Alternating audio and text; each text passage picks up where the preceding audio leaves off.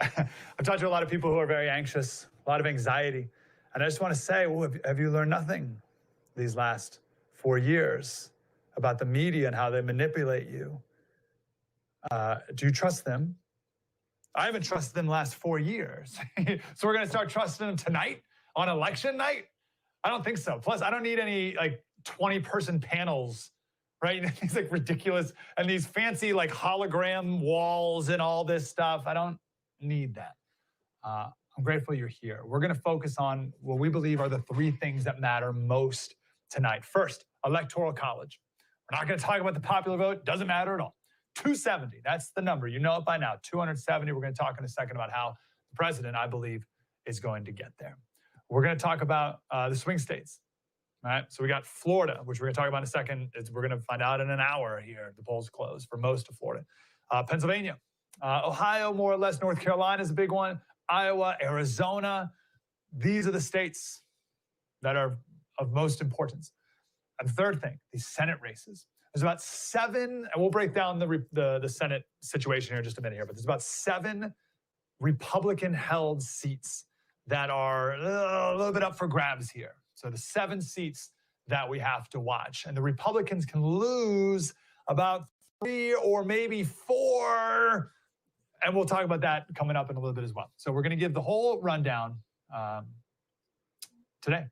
I'll be here for the next 2 hours. We're going to pass it off to Jesse Kelly, Buck Sexton, Bill O'Reilly. The whole gang's going to be here. All right, let's do this. So let's first talk about when the polls close. Guys, we got some graphics here about what is closing first. So coming up in just an hour, we're going to have most of Florida and Georgia and South Carolina. Florida and Georgia matter for the presidential race, which we'll get to in a second. South Carolina matters not for the presidential race. It's definitely going to go Trump. It matters because of the Senate race with Lindsey Graham. That's going to be an important thing to watch to tell us how the rest of the country is going to go. Then after that, the big states are, I believe, Michigan and Pennsylvania. If you guys want to throw that one up there as well. Oh yeah, 7:30. Excuse me, 7:30. So 7:30 is a little interesting. So North Carolina is the important race that's going to close at 7:30. But there's a little asterisk this year. We found out about halfway through the day that there were 4 polling precincts in North Carolina, just little tiny precincts, that got a late start this morning. So the state of North Carolina decided to extend voting in those 4 precinct locations by 45 minutes, which means the whole state is going to wait to announce until all the precincts are closed. So we're not going to hear about North Carolina at 7:30 Eastern like we were supposed to. We're going to have to wait till 8:15, which is a little annoying, but we've waited 4 years. I guess we can wait a few more minutes. Okay, forgot about the 7:30 release. 8 o'clock is where we're going to have Pennsylvania and Michigan and a whole slew of other states that are very safe. Pennsylvania, though, we're not really going to find out much about Pennsylvania. We can talk about a little later why not, but they don't count their votes quickly, to put it nicely. But Michigan there? I don't see it in the rundown. I believe Michigan was 8 o'clock Eastern. Let me go back and confirm that one. And then 9 o'clock, we have Arizona, which is going to be the big swing state there. And I believe Iowa is there as well. Okay, so that's the rundown tonight. Let's talk about first things first. 7 o'clock Eastern, polls closed for most of Georgia, a little bit of most of Florida. A little bit of Florida is in the central time zone. So most of Florida, Georgia, South Carolina. If Biden is way ahead in Florida and Georgia, it's going to be a very long night for President Trump and conservatives. I don't see that happening, but that's potential. We're going to look at the Lindsey Graham Senate race. He's been behind for a while. It's been close, and now he's ahead. But if that's a close race, then that's not going to bode well for the rest of the country as well, for the president. That could be signs. Those are the first 3 signs of a blue wave and therefore a bad night for Trump. I don't see that happening. I don't see it happening. We'll find out soon enough, though. Let me put it like this. I think this is the simplest way to interpret and look at the big picture about what's coming here. If Trump wins Florida, Georgia, North Carolina, and Arizona, at least those first 3, Florida, Georgia, North Carolina, he's expected to win. Arizona is a little more up in the air. We're not going to find out till later. But if he wins those 4 states, which is totally very, very possible, he's at 260. That means he only needs 10 more electoral college votes to win. He only needs 270. So he's at 260 right there with Florida, North Carolina, Georgia, and Arizona. So how does he pick off that last 10? Well, Minnesota, that's 10. Now, Minnesota hasn't voted for a Republican since 1972, but Biden spent one of his precious few trips out of Delaware on Friday to go to Minnesota. All right, so they're trying to make sure that they win Minnesota. Minnesota's very much in play. That'd be 10 votes right there. Boom, 270. President wins. Wisconsin's 10 votes. That's totally within the realm of him winning, certainly. Michigan, 16. Pennsylvania's 20. You even put Nevada and New Hampshire together, and you got 10 right there. Like the presidents, and this is what I talk about the lamestream, right? They've made it seem as if president winning is like totally out of the realm of possibility. No, no, he doesn't have to do much, actually, to get to the 270. Wins Florida, Georgia, which we'll find out soon, North Carolina, Arizona, and then just one of those states that I mentioned. And that's it. So we'll be looking for that, and we should know that. Again, polls close in an hour here. We should know and have a really good idea coming up in about an hour. Let's take a quick initial break. We have a ton to do today. Actually, let's play one Trump clip. Can we play a Trump clip before we take a break here? The postmortem of this whole thing, there's going to be a bunch. But one of them is going to be Joe from the Democrats. The Democrats are going to say, Joe, what were you doing? What were you doing this last, I don't know, month of the campaign? What an absolutely bizarre and surreal where Biden campaign decided not to campaign and just to do nothing for the entire last few weeks. Like when people criticize Biden for being basement Joe, I was like, well, maybe they'll really kick it into gear near the end of, the end of the campaign. They didn't do anything. They never did anything. It's so bizarre. And you compare that, and you've seen these rallies with the president. Last night, the president was in Grand Rapids, Michigan. We played a picture on the TV show this morning of a line of cars waiting to get in at 10:30 at night. 10:30 at night, waiting to get in. He didn't start speaking until midnight. It went past 1 a.m. It was 40 degrees. The enthusiasm gap is unlike anything ever. And here's an example of that. 2 days from now, we are going to win the state of Michigan again. And we're very happy with Iowa. Thank you very much, Iowa. And we appreciate it. And we've had a great run together, and I've been working very hard with the farmers and making them hopefully very rich. Making them very rich and very successful. And hello to everyone here also from Wisconsin. We have a lot of people from Wisconsin. All right, let's see.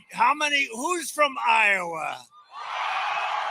And who's from Wisconsin? All right, that's not terrible. That's not bad. We just left Wisconsin, and we're going back to Wisconsin. 2 days from now, we are going to win Iowa, and we are going to win Wisconsin. And we are going to win 4 more years in that very beautiful White House. This is a very big crowd. Wow, look at this. Hello, North Carolina. Hello. 2 days from now, we are going to win this great state just like we did last time. That was a big, you were the one, right? You were the one that put us over that hump. And we're going to win 4 more years in the White House. What a crowd this is. Wow.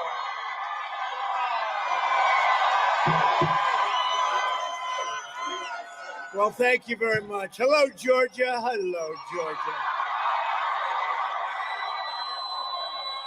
2 days, can you believe it? 2 days from now, we're going to win this state again.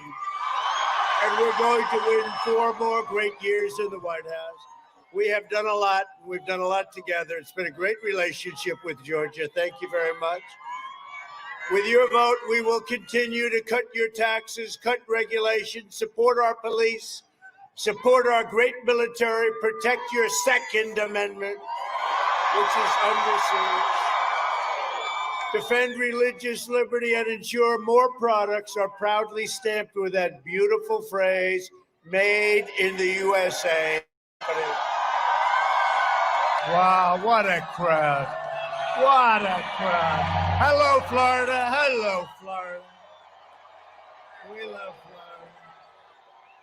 What a great victory we had. And we're going to have an even bigger victory. Get out there and vote. We're going to have a bigger victory.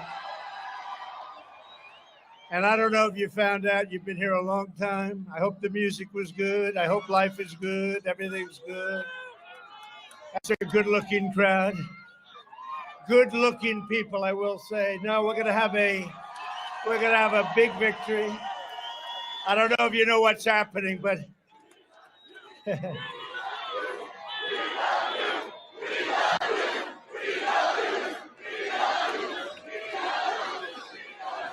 I don't know if you know what's happening, but they're very worried, the Democrats, about Florida. They're very concerned. The vote's not there. It's not there for them. They had to get out to that big early lead, and it could be that we're leading. That's a little problem. 2 days from now, we're going to win my home state of Florida. We had some incredible rallies and incredible times, and I hear we're doing very well in Florida. We're doing very well in Arizona. We're doing incredibly well in Texas. I'm hearing we're doing well all over. I hear the lines are amazing. The lines have been amazing. And I think we're going to have a great night. We're going to have a great night. And we're going to have, much more importantly, we're going to have a great 4 years. It's amazing. Just compare that to at best, if anything, the mumbling and bumbling his way through like a Zoom speech from Delaware of Biden. It's been wild. I just want to be clear, like, it wasn't like Biden had 5,000 person rallies and Trump had 7,000 person rallies. And like, oh, you can't learn too much from the rallies. It's like Biden does nothing and Trump has 30,000 person rallies. It's totally different planets. So, I mean, that's obviously going to be making a difference tonight, and we'll find out very soon. Trump did mention one thing there. He talked about the early lead. He said, he was in Florida. Democrats need to come out to an early lead. What does that mean? I got some numbers that I want to share when we get back about how much of a lead the Democrats needed to have, how much they had compared to 2016. I'll give you a hint, not as much as 2016. And then how much voter turnout Republicans need today. And the turnout has been huge, which is a huge benefit for the Republicans, obviously. Super grateful you're here. Again, we're going to be talking about the Senate races. We'll do that next as well. We're focusing here all night on the swing states. And we're going to find out with Florida and Georgia coming up here in, 45 minutes. And we're on that focus on 270, which I don't believe is too difficult for the president to get to. I love this tweet from Jesse Kelly, who I'm going to be passing it off to in about 2 hours here. He wrote this yesterday because I know there's some anxiety right now. You feel the anxiety a little bit, a little sick to your stomach, like, all right, let's hurry up and just figure this out already. No need to have anxiety. It's going to be a good night. But anyway, either way, Jesse Kelly said, this is the best of times. Enjoy it. I'm having the time of my life. Who wants life to be boring? There's nothing boring about tonight. And I'm glad you're here, right here on The First. We'll be right back with the Senate breakdown next. Spread the word.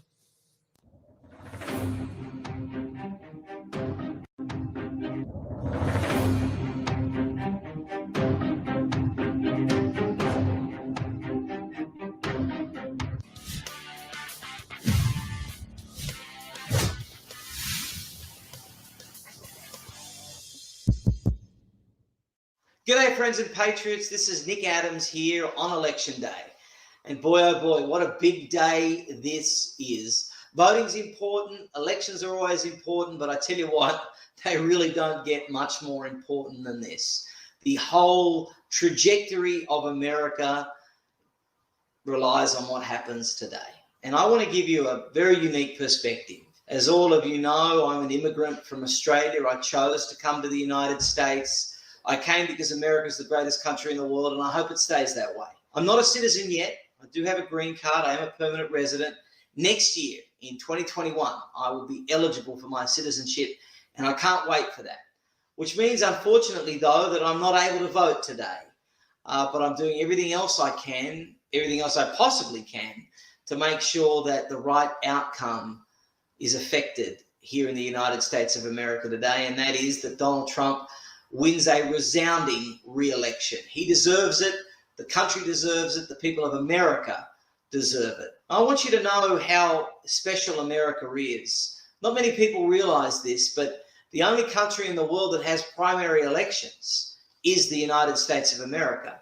In every other society, in every other country, when you want to run for political office and represent one of the major political parties, It's a small group of men in a back room that decide whether or not it's your turn, whether or not you've, well, kissed enough backside, whether you've paid your dues. Here in America, the people get to decide. Here in America, the people are the ones that get a say in who represents the political party that they support. That's very, very special. In Australia, where I'm from, voting is compulsory. If you don't vote in a local, state, or federal election, you get fined. Yes, fined, a financial penalty. Here in the United States of America, the way it should be, the ultimate freedom is the decision on whether or not to cast a ballot without any kind of retribution. So just a couple of thoughts from an immigrant to the United States of America about how special this country is, about how important this day is. Never take your right to vote for granted.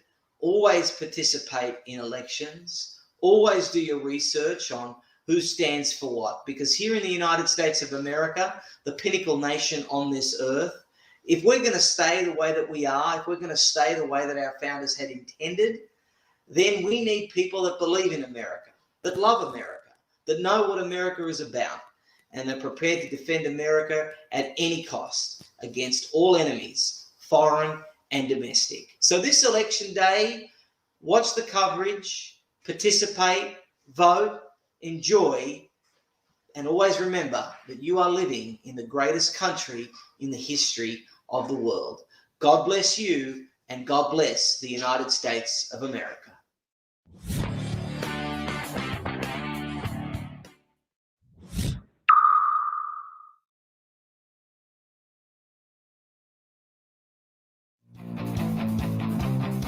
Hold the Line with Buck Sexton premieres tomorrow at 7 p.m. Eastern right here on The First. You're watching The First.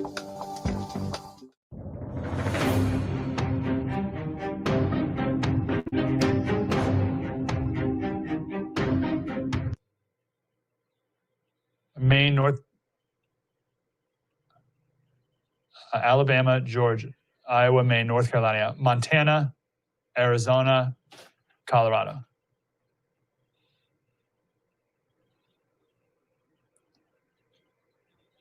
All And right, I'm fingers ready- crossed. Is it working? I'm ready to go. And you, Isabel, can you hear me, Mike Slater? Shoot.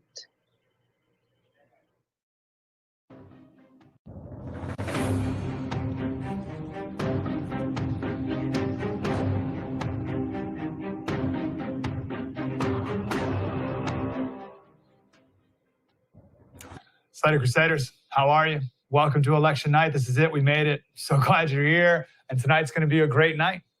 Let's look at polls closed, by the way, in Florida and Georgia. Those are the two most important states. And South Carolina, we'll look at the Senate race there in 40 minutes. So we'll know what's going on. We have a first taste of what's going on in just 40 minutes now. I want to talk about the Senate races here for a couple minutes. So right now, there are 53 Republican senators. Now, one of the Senate races that's on the ballot right now is Alabama, which is currently held by a Democrat, but it's Alabama. And the only reason the Democrat's in there is because of that bizarre Roy Moore fluke from a couple of years ago.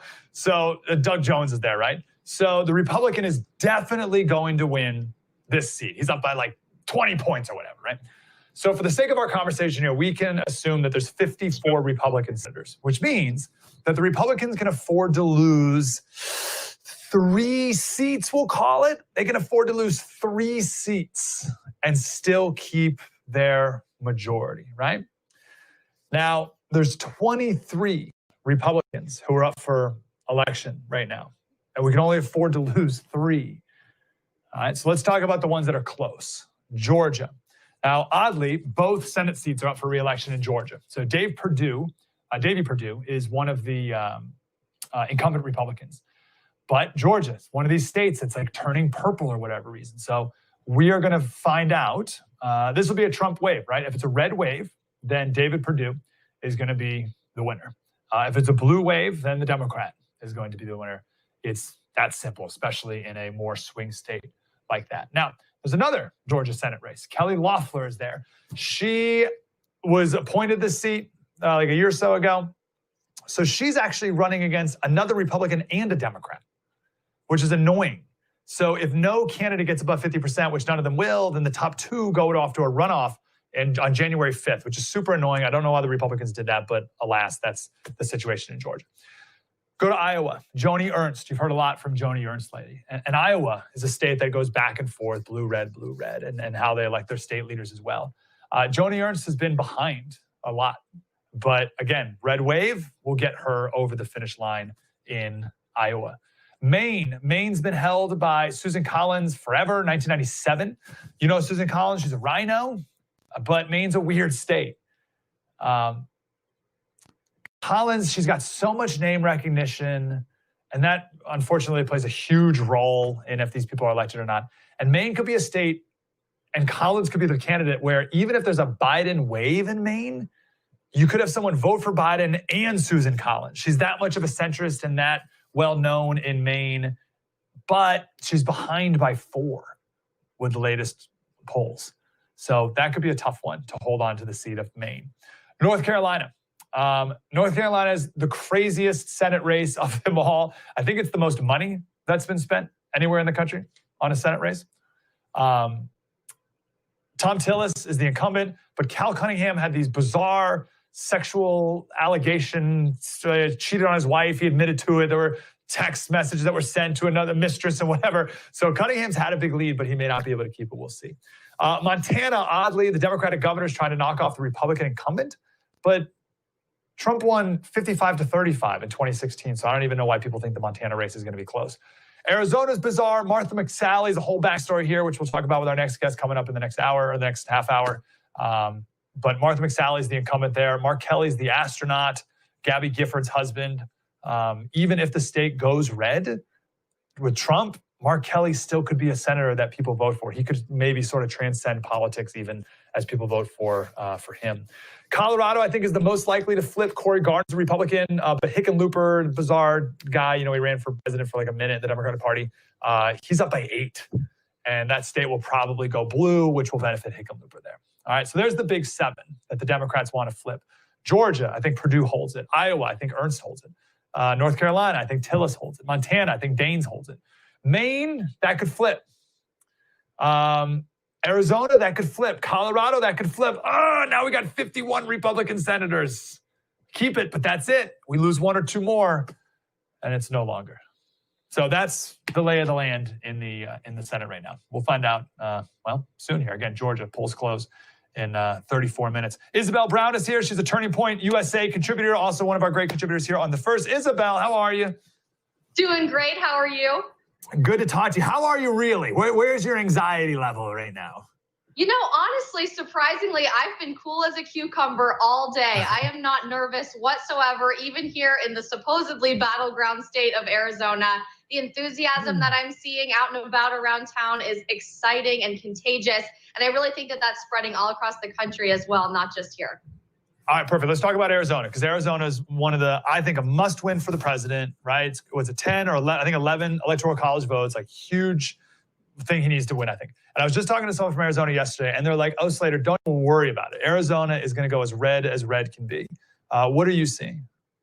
I'm in complete agreement. We've already seen record vote turnout today in Scottsdale and record numbers across Maricopa County, which is our largest county here in Arizona and one of the largest counties in the United States of America. People are excited about going to the polls and voting in person, and you're overwhelmingly seeing that from the right side of the aisle. The same is true for the youth vote here in Arizona and across the country as well, by the way. As of October 29th, 6 million individuals aged 18 to 29 had already cast their ballots, and more than half of the voters who are voting for the first time under the age of 30 are surpassing our numbers from 2016. There is so much excitement within millennials and Gen Z for getting the vote out. And as I've said before on The First, Gen Z is one of the most conservative generations our country has ever seen. So I'm anticipating a big red wave here in Arizona. All right, so you speak for Gen Z here. Why? Why are they conservative, right? Because we always hear the youth vote goes Democrat. It is. It's a very big misconception. And typically we understand youth to be a euphemism for leftism in the United States. That's certainly true for millennial voters. But several national polls and surveys have actually found that Gen Z is the most conservative generation our country has seen since World War II. That $1 million question is why? And I believe it has a lot to do with our experiences on college campuses. We watched millennials host major protests on campus and skip class after the 2016 election because of the emotional trauma. We've seen free speech shut down by campus administrators. We've had our social media accounts locked down because of pro-Trump sentiments or even just conservative sentiments. And we thought, we want nothing to do with that millennial identity within our generation. We're excited about free speech, limited government, and personal responsibility. Wow, I love that Gen Z is a conservative pushback to the crazy millennials. That's great. All right, my last question for you is about McSally in Arizona. Maybe we can go back a little bit because it's so bizarre to me that even McSally lost to Kristen Sinema in 2018. Like, Sinema's like wacky left, like super far, like Green Party left. And McSally lost to her. And now she got put in by the governor to replace John Kyle. And now she's up for re-election, sort of. What are you seeing with her? And is she well-liked in Arizona? Or can Mark Kelly, kind of the hometown guy, beat her?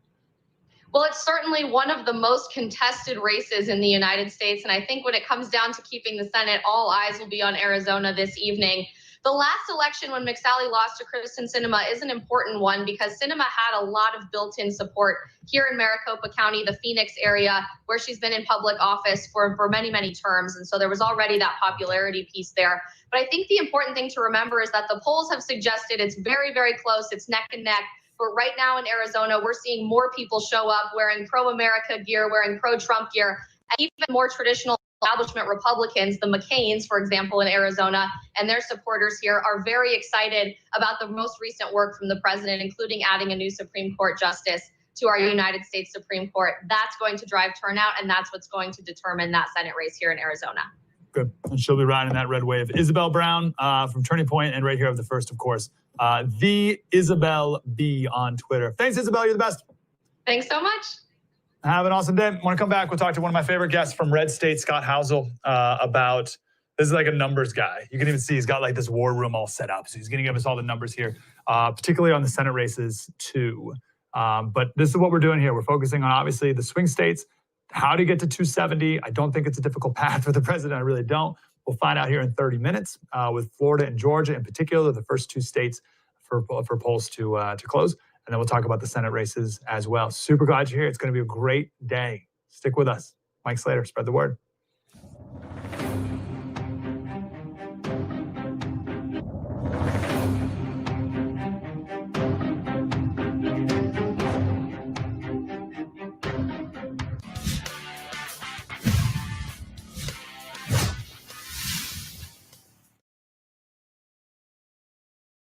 Hello, Right Side Broadcasting Network. I'm Mike Lindell, the inventor and CEO of MyPillow, and I've got some great news for you. Today, you can save up to 66% off all my product, from my MyPillows to my Giza Dream Sheets, my towels, my Roll and Go travel pillows, my mattress topper. I have over 100 products that you're going to save up to 66% using the promo code RSBN, Right Side Broadcast Network. RSBN, use that promo code at mypillow.com or call 800-836-7566. That's 800-836-7566. Remember to use the code RSBN. And here's the great news. Half the money is going to support Right Side Broadcast Network, one of the best networks I've ever seen. Thank you. It's been taken for granted by the Democratic Party for so long. So there are many, many reasons, and the list, of course, goes on. But the reality is that you have a choice between, a prosperous American future and more of the same. More of what we saw for 47 years with Joe Biden in Delaware, more of what we saw for many years with, both Republicans and Democrats in Congress who were elected, made all the promises, and didn't keep them. President Trump has been a man of his word, and today's going to be a crucial election for the future of our nation. Of course, what states should we really be looking out for when we're looking at that board, looking at that map tonight? Pennsylvania is going to be a huge and critical state in this election. It's going to be one, obviously, that the president definitely wants to maintain. He won that state in 2016 against, the odds. Many people said he wasn't going to win. They said Hillary Clinton was up in the polls. President Trump took Pennsylvania in 2016. I think he may take Pennsylvania again tonight. We're going to be looking at Michigan. We're going to be looking at Wisconsin. And of course, we're going to be looking at North Carolina. This is a state that many saw as a stronghold for the president. I think he will win North Carolina, but this is a closer and tighter race than expected. The president, I think, is sure to take Ohio. He's going to take Florida. And another toss-up state to look for is Arizona. So keep an eye on many of those swing states. And happy Election Day, everybody.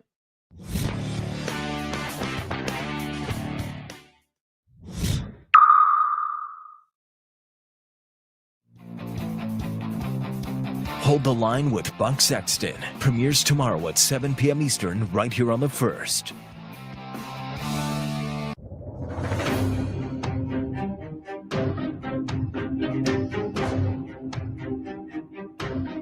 Bill O'Reilly is back on TV and only on The First. Watch Bill O'Reilly's No Spin News every weeknight at 8 p.m. Eastern. Now more than ever, you need real facts without the spin.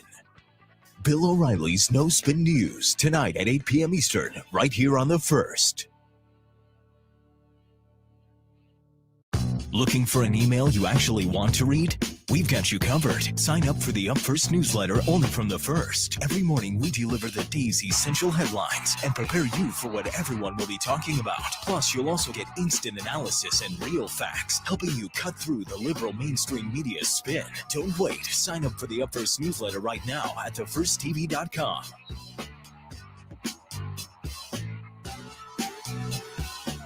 I'm about to blow you away with something. There's something brand new out there. I just discovered it today. It's called social media. And did you know The First is all over this new thing called social media? Apparently, they're great at it. They're on Twitter, Instagram, Parler. They're on YouTube. They're on Facebook. They're all over all of it. Go enjoy The First anywhere on all of your social media stuff. If you do that sort of thing, I'm not sure if it's going to catch on, but if it does, The First will be good. Hey guys, it's Buck Sexton here, reminding you that my radio show can be seen right here on The First TV every day at 5 p.m. Eastern. We break down all the news and current events from across the country and around the world with deep analysis that you're just not going to find anywhere else. Plus, we always try to have a little fun while we go through all that stuff together. So don't miss the Buck Sexton Show every day at 5 p.m. Eastern right here on The First. Don't have the First TV app yet? What are you waiting for? Download the First TV app right now on Apple, Google Play, Roku, or Amazon Fire and start watching today.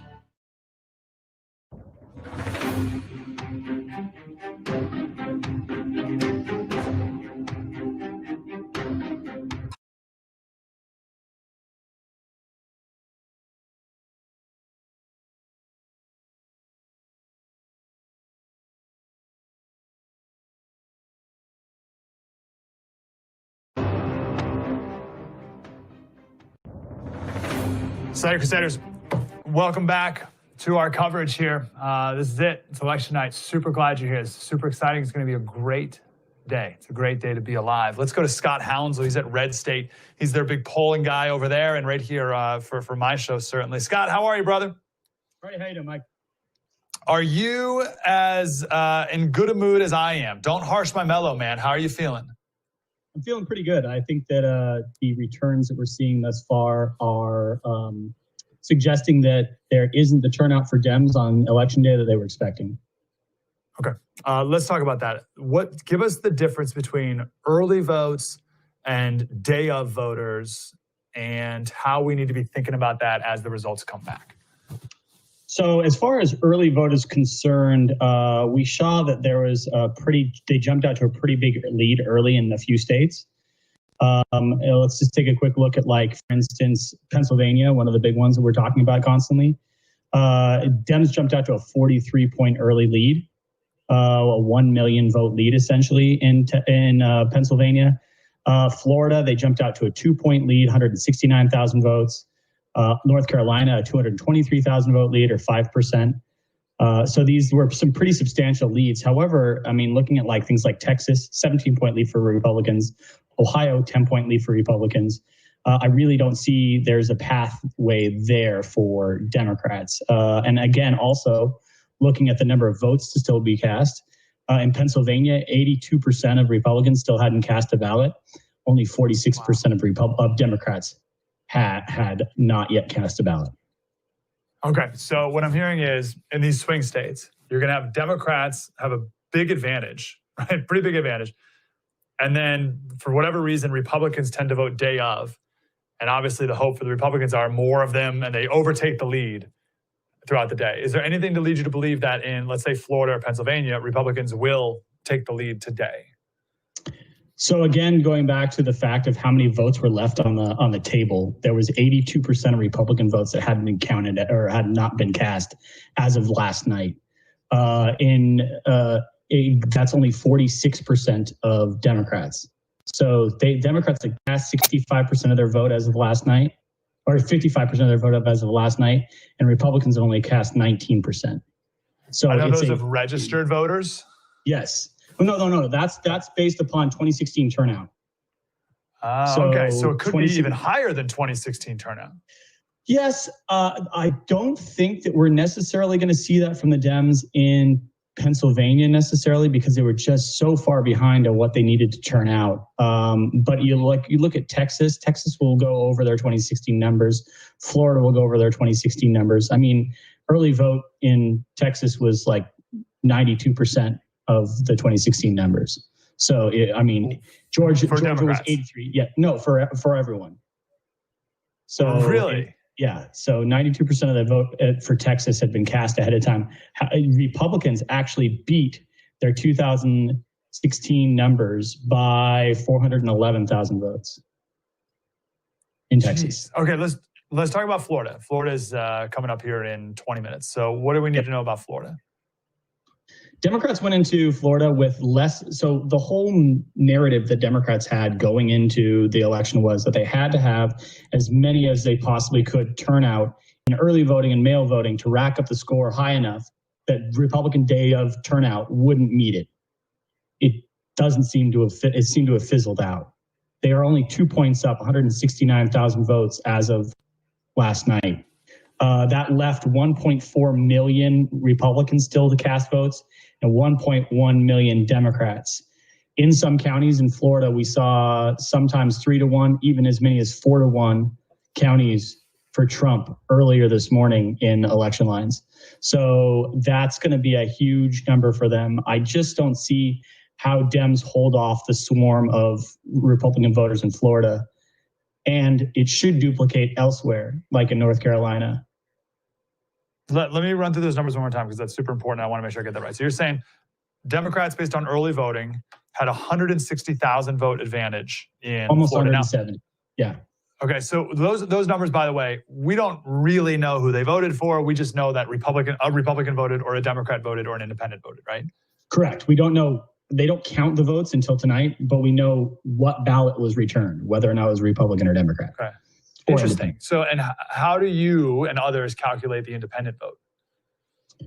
Based upon, the way I looked at it is I thought that Democrats will do slightly better amongst independents, but I don't have them doing better enough based upon the polling data I've seen that would give them the edge enough to overcome their deficit against Republicans currently. Okay. So about 170,000 vote Democrat advantage.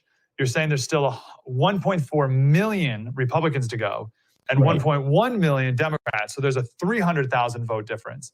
So that should be Republicans winning by 130,000 votes, which is about what happened in 2016. That's just to meet 2016 turnout. Both sides could have a higher turnout, or Democrats could have a higher turnout.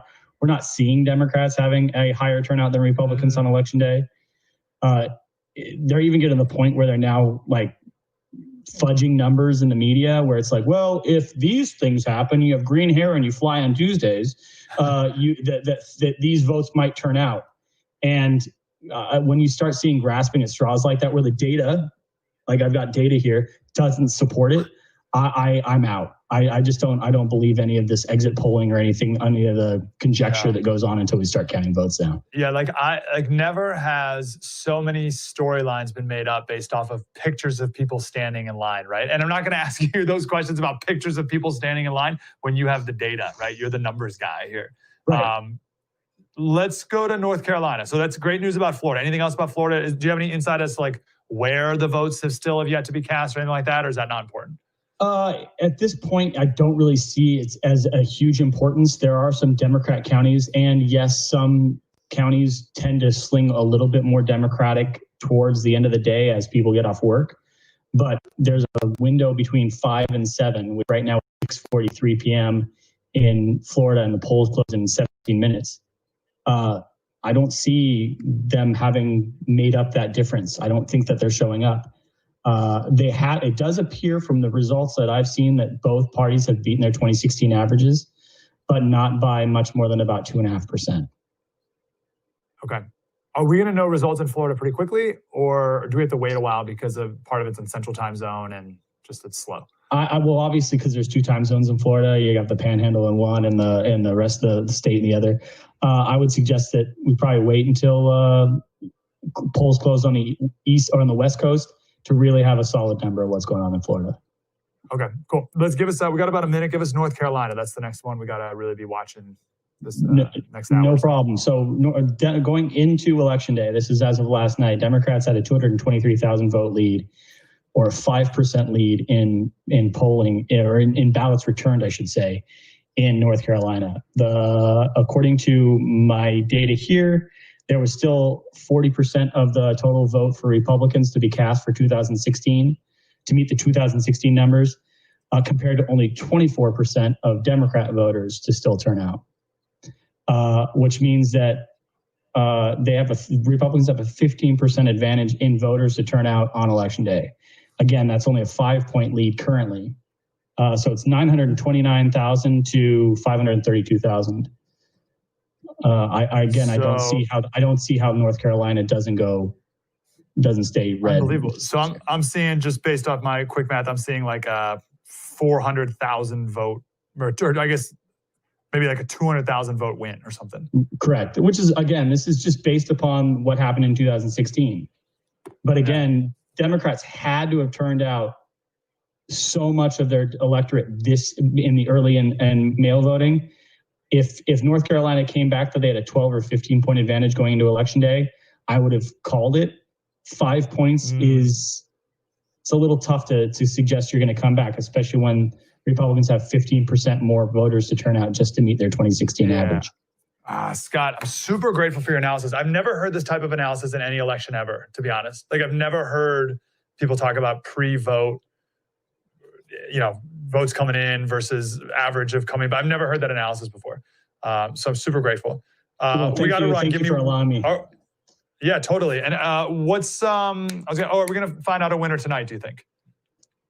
That's a tough question. I think yes, because I don't think that Pennsylvania will matter. Pennsylvania is kind of the state that's like, oh, well, if that's the bellwether, I guess, or the canary in the coal mine of like what happens for one side or the other.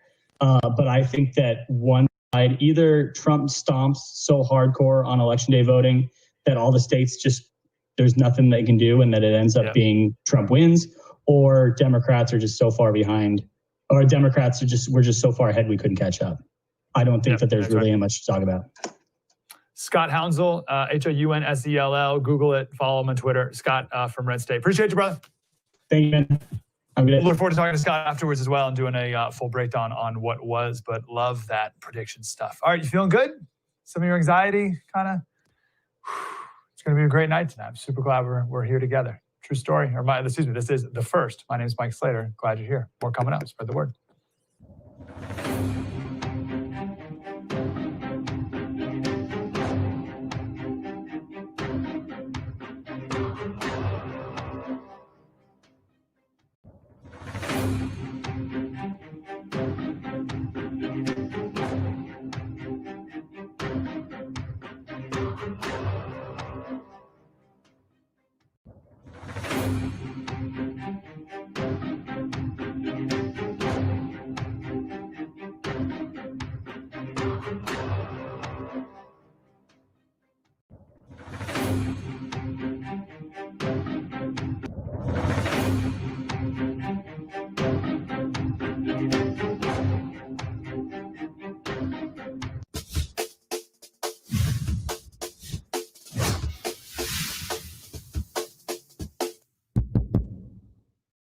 In preparation for the 2020 election results, George Washington University in Washington, D.C. recently sent out a memo to all students urging them to stock up on necessary foods, supplies, and medications as if they would not be able to leave their individual dorm rooms for potentially even weeks. This memo was sent out in correlation with Washington, D.C. preparing for mass protests, riots, looting, and violence, assuming the fact that President Trump would win re-election here on Tuesday. Countless banks, businesses, and establishments in Washington, D.C. have been boarding up their doors and windows, afraid for the extreme violence that may happen this week if the election were to tip in President Trump's favor. Other Democrat-controlled cities across America are taking the same precautions, not just Washington, D.C., but New York, San Francisco, Los Angeles, and even cities like Denver. The important thing to note here is that you don't see predominantly conservative cities taking these same precautions, which begs the question, is it really conservatives that people are worried about in terms of the aftermath of the 2020 election?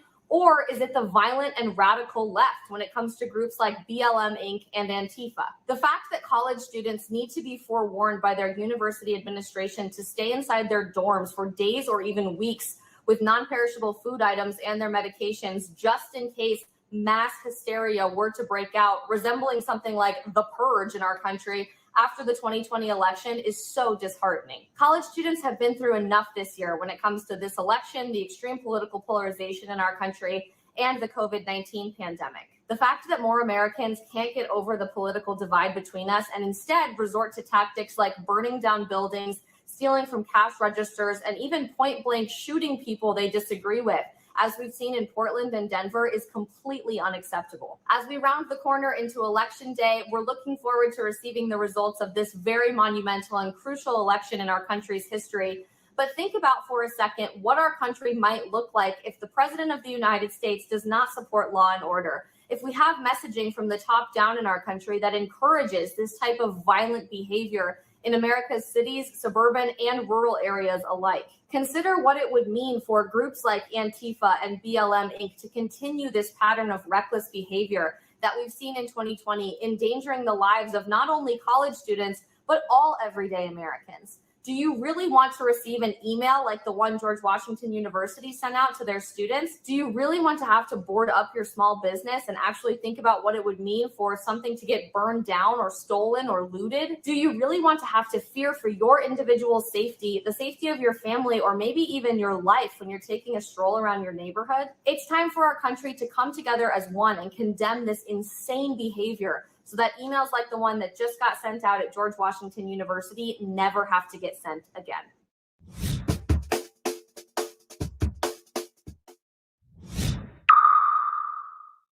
Don't have the First TV app yet? What are you waiting for? Download the First TV app right now on Apple, Google Play, Roku, or Amazon Fire and start watching today.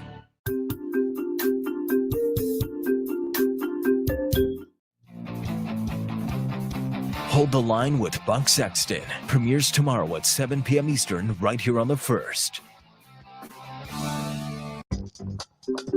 You're watching The First. Hey guys, Dana Lash here, reminding you to download the First TV app right now. With the First TV app, you can watch my show, The Dana Show, live or on demand, anywhere, anytime. The First TV app is available on iOS, Android, Amazon, Fire, Roku, and now Apple TV. Just search for the First TV app in your favorite app store and download it today. Don't have the First TV app yet? What are you waiting for? Download it and get instant access to Bill O'Reilly, Dana Lash, Jesse Kelly, Buck Sexton, and Mike Slater on your phone, tablet, or smart TV. The best part, it's absolutely free. Watch your favorite programs live or on demand, anywhere, anytime. Don't wait. Download the First TV app right now on Roku, Amazon Fire, Android, iOS, and Apple TV. Just search the First TV in your favorite app store and start watching today. Stay informed. Stay connected. Download the First TV app right now. It's free.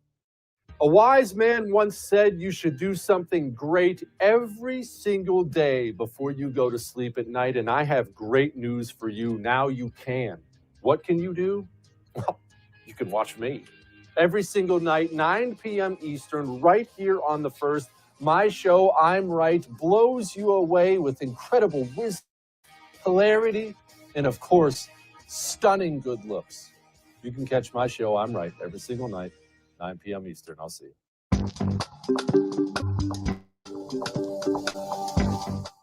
Replenish your inbox with an email that holds your values. Get the Up First email from The First, the daily newsletter that brings you the important stories from a Freedom First agenda. It's essential reading for those who are tired of the liberal media's talking points and progressive agenda-driven network news. Reclaim your inbox now with the Up First newsletter. Go to thefirsttv.com and sign up today.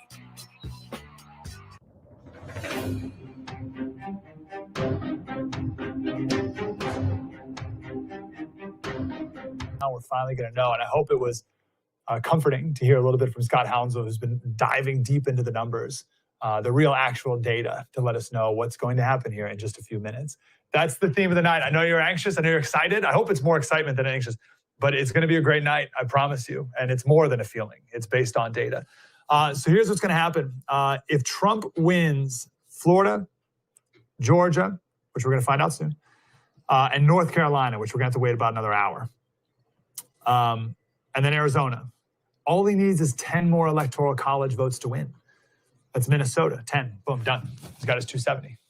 Wisconsin, that's 10, 270. Michigan, 16. Pennsylvania's 20. Nevada and New Hampshire together is 10. Boom, he's got it. This is not a difficult path for the president, especially if we're going to see a red wave here. And we will know if we're going to have a red wave coming up real soon.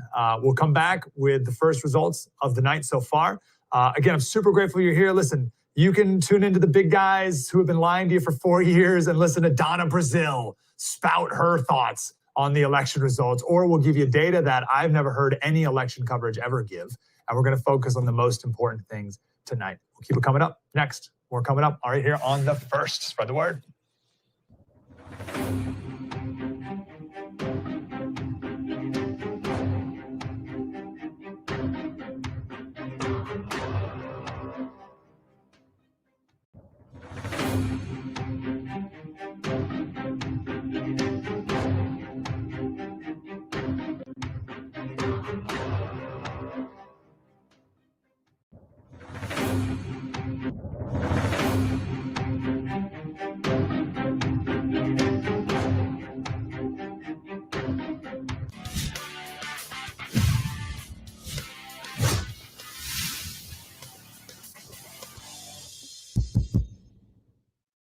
Hey everyone, it's Madison Jessiato. Happy Election Day. I know many of you have already voted. Many people are going out to vote right now as we speak. As crazy as it is, there are still some undecided voters out there. A lot of them that I've met on the campaign trail ask me, why should I vote for President Trump? And I really think there's a stark difference this year between the two candidates. We have a difference when it comes to energy policy. We have a difference when it comes to healthcare policy. We have a difference when it comes to economic policy. We've seen the past 4 years under President Trump, obviously the coronavirus having a hindrance on the economy, but we saw incredible economic growth. We saw America First policies when it came to the border, when it came to combating the opioid epidemic, when it came to combating human trafficking. We've seen proactive measures taken by the administration when it comes to criminal justice reform, when it comes to the funding of HBCUs, when it comes to really reaching out and supporting communities that have been taken for granted by the Democratic Party for so long. So there are many, many reasons, and the list, of course, goes on. But the reality is that you have a choice between a prosperous American future and more of the same. More of what we saw for 47 years with Joe Biden in Delaware, more of what we saw for many years with both Republicans and Democrats in Congress who were elected, made all the promises, and didn't keep them. President Trump has been a man of his word, and today is going to be a crucial election for the future of our nation. Of course, what state should we really be looking out for when we're looking at that board, looking at that map tonight? Pennsylvania is going to be a huge and critical state in this election. It's going to be one, obviously, that the president definitely wants to maintain. He won that state in 2016 against, the odds. Many people said he wasn't going to win. They said Hillary Clinton was up in the polls. President Trump took Pennsylvania in 2016. I think he may take Pennsylvania again tonight. We're going to be looking at Michigan. We're going to be looking at Wisconsin. And of course, we're going to be looking at North Carolina. This is a state that many saw as a stronghold for the president. I think he will win North Carolina, but this is a closer and tighter race than expected. The president, I think, is sure to take Ohio. He's going to take Florida, and another toss-up state to look for is Arizona. So keep an eye on many of those swing states, and happy Election Day, everybody.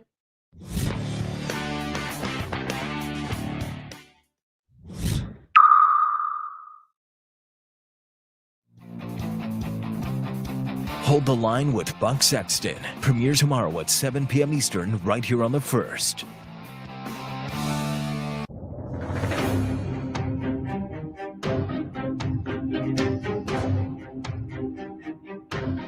Bill O'Reilly is back on TV and only on The First. Watch Bill O'Reilly's No Spin News every weeknight at 8 p.m. Eastern. Now more than ever, you need real facts without the spin.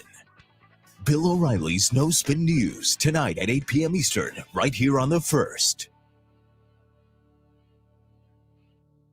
Looking for an email you actually want to read? We've got you covered. Sign up for the Up First newsletter only from The First. Every morning we deliver the day's essential headlines and prepare you for what everyone will be talking about. Plus, you'll also get instant analysis and real facts, helping you cut through the liberal mainstream media spin. Don't wait. Sign up for the Up First newsletter right now at thefirsttv.com.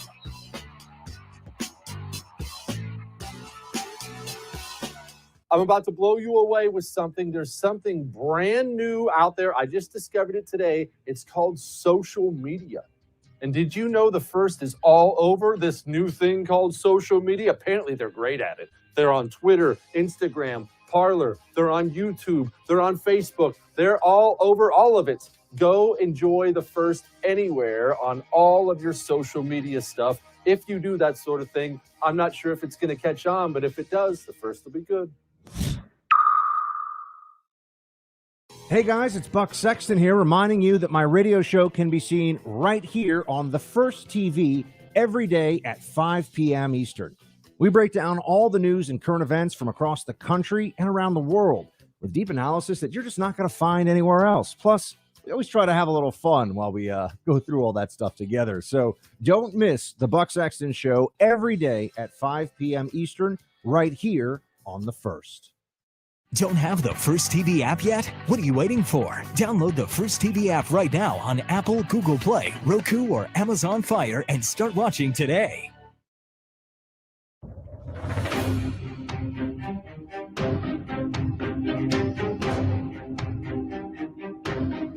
Part of the panhandles in the central time zone, all of Georgia and South Carolina, right? Trump needs to win Florida, which, as we talked about with Scott Hounsel, I have great confidence he will do that.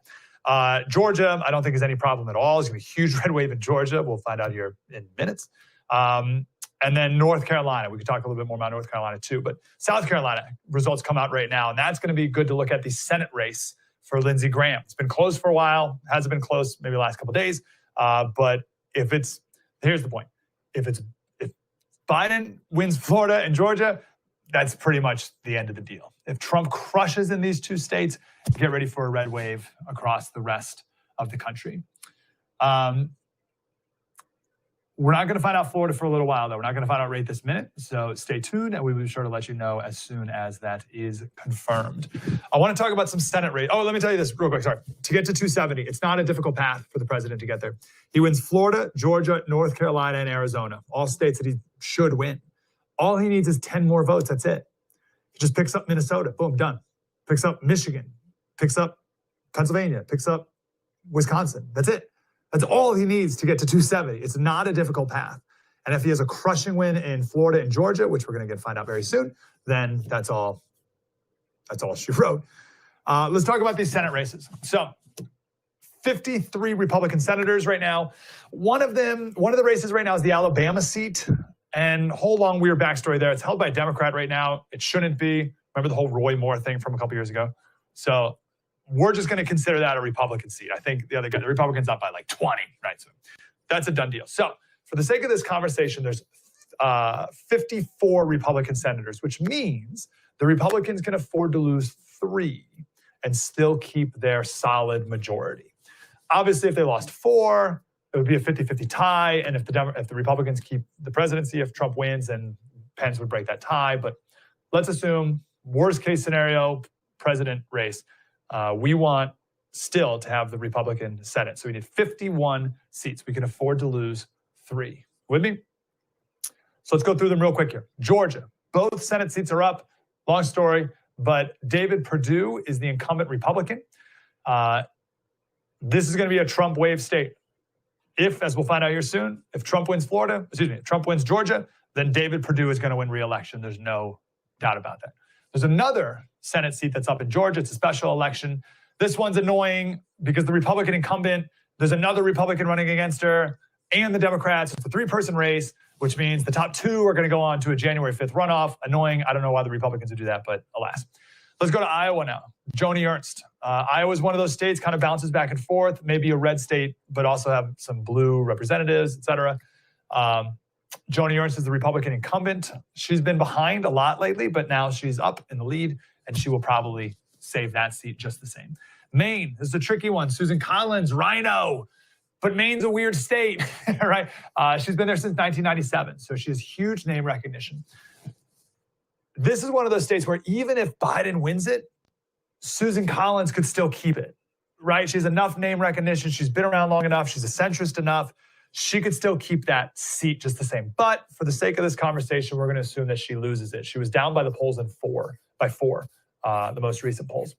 North Carolina. North Carolina is the craziest Senate race in the entire country. So Tom Tillis is the incumbent. North Carolina is not a very friendly race for Senate incumbent people for some reason. His challenger, Cal Cunningham, was in the lead by a lot. And then, because he's a great guy, elder in his local church, great family man, then he was caught sexting some woman and everyone admitted that she's cheating, and now who the heck knows what's going on. Most expensive Senate race in the country, right there in North Carolina. The Republican may hang on to that one as well because of all those controversies. Montana, I have no idea why people are even talking about Montana, right? It's as red as can be. Trump won 55-35 in the last election, but the governor, Steve Bullock, is the Democratic governor. So like maybe he's Republican-y enough of a guy that he could kind of win. I don't know. I doubt that. I think that's a safe Dane's seat. Arizona, wacky Arizona. Martha McSally, she's the Republican incumbent right now. She ran in 2018 against Kristen Sinema, who's like Green Party, like super far left person. And she lost in 2018. Martha McSally lost to Kristen Sinema by 50 to 47.6. It was weird that I can't get over the Arizona elected Kristen Sinema. She's become a little more of a centrist now, but she wasn't when they elected her. Anyway, the governor put Martha McSally in to replace John Kyle when he resigned. So Martha McSally's held this seat for like a year or so, but she was never elected. So this is her first election, really, her first real, right? I guess she lost her first election. This is her second election. We don't know how the people of Arizona are going to take to that. The fact that she was kind of hoisted in there, even though they voted against her just 2 years prior, especially because she's up against a beloved guy in Mark Kelly. Mark Kelly, the astronaut, the hero, the husband to Gabby Giffords. Remember her? She was shot in the head 12 years ago, right? The congresswoman. Support for Mark Kelly may transcend politics, right? It may be even a Trump state who still votes for Mark Kelly. He may be one of those guys who transcends even the party name. Don't know. He's up by 5.7 in the last polls. I don't know. We'll count that as a Republican loss, just for the sake of our conversation here. And then we have Colorado. Colorado, most likely for the Republican to lose. Cory Garner is the Republican incumbent. He's going against Hickenlooper. Remember, Hickenlooper ran for Democrat president for like a minute just to get his name recognition out there. He's up. Hickenlooper's up by 8. This is a state that's probably going to go blue. So Hickenlooper's probably going to ride the Biden wave to beat the Republican incumbent. Okay? So what do we got so far? We got Georgia. Republicans are going to hold those. Iowa, Joni Ernst, Republicans going to hold that. North Carolina, Tillis. Closer, but I think it's going to be enough of a red wave in North Carolina to win that. Remind me to get back to North Carolina because they had something weird happen today. Montana, Daines is going to hold that. Maine, could lose that one. Republicans could lose that. Arizona, Republicans could lose that. Colorado, Republicans are probably going to lose that seat. That means the Dems pick up 3. Do you remember how many they needed to pick up? They needed to pick up 4 or 5. So if Republicans lose 3, there's still a 51-49 Republican majority in the Senate. It would take a massive blue wave for someone like Tillis in North Carolina or Ernst in Iowa to lose. We'll see. We'll see really soon here. Let me tell you about North Carolina. North Carolina's polls were supposed to close in 22 minutes at 7:30 Eastern time. 4 voting precincts opened up late because of computer glitches. So the state decided to allow those precincts to be open for another 45 minutes, which means they're not going to release any of the votes until all the precincts are closed. So we're not going to see results in North Carolina, unfortunately, until 8:15 Eastern time, as opposed to the 7:30 when we were supposed to. So that is where we're at right now. Things look fantastic if you're a Republican right now. Trump is very, very excited. All of Trump's ground game people are very excited about what's happening because, as I said, they don't even need to win Pennsylvania or Michigan or Wisconsin or Minnesota. They just need to win really one of those. I mean, obviously, the more the better, right? But they really only need to win one. I don't even want to spend too much time on Pennsylvania. Pennsylvania's polls close at 8 o'clock. But Pennsylvania's got a weird quirk. They're the slowest state to count their votes. So every other state, I got to say this too. Okay. So every other state, they count their early votes. So they got them ready. So when the polls close, boom, they're ready to release something. Now, those are mostly going to be Democrat votes. So you're going to see a lot of these early returns with Biden in the lead. But that's because they haven't counted the day of votes yet.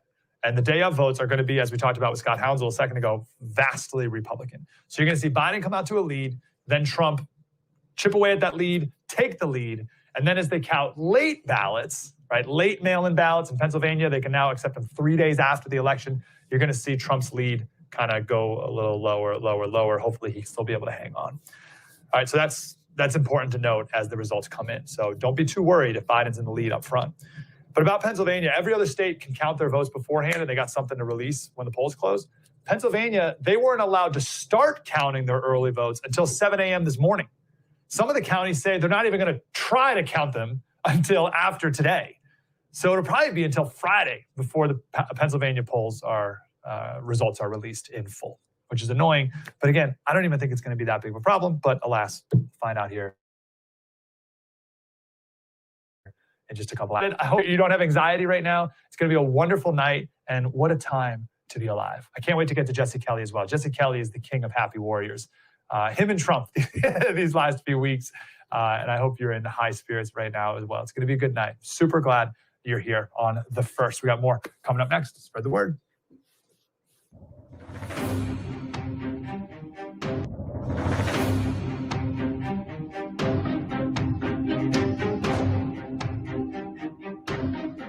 Hey guys, Buck Sexton here. If you love watching my show on the First TV, then make sure you stay connected with us on social media.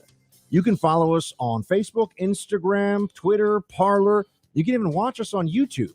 Stay connected and stay informed with First TV anywhere and everywhere. We'll see you there.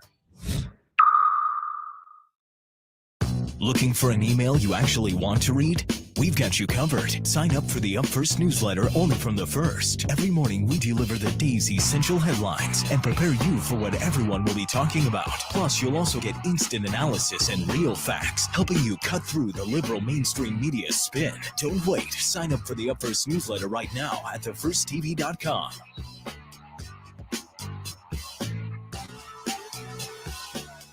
A wise man once said you should do something great every single day before you go to sleep at night, and I have great news for you. Now you can. What can you do? Well, you can watch me.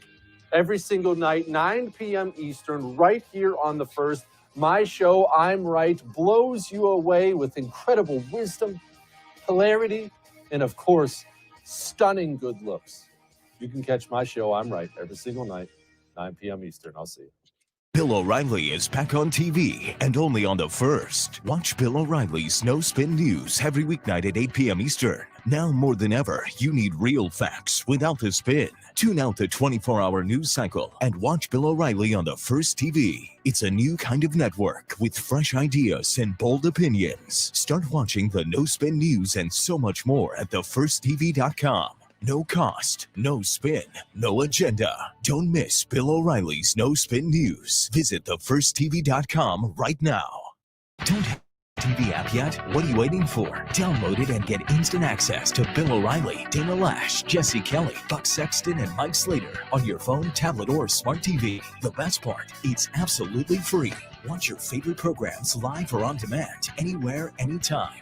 Don't wait. Download the First TV app right now on Roku, Amazon Fire, Android, iOS, and Apple TV. Just search the First TV in your favorite app store and start watching today. Stay informed. Stay connected. Download the First TV app right now. It's free. Hold the Line with Buck Sexton premieres tomorrow at 7 p.m. Eastern right here on the First.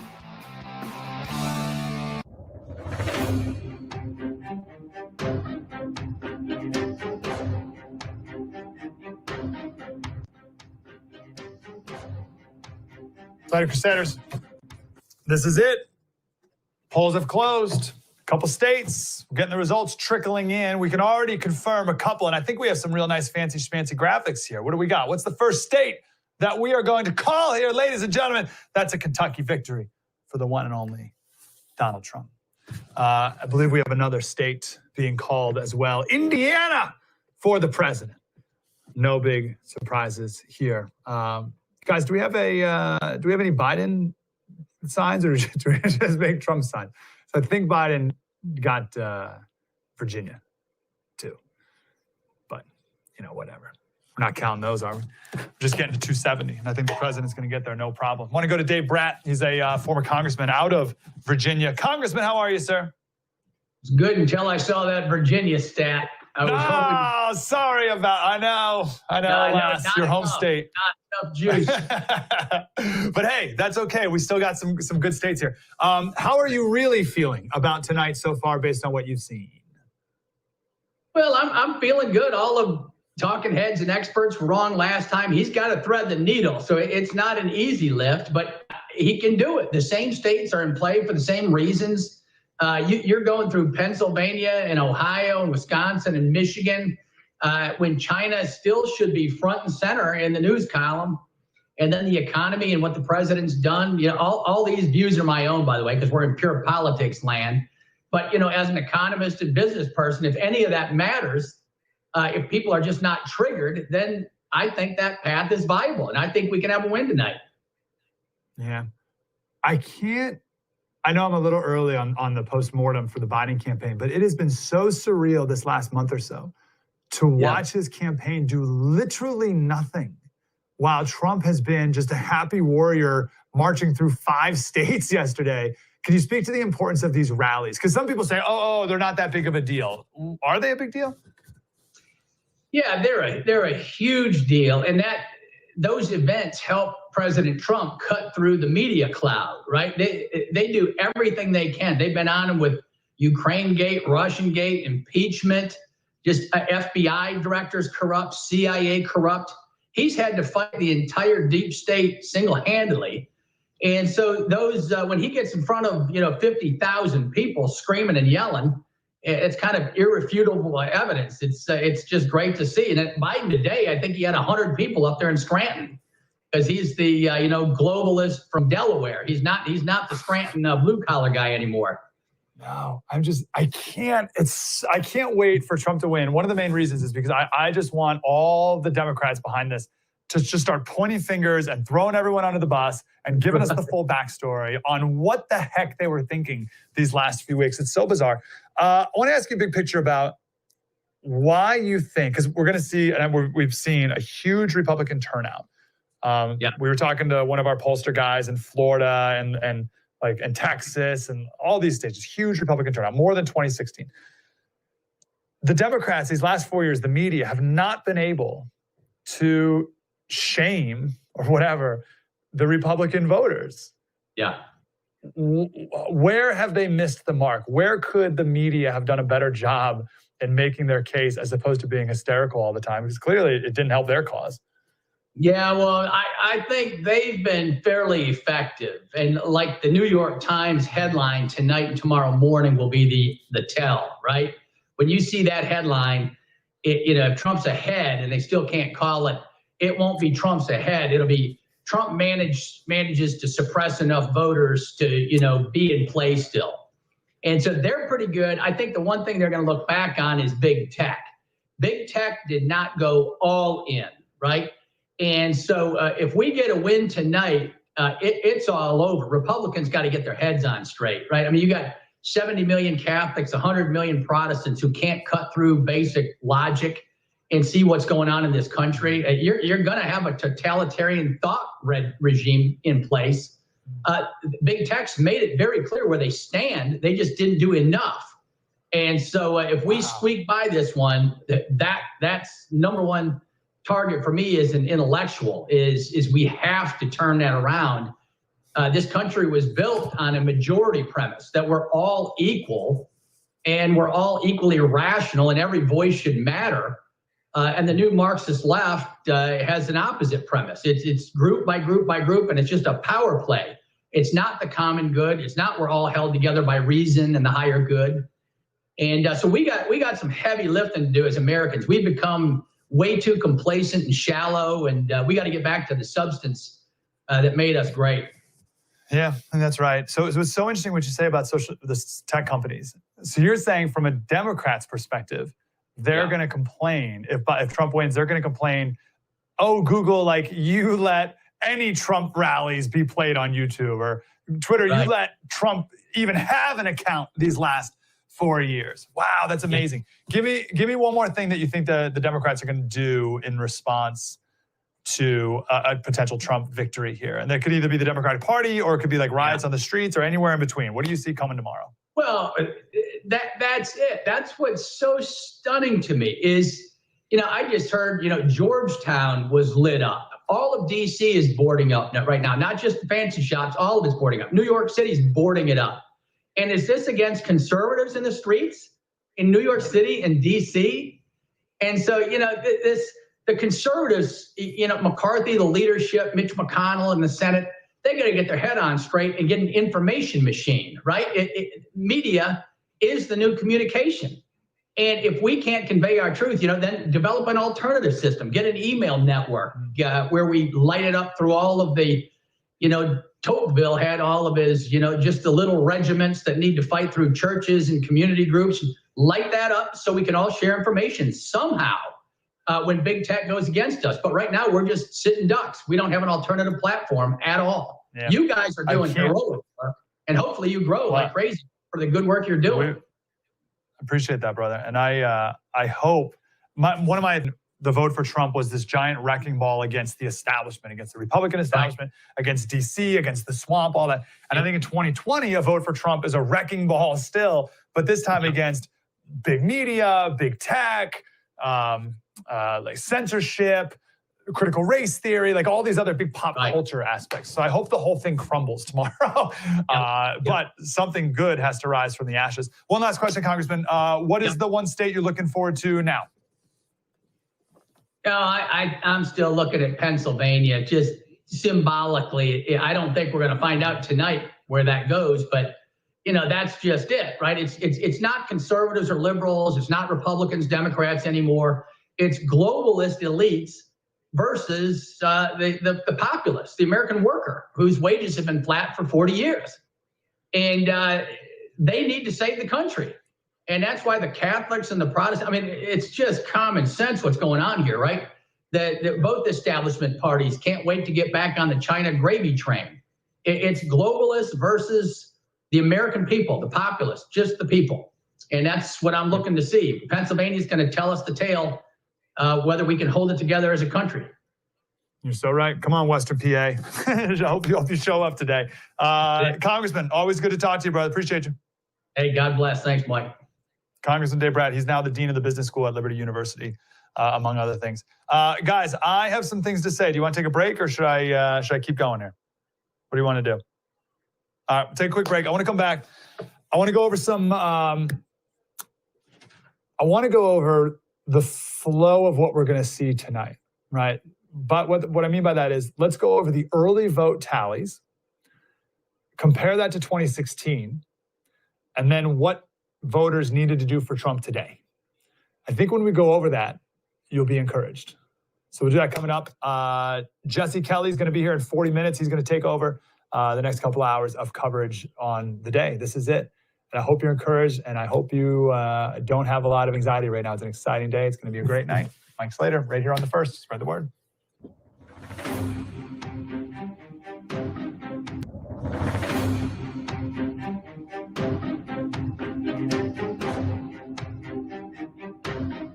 Don't have the First TV app yet? What are you waiting for? Download it and get instant access to Bill O'Reilly, Dana Lash, Jesse Kelly, Buck Sexton, and Mike Slater on your phone, tablet, or smart TV. The best part, it's absolutely free. Watch your favorite programs live or on demand, anywhere, anytime. Don't wait. Download the First TV app right now on Roku, Amazon Fire, Android, iOS, and Apple TV. Just search the First TV in your favorite app store and start watching today. Stay informed. Stay connected. Download the First TV app right now. It's free. Hey, it's Dana Lash, host of The Dana Show, 12 to 3 p.m. Eastern, which is also broadcast live right here on the First TV. Every day, I'm here to keep you up to speed on the most important stories and information you need to know in your very, very busy life. And if you're always on the go and you just want to stay connected, download our daily podcast. Take it with you. It's a great way to get up to speed on what you need to know and stay informed on what legacy media may not tell you. Just visit danalash.com and click on that podcast link or subscribe on iTunes, Spotify, or wherever you get your favorite podcast. Bill O'Reilly is back on TV and only on the First. Watch Bill O'Reilly's No Spin News every weeknight at 8 p.m. Eastern. Now more than ever, you need real facts without the spin. Tune out the 24-hour news cycle and watch Bill O'Reilly on the First TV. It's a new kind of network with fresh ideas and bold opinions. Start watching the No Spin News and so much more at thefirsttv.com. No cost, no spin, no agenda. Don't miss Bill O'Reilly's No Spin News. Visit thefirsttv.com right now. Hey, Cider Crusaders, on my show, we've been diving deep into the philosophy of what we're fighting against, from Hegel, Marx, the Frankfurt School, all the way today. And once you know all that stuff, everything we're seeing today makes a lot of sense. But we're also diving deep into the principles that we built this country on, right? And what we're fighting for. Our founding fathers didn't just fight against the British. They also fought for specific principles. And that's the same thing we need to be doing today. Oh, also, there's an election coming up soon. So we got lots to talk about. True story. Mike Slater, please join us every weekday, 11 o'clock Eastern, right here on The First. There's a new email that prepares you every day to be smart, stay informed, and always be on the alert for liberal media spin. It's called Up First, and it's only on the First TV. Get essential daily headlines, instant reaction and analysis, and the tools you need to fight back against the progressive agenda. Don't wait. Get the same email First TV hosts use to stay informed every morning. Never miss an important story. Go to thefirsttv.com and sign up for the Up First newsletter today. Don't have the First TV app yet? What are you waiting for? Download the First TV app right now on Apple, Google Play, Roku, or Amazon Fire and start watching today.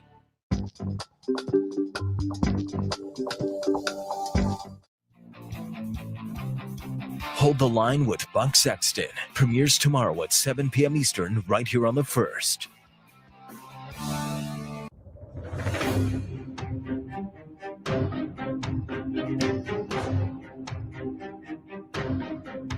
Welcome. This is it. Coming up, we're going to talk to Chris Wilson. He was Ted Cruz's former number guy. So we're going to get into the data here coming up in just a few minutes. I want to tell you something about the results that are coming back in. So if you look at the map right now, we have Florida and Georgia, and Biden is out to a lead. Let's just focus on Florida, even though not all the states in right now. But they say that Biden has, I lost it here, something like 50. I'm on a county bot right now. Here it is, 50.6 for Biden, 48.7 for Trump. And they're coloring it blue. So it's like, oh no, Biden's going to win. Don't worry yet. What they do is they're releasing the early votes first. Conservatives, for whatever reason, Republicans, like to vote day of. So all these states are going to announce the early Biden votes. He will be in the lead in almost all of them. Then they're going to start counting the day of votes, which are going to be strongly Republican, and Trump will take the lead in all of these. Let me give you some examples of this. So let's do North Carolina. So at one point in the last few weeks of early voting, Democrats had a 32-point advantage in North Carolina when it came to ballots. Now, we couldn't tell who people voted for, but they could say, oh, we got a Democrat ballot and we got a Republican ballot. So we just got to assume that they voted for the Republican or the Democrats, right? So at one point in North Carolina, the Democrats had a 32-point advantage. But as we got closer to Election Day, Democrats only had a 5.8% advantage. Now you look at that, you're like, well, hold on. Democrats were up by 5.8%. That's a lot. How's Trump going to overcome that? Well, I'll tell you this. Back in 2016, Democrats did not have a 5.8 early vote advantage. They had a 9.7 early vote advantage. They had a twice as big advantage. And still, Trump won by 4 points.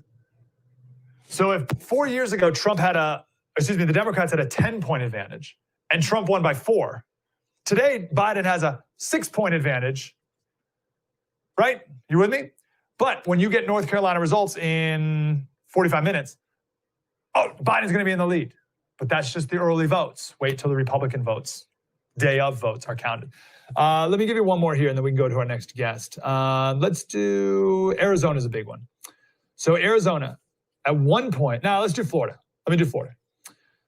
Democrats at one point had an 18.8% vote advantage. Like, holy cow, like 2 weeks ago, Democrats were up 18.8%. On Monday, that was 1%. Democrats had a 1% advantage. And that's pretty much what you're seeing right now in these polls. On election day in 2016, Democrats had a 1.4% advantage. So an even bigger advantage. And Trump won by 1 percentage point. Right? So that's a little closer. But still, Biden is doing worse. Here's the bottom line. Biden is doing worse in early voting than Hillary did in 2016 in the states that Trump ultimately won. So the question is, did more Republicans show up for this election or did fewer compared to 2016? I believe the answer will be more, and that's why I think Trump is going to win. I want to go to Madison Giassiato, who's here, one of our wonderful contributors here at the first Giassiato. Sorry, Madison. How are you, Madison? Doing well. How are you? Sorry, I'm frantic and excited, Madison. I apologize. Are you as encouraged as I am at the moment? Absolutely. And I think one of the things that I'm looking at, we see these early results coming in, is that early voting number. And for 2 reasons. The first reason being that if I were the Biden campaign, I'd be concerned because I would be expecting a bigger difference in some of these numbers in these states in the early voting than what we're starting to see. So it'll be an interesting thing to keep tabs on. One of the other interesting points here, you talk about people who are Democrats requesting those ballots. And that's really all we have to go off of, coming into today. But when you look at a lot of the rallies and you look at who were ultimately the participants in these rallies for President Trump, 10 to 25% of them were actually either registered Democrats or people who didn't vote in 2016. So I think this could be one of the most unexpected, interesting elections. And of course, coronavirus throwing a whole, another difference in this compared to any other election. So some people who may not have voted early traditionally may have voted early this time, or some people may even be, more fired up to want to make sure they get to the polls on election day. So it's going to be an interesting night. But I do feel very confident that we will see a win for President Trump because there's really no comparison between these two candidates. No, I loved watching a couple clips on MSNBC. They'd have a reporter go to some polling station in North Carolina, whatever, talk to some person, and they're like, oh, yeah, I voted for Trump because of these reasons, whatever. And then they'd find out that that person was a Democrat. And the interviewer was like, oh, wait, I think you're going to see a lot of that, as you just said. You're in Ohio, right? Is that your main focus this last election? I am in Ohio. I was focused all across the country, but the state of Ohio, I think, will win even bigger for President Trump and go farther to the right than they did in 2016, because I talk a lot about the hesitant voters in 2016. Many Ohioans who are conservative didn't think the president was going to keep the promises he made on the campaign trail. He ultimately did that. He over-delivered on many, whether it's the Supreme Court, the judicial nominees, tax cuts, criminal justice reform. There's so many things that he said he was going to do. No one expected him to actually do them, and he did. And so I think he won a lot of voters that he didn't necessarily get in 2016. Some of them either didn't vote or maybe they voted third party, not necessarily Hillary voters, but people who I think came over and probably voted for him today. So when I'm talking to people all across the state, I think we may win by more than those 8 points for the president that we won in 2016. I think we have a strong showing in many other states as well. There are quite a few paths to victory, of course. Pennsylvania is going to be critically important tonight. But when you look at, what the Biden-Harris campaign has gone back and forth on when it comes to fracking and when it comes to, their lack of support for the American worker, I think that's going to kill them in Pennsylvania, a state that they maybe could have won otherwise. Yeah, wow. And Ohio used to be a swing state, and now it seems solidly red. The people aren't even really talking about it that much, which is great news. And I think maybe that'll be the case, hopefully, with some of these other Midwestern states moving forward. Speak for another second here about the shy Trump voter, because that's going to be the big thing talked about afterwards. Who is this shy Trump voter? Why are they shy? And why do you think they're voting for Trump? Well, I think there's actually many people that fall into the category of the shy Trump voter or the silent majority, as we like to call them. Some of these being women, some of these being minorities, Hispanic Americans, Black Americans, people who, don't feel respected by their peers, people at work, people in their church, friends, family members, etc. And so a lot of times they will go to the polls and they'll vote for President Trump, but, they'll maybe whisper it to someone like me or someone like you and not really want to say it too loud for fear of their job, for fear of retaliation in their communities. And I think, following this election, a lot of the mainstream media and the Democrats would be shocked to see the results coming out of the Black community, coming out of women, because they continue to push that narrative that women and Black Americans and Hispanic Americans hate the president. But the reality is many Americans, most Americans vote on policy. They vote on their pocketbooks. And so they're looking at, what is this candidate going to do for me versus what is the other candidate going to do for me? And when you have a Democratic Party and a Democratic candidate that have gone so far left that they're unrecognizable to Democrats even 10 years ago, you have a major problem. And I think the party has abandoned the Democratic worker and the typical Democratic voter. They feel disenfranchised, and that's why President Trump's message was so strong in 2016 and remains strong today.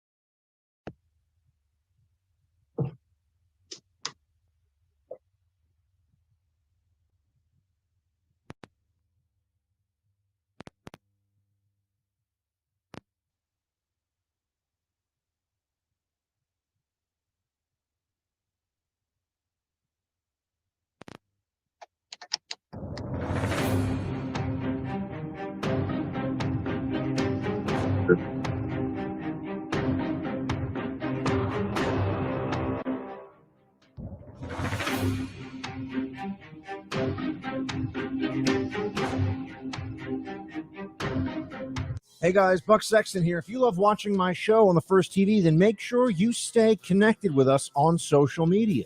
You can follow us on Facebook, Instagram, Twitter, Parler. You can even watch us on YouTube. Stay connected and stay informed with First TV anywhere and everywhere. We'll see you there. Looking for an email you actually want to read?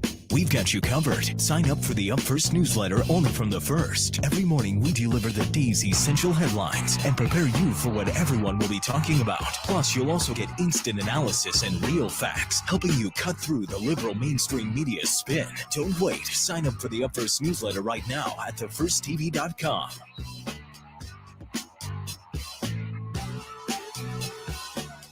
A wise man once said you should do something great every single day before you go to sleep at night, and I have great news for you. Now you can.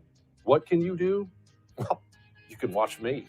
Every single night, 9 p.m. Eastern, right here on The First. My show, I'm Right, blows you away with incredible wisdom, hilarity, and of course, stunning good looks. You can catch my show, I'm Right, every single night. 9 p.m. Eastern. I'll see you. Bill O'Reilly is back on TV and only on The First. Watch Bill O'Reilly's No Spin News every weeknight at 8 p.m. Eastern. Now more than ever, you need real facts without the spin. Tune out the 24-hour news cycle and watch Bill O'Reilly on The First TV. It's a new kind of network with fresh ideas and bold opinions. Start watching the No Spin News and so much more at thefirsttv.com. No cost, no spin, no agenda. Don't miss Bill O'Reilly's No Spin News. Visit thefirsttv.com right now. Don't have the First TV app yet? What are you waiting for? Download it and get instant access to Bill O'Reilly, Dana Lash, Jesse Kelly, Buck Sexton, and Mike Slater on your phone, tablet, or smart TV. The best part, it's absolutely free. Watch your favorite programs live or on demand, anywhere, anytime. Don't wait. Download the First TV app right now on Roku, Amazon Fire, Android, iOS, and Apple TV. Just search the First TV in your favorite app store and start watching today. Stay informed. Stay connected. Download the First TV app right now. It's free.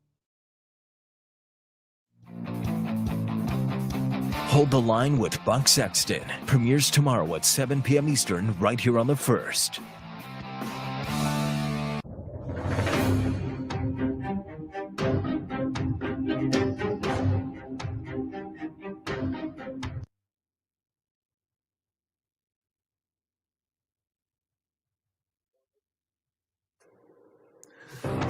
Slider Crusaders, welcome back to our coverage here on the First. It's going to be a great night tonight. I want to go to Chris Wilson from WPA Intelligence. He is what are you, Chris? You're like the numbers guy. You're our numbers guy, and I appreciate you every time you come on. You work for Ted Cruz. Yeah.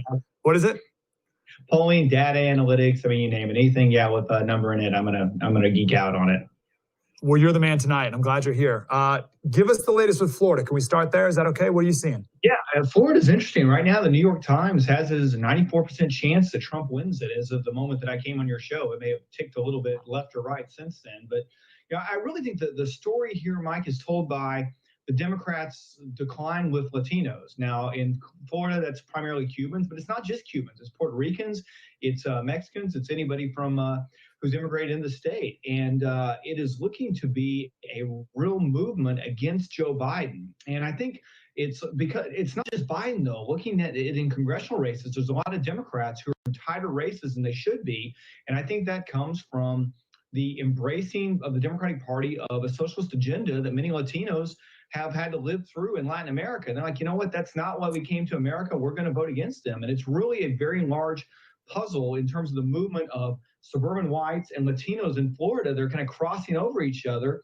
That could be a complete realignment of the party that has the potential to begin there and spread to Latinos in other places like Texas and Arizona. It's going to be really see what happens in those states. Chris, that is such a huge potential shift.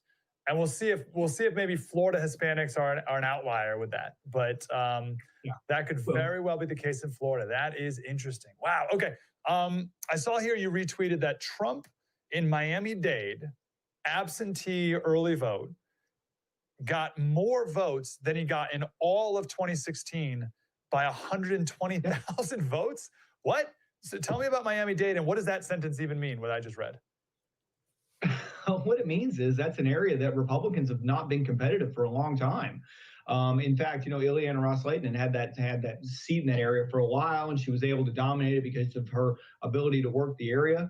But she left, and we lost that seat immediately. And what this says to me is you see, again, what I just referenced is sort of a shifting of the dynamic with Latino voters down there. And the fact that Trump was able to exceed that overall is remarkable, particularly when you consider, now the exit polling I'm looking at is nationally. It's not specific to Florida. But when you look at it, based on the early vote and the absentee ballot vote, it breaks down nationally to about 50% Democrat, 21% Independent, 25% Republican. So that's kind of what we've known, Mike. I mean, there's no shock in that. Republicans have, in fact, I've talked to campaigns that were phone banking today, and a Republican voter would rather stay in line for 6 hours than mail an absentee ballot in and potentially have it rejected. I mean, they were just convinced that they were going to be rejected. I think the president kind of encouraged that to a certain extent. So what happens if you look at, and Florida's got a great election system, you could sign on almost like an hour-by-hour basis and see Republicans turn out and voting. And what you saw was that Republicans were exceeding their early vote margins in most counties. But in Miami-Dade, they exceeded their early vote margins from 2016, and they exceeded their entire vote margins in terms of what they were able to turn out in the initial vote total. So it's really, like I say, I hate to be repetitive, but it is a remarkable realignment of the voting structure that has dominated Florida really for about the last 2 decades. Okay, so you're not worried about Florida at this moment going Republican? No, it's again, I'll quote the New York Times numbers. At the moment that I said that I signed on with you, it had 94% chance likelihood of President Trump in Florida. Okay, I want to move forward a little bit more. Let's just stay in Georgia for a quick second, right? Because I imagine if Florida is going to be so red as we're seeing, that got to be true in Georgia too, no? Well, again, I was sort of checking the states off, and it had the New York Times had a 60% chance of Trump winning Georgia right now. Georgia is going to be an interesting dynamic. As you know, there are 2 Senate races up right now. And you've got the urban areas will come in first, and then the rural areas will lag behind that. And so what we're going to see initially in Georgia, and that's why I was trying to gather as much information as I could before I came on the air with you. Yeah. But in Georgia, the fact that they already have Trump with a 60% chance of winning means that they have set some thresholds in Atlanta. That's, let's say hypothetically, Biden had to get 65%. He's only at 58. I'm making that up. It's something along those lines to be able to adjust those numbers down. And that doesn't just speak well for President Trump, but it speaks well for Tom Perdue. It's well for Senator Perdue. David Perdue, yep. Who are running for re-election to the United States Senate from Georgia, which is a big part of Republicans holding a majority in the United States Senate. So Georgia sort of has an outsized importance, not just on the presidential level, but also for Republicans holding the Senate. And right now, if these numbers hold true throughout the evening, the rural votes come in the way we expect them to, then that speaks very well for President Trump and both Loeffler and Perdue. That's amazing, especially because one of these fantasies has been not only for Texas to turn blue, but before that, Georgia. And Biden spent a lot of time there, and it seems like maybe not going to work out for him. Big picture question, as we're watching results come in, is that going to be the flow of the results? So first we're going to see it kind of be blue with the urban districts, and then the country, rural districts kind of trickle in. Is that how that's going to look for every state or no? It is. I'll give you another example out west where polls aren't closing yet is Nevada. And I do a lot of work in Nevada. I've watched it as it has evolved over time. And the absentee ballots at first, Democrats ran up a big margin. And then early voting started. And Republicans, for whatever reason, Republicans did not want to vote by mail this in 2020. And so they began turning out, and they brought it up to even in early voting numbers. And then now the election day numbers started where they were reporting it throughout the day, and Republicans throughout the day, and I haven't looked in about an hour, have led in Clark County, which is where Las Vegas is, a heavily Democratic area. Republicans have led consistently throughout the day in terms of overall voter turnout, and that is unprecedented. If that had happened in 2018, Senator Heller would still be a member of the United States Senate, and Adam Laxalt would be governor. And so you could see a situation there where you've got Dan Rodheimer, former World Wrestling Association, I think he was a champion, but he was at least a wrestler for a while. Everything ties back to Florida, played football at South Florida, who is challenging Susie Lee in a seat that Republicans held until 2016, and he's got a real chance to win that back. And I think it also speaks to maybe a changing of what's going on in Nevada, where you've got a governor who's locked the state down and people revolting against that. And I think the Democrats are going to see a lot of pushback to their lockdown policies trickle down, not just at the presidential level, and they may not be able to take it out on Governor Steve Sisolak right now, but they're going to vote out Democrats down ballot potentially because of that. Yes, and which I think brings us to Michigan. Chris, can you stick around for one more segment? Do you mind if we take a quick break and we can get a quick little update on some numbers, and then we'll come back? Because I want to jump a little bit ahead later in the night and talk about the Midwest states. Pennsylvania, but I think Michigan, Wisconsin, and even Minnesota, perhaps. We can do a quick run through of all that. All right, Chris Wilson, Ted Cruz's former data guy, Wilson WPA. Follow him on Twitter all night long to get the latest updates with Chris Wilson. All right, we're here on the first. We'll be right back with more of Chris. Spread the word.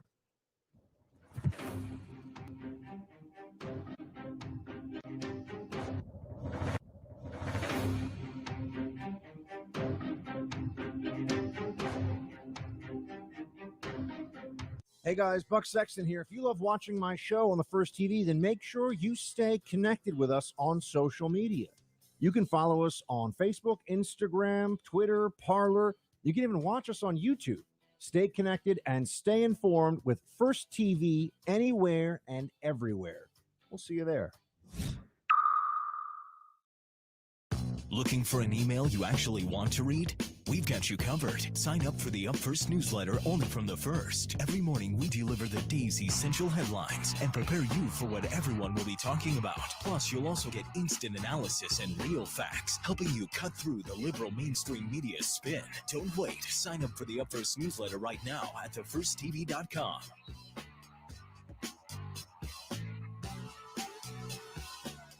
A wise man once said you should do something great every single day before you go to sleep at night, and I have great news for you. Now you can. What can you do? Well, you can can watch me every single night, 9 p.m. Eastern, right here on The First. My show, I'm Right, blows you away with incredible wisdom, hilarity, and of course, stunning good looks. You can catch my show, I'm Right, every single night, 9 p.m. Eastern. I'll see you. Bill O'Reilly is back on TV and only on The First. Watch Bill O'Reilly's No Spin News every weeknight at 8 p.m. Eastern. Now more than ever, you need real facts without the spin. Tune out the 24-hour news cycle and watch Bill O'Reilly on The First TV. It's a new kind of network with fresh ideas and bold opinions. Start watching the No Spin News and so much more at thefirsttv.com. No cost, no spin, no agenda. Don't miss Bill O'Reilly's No Spin News. Visit thefirsttv.com right now. Don't have the First TV app yet? What are you waiting for? Download it and get instant access to Bill O'Reilly, Dana Lash, Jesse Kelly, Buck Sexton, and Mike Slater on your phone, tablet, or smart TV. The best part, it's absolutely free. Watch your favorite programs live or on demand, anywhere, anytime. Don't wait. Download the First TV app right now on Roku, Amazon Fire, Android, iOS, and Apple TV. Just search the First TV in your favorite app store and start watching today. Stay informed. Stay connected. Download the First TV app right now. It's free. Hold the Line with Buck Sexton premieres tomorrow at 7 p.m. Eastern right here on The First.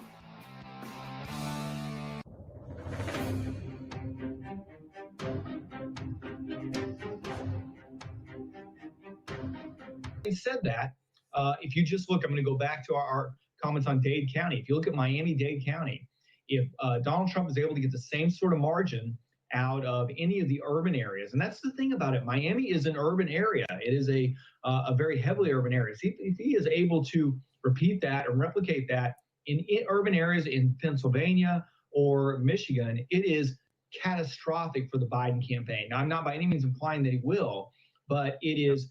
I was shocked by the margins that are taking place in that Miami-Dade County, which is the first one we're having reports. So the only thing I have to reference, and someone wants to be the only thing better, worse than no examples is one example, and that's all I got right now. So what is going to be so he's doing better in Miami-Dade County, but he's still losing Miami-Dade County, right? So what is that?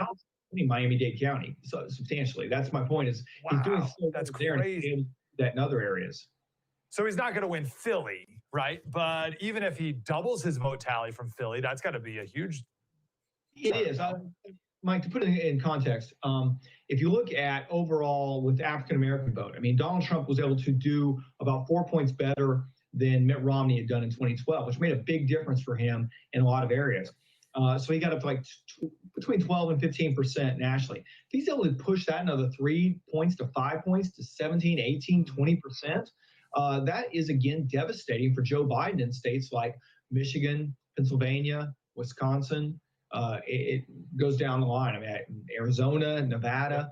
So it is an interesting realignment of a specific voting population that has been almost universally Democratic for the course of the last 2 decades. So as I did the math, if Trump wins Florida, Georgia, North Carolina, Arizona, he's at 260. You only need 10 more. So he can just pick off Minnesota or Wisconsin, and boom, he's got 270, let alone Michigan, Pennsylvania, and Nevada. Nevada doesn't do it quite. But anyway, which of those states in the Midwest do you think he has the best chance in? You talked about how he's got a pretty big hurdle in Michigan. Any of the other states you think he has a better chance? They're all big hurdles, to be candid. I think probably of those, Minnesota's the best opportunity. And I think that comes down to, again, the situation with an overzealous governor. I think the riots that have taken place there, all of that has made it more likely that Donald Trump would have a chance and to exceed his totals and exceed what he was able to achieve in 2016 there. Okay, so I'm a little less encouraged, right? I'm a little fired up about Florida and Georgia seemingly going really well, but it seems like, hold on, wait, we got to wait for some results to come back in the Midwest. We do, but at the same time, if we'd had this conversation an hour ago, I wouldn't have expected Florida to go the way that it is. So it's that's why they hold the vote. They don't just hand out the awards based on polling. Yeah. Let me ask you about Arizona real quick, because Arizona is such a weird, quirky state. What do you think? Right, because Trump would love that one. I mean, I just kind of rattled that off as if like, oh, well, of course he's going to win Arizona. that could be tough. And then you got Martha McSally there, which is in a tough race too. She is, but it's another situation where early votes started. Absentee ballot, Democrats ran up a big lead, and then Republicans were able to catch up in early voting to where there's only a 0.8% difference between Republican and Democrat turnout on election day. So then if you look at outstanding votes, there are 119,000 voters on election day in 2016 that have not voted yet. And of those, Republicans have a 29-point advantage among them. So it is, that's a good place. I'd rather be a Republican right now in Arizona than a Democrat, looking at those numbers. What do you know about Mark Kelly? Not to get too in the weeds here, but what do you know about Mark Kelly maybe like transcending the party because he's like a beloved astronaut? Is that not a thing? Do people kind of stick party line when it comes to voting? You know, I will say McSally's been in two difficult situations where she has run against transformational Democrats, in that Kyrsten Sinema in 2018 and then Mark Kelly today are both not your typical liberal Democrat that are easy to run against. Now, I think she's probably done a better job from a campaign standpoint, painting Kelly into that Democrat corner. He's taken more stands. He's done a few more things that fit into the party line than Sinema did. She was a uniquely talented politician, remains one today. And so because of that, I think her chances in 2020 were better than they were in 2018. 30 seconds. Chris, I can't be with you all night. I wish I was in your living room and I could just like pick your brain all night long as the results are coming in. But what's the number one thing you're going to be looking for, like data-wise, as the results are coming in that you would like us to look at too? Well, the key thing is going to be to ignore the first results that come back. I mean, we saw this a little bit in Kentucky where the initial results actually had McConnell down, and I think that race has already been called, or if not, it probably will be soon. So it's those.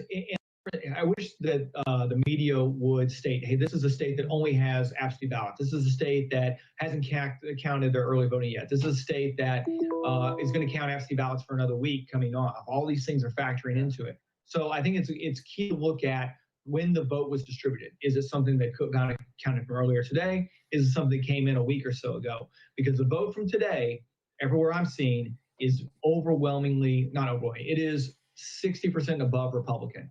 And if that maintains itself, the Republicans are in very good shape for tonight. If that's an anomaly to Florida, then it could be a long night. All right. Chris Wilson, you're the man. Super grateful you're here. We'll be following you on Twitter all night. That's for sure. Chris Wilson, WPA. Thanks, man. Thank you. Thanks for giving us so much time. And I want to, hopefully we can talk Chris after as well and do a good postmortem on it all. Okay, that's it for me hosting right now. We're going to pass it over to Jesse here in just a few minutes. But one thing, if I just may, let me say this first. God is in control. It's all good. No need to stress. My wife in particular is a very anxious person, right? All day, her stomach's been bothering her, like, what's going to happen, man? The good news is, I think we'll know tonight. But either way, we'll know soon. I think it's going to go well for Republicans. I think it's going to go well for our country. Either way, and this is one thing I've loved about Jesse Kelly, is he is a happy warrior. He loves it. He loves this moment. He loves this time. Win or lose, he loves this. He loves the fight of it all. And that's a good thing. I got Abigail Adams' quote here, one of the best. She says, "These are the times in which a genius would wish to live. It's not in the still calm of life or in the Pacific station, like the repose, the rest of a Pacific station, that great characters are formed. Great necessities call out great virtues." This is a odd time, but also a great time to be alive. So let's be on the edge of our seats. Let's be excited. If Biden wins, Republicans are going to go to work tomorrow and live our life and hug our kids, and it's going to be just fine at the end of the day. If Trump wins, hunker down for a little bit, because there's going to be quite a negative reaction from the left. We'll put it like that. In 2016, when Trump won, there was a lot of shock. 2020, when Trump wins, in like a few hours here, I think, there's going to be a lot of rage, real lot of anger. We have to deal with that. But the dust will settle. And then we won this victory. It's one of many that we have to win, because we need a great awakening in our country. The president can only do so much. We have to do the rest. I'm excited for tonight. I'm excited for that moving forward. Jesse Kelly's going to be here. We got everyone. We got the whole gang. Buck, Bill O'Reilly. I'll be in and out the whole rest of the night. You can follow me on Twitter, of course, Slater Radio, and the whole gang right here on the first. It's an honor to be here. It's a pleasure. And it's going to be a great night. Super glad you're here. More coming up. Spread the word.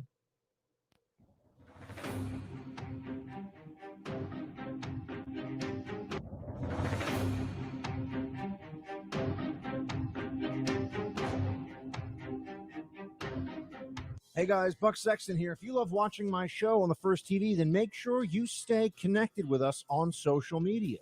You can follow us on Facebook, Instagram, Twitter, Parler. You can even watch us on YouTube.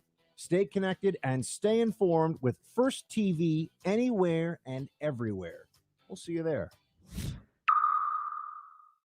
Don't have the First TV app yet? What are you waiting for? Download it and get instant access to Bill O'Reilly, Dana Lash, Jesse Kelly, Buck Sexton, and Mike Slater on your phone, tablet, or smart TV. The best part, it's absolutely free. Watch your favorite programs live or on demand, anywhere, anytime. Don't wait. Download the First TV app right now on Roku, Amazon Fire, Android, iOS, and Apple TV. Just search the First TV in your favorite app store and start watching today. Stay informed. Stay connected. Download the First TV app right now. It's free. A wise man once said you should do something great every single day before you go to sleep at night, and I have great news for you. Now you can. What can you do? Well, you can watch me. Every single night, 9 p.m. Eastern, right here on the First.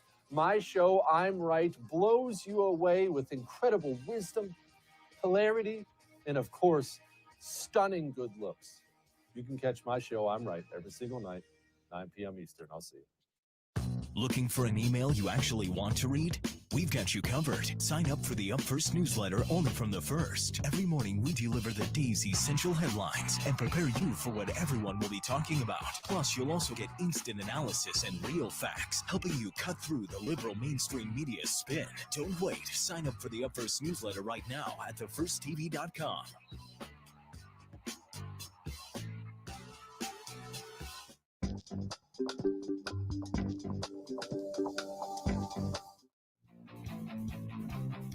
Hold the Line with Buck Sexton premieres tomorrow at 7 p.m. Eastern right here on the First.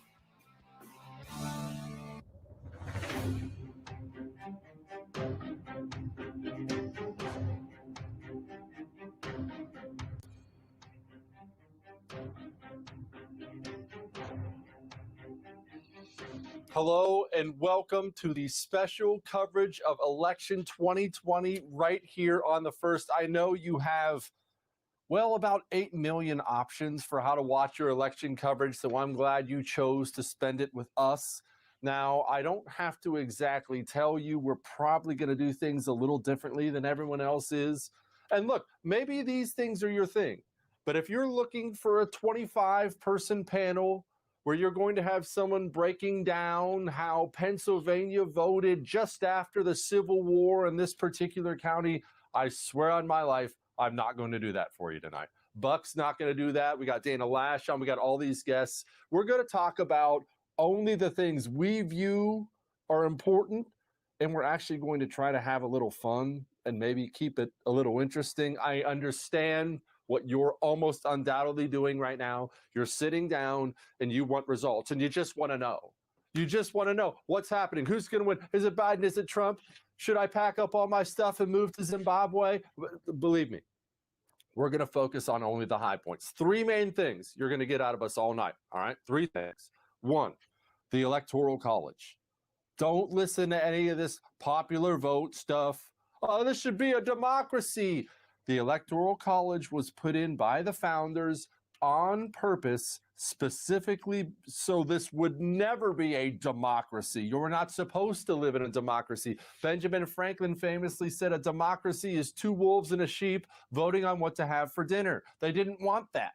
The popular vote, they would have laughed in your face if you told the founders about that. So 1, Electoral College. 270. That's the only thing that matters. We'll be tracking that number all night. Biden or Trump, whoever gets the 270 is the next president of the United States of America. Next, swing states. And I need to clarify.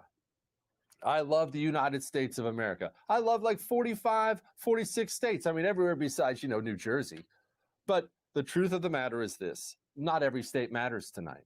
I live, work, and worship here in the great state of Texas, in my opinion, the greatest state in America. I mean, we'll tell you when the results are in. Texas doesn't matter tonight.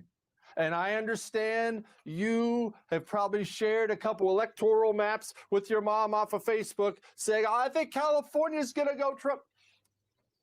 California is not going for Donald Trump either. This country's different now.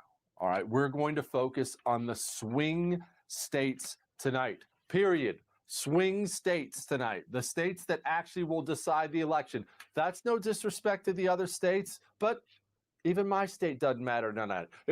Tonight is about Florida. Tonight's about North Carolina, Pennsylvania, Ohio, Wisconsin, Michigan, Nevada, maybe Arizona. Outside of that, the night's not really about much. We know which way New York's going to go. We know which way South Carolina's going to go. In fact, I think as of right now, they just called South Carolina. I'm not making that up for Donald Trump. So we know these things. You're only getting the parts that matter tonight, swing states. And lastly, and you may love this, you may not, but it matters a lot. See, this is election night. And everybody and their brother knows this is about the presidency of the United States of America, right? It's Trump, Biden, Trump, Biden, Trump, Biden. You know who's been confirming all those judges for the last 4 years? It hasn't been Donald Trump. It's been the United States Senate in control by Republicans. And there are some critical and close Senate races happening tonight all over the country. Colorado, Arizona. There are several Senate races tonight. Republicans have got to hold the line. We lose 3 or 4 of those seats. I hope you enjoyed the last 4 years of judges, because even if Donald Trump goes back to being president of the United States of America, you ain't getting 4 more of them. It matters a lot. So again, 3 things you're going to get all night from us tonight. You're going to get electoral college numbers. You're going to get swing states, the ones that actually matter, and you're going to get these Senate seats. These Senate seats are huge, absolutely huge. Amy Coney Barrett is not currently residing in the Supreme Court without us in control of the United States Senate, and that's just a fact. Now, where do we stand right now before we go to Dana Lash here in a second? Here's where we stand. Looks like Virginia's going to go to Joe Biden. I don't know that for a fact, but here's what you're seeing. Let me clarify one of the things you're seeing out there a lot. What you're seeing is you'll see percentages and they don't make sense. Like you'll see, Florida is a great example right now. People are almost calling. In fact, I saw one person already call Florida for Trump. I'm not one of these experts. I'm not going to do that, but it looks like Florida is going to go for Trump. I'll explain why that's big here in a minute. But people are confused because they're looking and Joe Biden's up.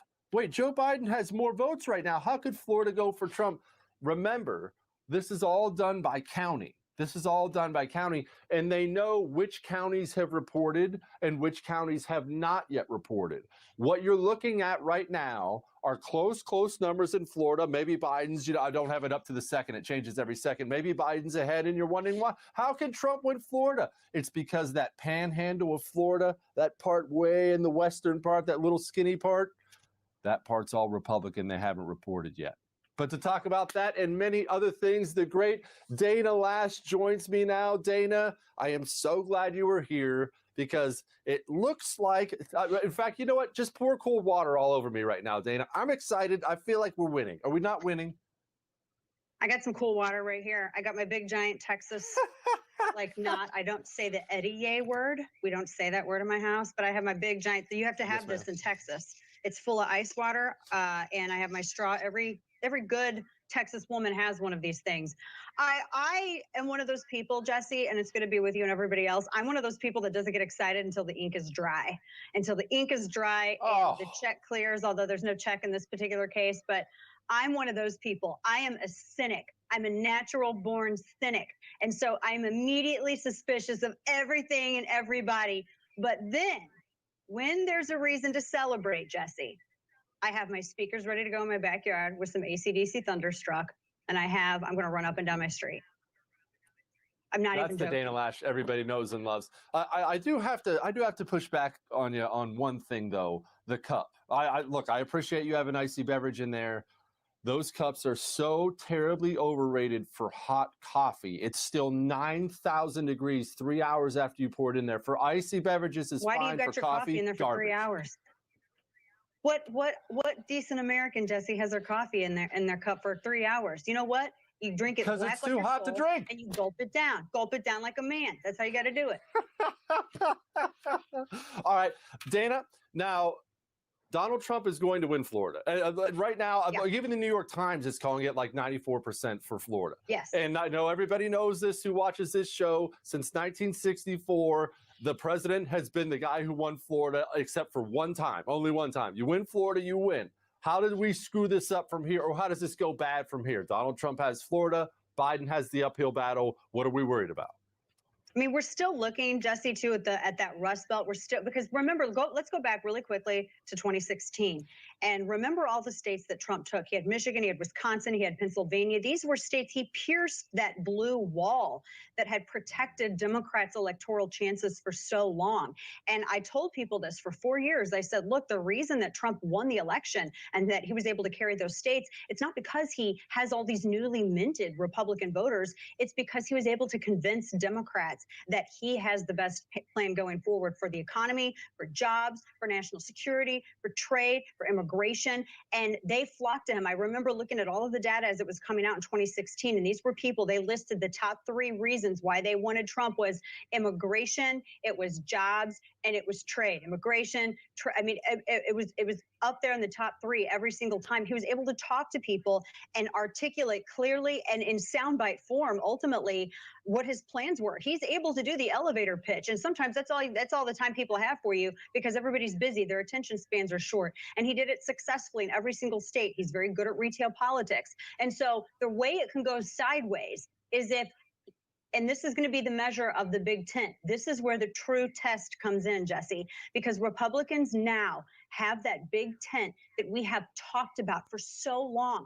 We have that big tent that we've always said we wanted to get, but we've always had these cowardly politicians that were unable to find that compromise on common ground with, maybe more classical liberals or libertarians. Everyone focused together, came together on common ground, came together on a free economy, open businesses, individual liberty, Second Amendment. And so Trump has to keep it these 4 years. He can still lose it. Again, I'm a cynic, but this year's making me an optimist. He can still lose, it turns out, and we're looking at that blue wall and we're looking at the Rust Belt. But winning Florida is huge. And by the last projection that I saw it was over 53% Hispanic vote. The Republicans Trump captured over 53% of the Hispanic vote so far that's been tabulated in Florida, which is, do you remember Republicans ever getting that huge of support from the Hispanic community? I don't even know if Democrats even were able to get that.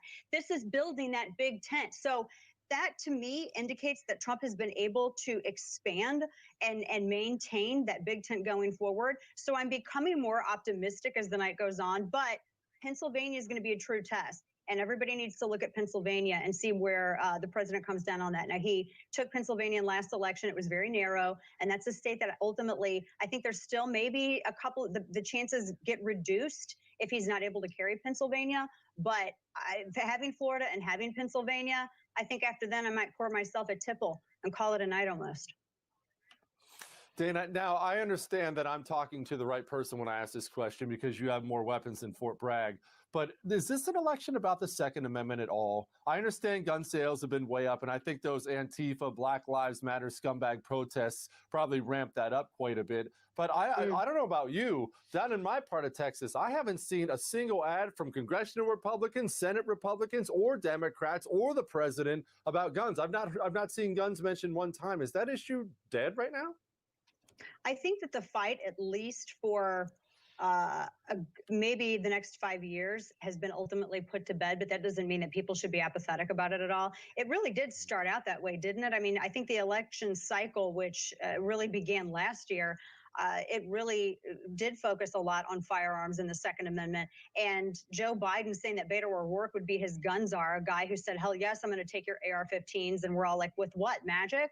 That didn't really help endear himself to a lot of voters, but especially here you have a month later, he was talking about defunding the police by way of taking money from the police that we give and as a result of our property tax, giving money to police and taking it from them and giving it somewhere else, which is still defunding the police. When you talk about that as your neighborhood security and keeping businesses safe and people see rioting on their televisions, yeah, the whole I'm going to go and take your AR-15s and we're going to crack down on quote unquote assault weapons, that doesn't really go over so well with voters when they're seeing the unrest in the street. And to that point, Jesse, you've had so far over half of this year, and I was looking at some of the numbers that were coming out on this, in 2020, we've already set a record in terms of the background checks, and you can have multiple firearm purchases per background check, but we've already beat the record, and we're only halfway through. We were only halfway through the year when we hit that number.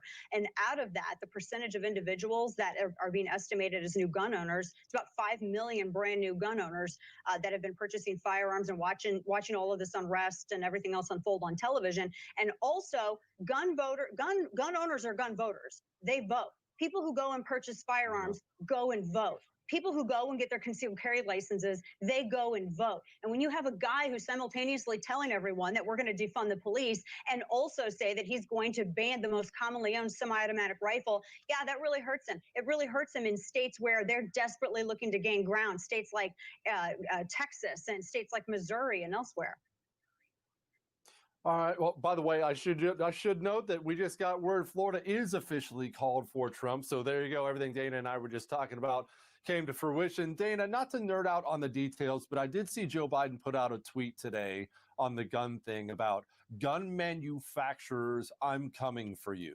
And beyond the ominous threat portion of that, what does that mean? What can the president do, or does he need a Congress too? And what can they do? What can they do to these people? Yeah, that's a really good question. What can he do? When he's talking about going after manufacturers, I mean, we're getting ready to come out, we're trying to come out of a pandemic lockdown and fully achieve and realize an economic recovery. When you have an individual who's running for president talking about going after American businesses that are employing people and creating perfectly legal products, that's incredibly concerning, especially when he would probably have to abuse his authority in order to get certain things to happen. I know that Democrats have been for so long trying to go after gun manufacturers by saying that you should be able to sue them if their products are used in commission of a crime. And that's not actually how that whole situation works. You can sue a manufacturer if a firearm is faulty and there's a defect and it is inoperable or it operates in a manner that causes injury to someone, apart from how it was advertised and intended to be used. But other than that, in order to go after businesses because their products are used unknowingly by them in commission of crimes, well, then you're opening a Pandora's box to go after every single business owner in the United States. I mean, we could talk about stabbings, we could talk about vehicular manslaughter, we could have a discussion about strangulation. I mean, that's ultimately, when you get on that slippery slope, it ceases to become a slippery slope and it turns into reality. Yeah. Dana Lash, you are awesome. Hopefully you're tipping back that whiskey here shortly. Thank you, Dana. Good to see you, Jesse. Thank you. All right, we're going to be right back for an all-nighter of election coverage right here on The First. We'll see you in a minute.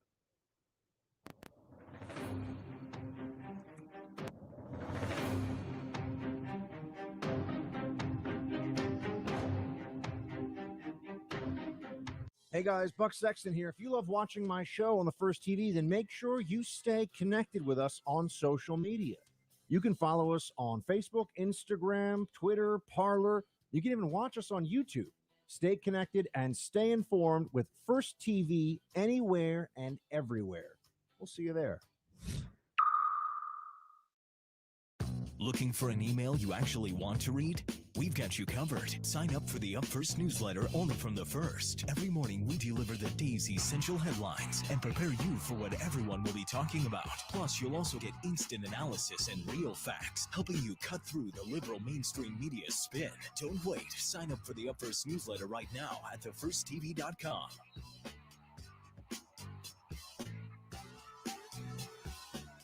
A wise man once said you should do something great every single day before you go to sleep at night, and I have great news for you. Now you can.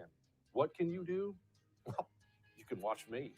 Every single night, 9 p.m. Eastern, right here on The First. My show, I'm Right, blows you away with incredible wisdom, hilarity, and of course, stunning good looks. You can catch my show, I'm Right, every single night, 9 p.m. Eastern. I'll see you. Bill O'Reilly is back on TV and only on the First. Watch Bill O'Reilly's No Spin News every weeknight at 8 p.m. Eastern. Now more than ever, you need real facts without the spin. Tune out the 24-hour news cycle and watch Bill O'Reilly on the First TV. It's a new kind of network with fresh ideas and bold opinions. Start watching the No Spin News and so much more at thefirsttv.com. No cost, no spin, no agenda. Don't miss Bill O'Reilly's No Spin News. Visit thefirsttv.com right now. Don't have the First TV app yet? What are you waiting for? Download it and get instant access to Bill O'Reilly, Dana Lash, Jesse Kelly, Buck Sexton, and Mike Slater on your phone, tablet, or smart TV. The best part, it's absolutely free. Watch your favorite programs live or on demand, anywhere, anytime. Don't wait. Download the First TV app right now on Roku, Amazon Fire, Android, iOS, and Apple TV. Just search the First TV in your favorite app store and start watching today. Stay informed. Stay connected. Download the First TV app right now. It's free. Hold the Line with Buck Sexton premieres tomorrow at 7 p.m. Eastern right here on the First.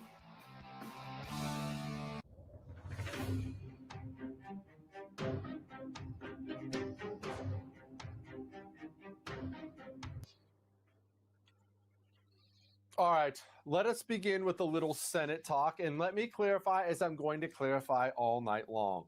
I understand that's not very sexy, is it? I don't want to talk about the Senate. You don't want to talk about the Senate. Talk to me about the big man. But honestly, the Senate might even be more important than the presidency of the United States of America. Having control of the Senate, and not only brings in the judges we talked about in the beginning, it's what stops so many of the insane things that have come out of Nancy Pelosi's House of Representatives this year. That stuff didn't get to Donald Trump before it was stopped. It was stopped in the Senate. Remember that. Now, let's go over these races briefly. I'm going to give you some names, people you can watch. Let me go through my handy cheat sheet here because I went to community college and I can't memorize all these freaking races. So, Doug Jones and Tommy Tuberville. That is out of Alabama. You remember Doug Jones is a Democrat. A Democrat elected in Alabama. I'm not going to go over why he was elected in Alabama. It was a big old mess last time. But this is a race the Republicans feel like they should have. However, polling's all over the place. Now, I know what you're saying. Well, is it polling all over the place now? Yes, but you never know who to trust. Obviously, we would like Tommy Tuberville over Doug Jones, and we would like to hold a Southern firewall out there. We don't need Democrat senators from the South.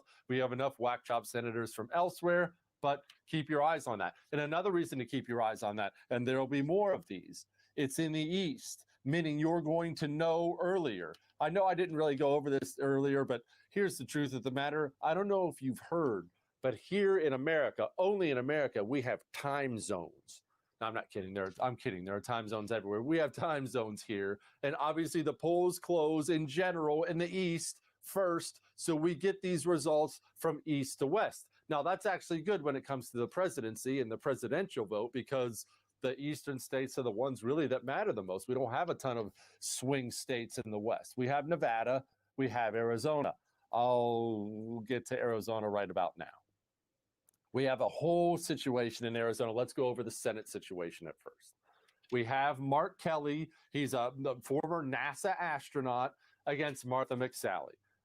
Martha McSally, who I actually personally ran against once in a primary a long time ago. I won, not to brag, right before I lost the general. But either way, that's another story. But Martha McSally, she's the one who lost to Sinema in the last Senate election. Then there was, a situation where the Arizona GOP had to appoint a senator to fill in. So they appointed the lady who just lost the last election. We're not going to go into that, but they put Martha McSally right back in there again. And now Martha McSally is going up against, again, an astronaut. Now, that may not blow you away. You may think to yourself, well, I don't care. Tell me about his stance on the issues. Astronaut is one of those things. People hear the word astronaut, and there's automatically a certain level of respect and patriotism assigned to that word because of the great history of it. What I'm trying to say is I'm trying to prepare you for the possibility of a very, very, very disappointing Senate seat lost in Arizona. And as I talked to you about earlier, 3 or 4 seats. Democrats take 3 or 4 seats, and we've lost the Senate. If we lose any one of these, the others now become critically important. Now, here's something else you need to know about Arizona, and you'll need to know this because I have personal experience with it, and I know how Arizona works. All right, are you ready for some? I'll nerd out with you for just a second. You know what early voting is. Obviously, people, they get their ballot in the mail, they fill out their ballot, and you mail it in. It's not complicated. Early voting is. And then you have election day voting. In Arizona, I don't know why this is. I never looked into it. Maybe it's because people don't really stay there at certain times of year. I don't know. In Arizona, early voting is gigantic. And I mean, bigger than anywhere else I know of. I'm not going to say it's the biggest in the country because I'd be lying. I don't know the intricacies of all 50 states, but in Arizona, it's huge. There are places in Arizona where 2/3 of the people who vote voted early. Early voting in Arizona, in general, helps Democrats. I ran against Gabrielle Giffords. I'm the one who lost to her right before that horrible shooting. I crushed Gabrielle Giffords on election day. She beat me on early votes and won by 4,000 votes. You can win entire elections there if you win early voting. In general, I wouldn't bring up nerd stuff like that except for this. All this Trump momentum we've seen, especially over the past week or two, it's only been recent, right? Remember, I just said past week or two? These people, these early voters, they were voting a lot earlier than that. So in a state that is kind of purple, I mean, I think we can officially call Arizona purple now because they have so many California transplants moving there. A state that's kind of purple, we might have a lot of early voting numbers that look really bad. And unlike other places where you'll get this just windfall of early votes right off the bat, and you'll think, wow, okay, but obviously we're going to get all those points back on election day. Not always the case in Arizona. And in many places in Arizona, the early votes, they count them pretty much right away. Right away, you know, oh, wow. Yeah, that's a situation there. Colorado. Colorado has Republican Cory Gardner against this idiot Hickenlooper. Hickenlooper, if you were paying attention at all in the Democrat primary, he's just an absolute nutball. But I don't have another way to put this. I love Colorado. I grew up mostly in Bozeman, Montana. I love the Rocky Mountains. I was just in Colorado last month. But there are a bunch of crazy people now. There are some individual congressional districts there. There are pieces of Colorado that are still wonderful. But the Denver area, places like that, these people are insane. There's a reason there's like a big legitimate movement to separate Colorado into multiple different states. These people were tired of living together. So I can't believe I'm saying this, but John Hickenlooper could easily win that race. Easily. Georgia.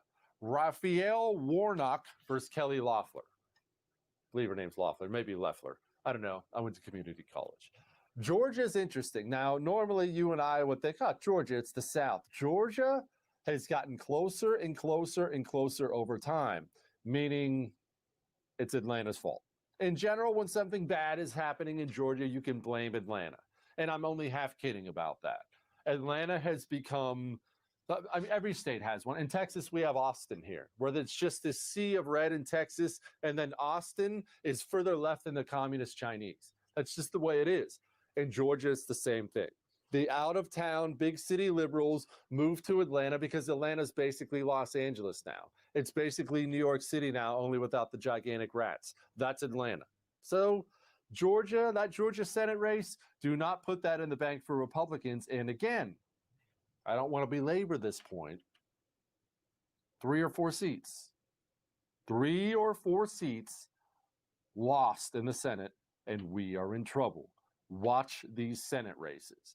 And remember this. I find this to be very weird because I, in general, just vote straight ticket Republican. If anything, I'll skip a Republican who ticks me off and write in my own name, but I don't vote Democrat. There's a good chance you're watching me right now, you probably vote straight ticket Republican. However, in race after race after race, every single election cycle, we see it is not uncommon for people to go in and vote Donald Trump for president and Ralph Warnock for Senate.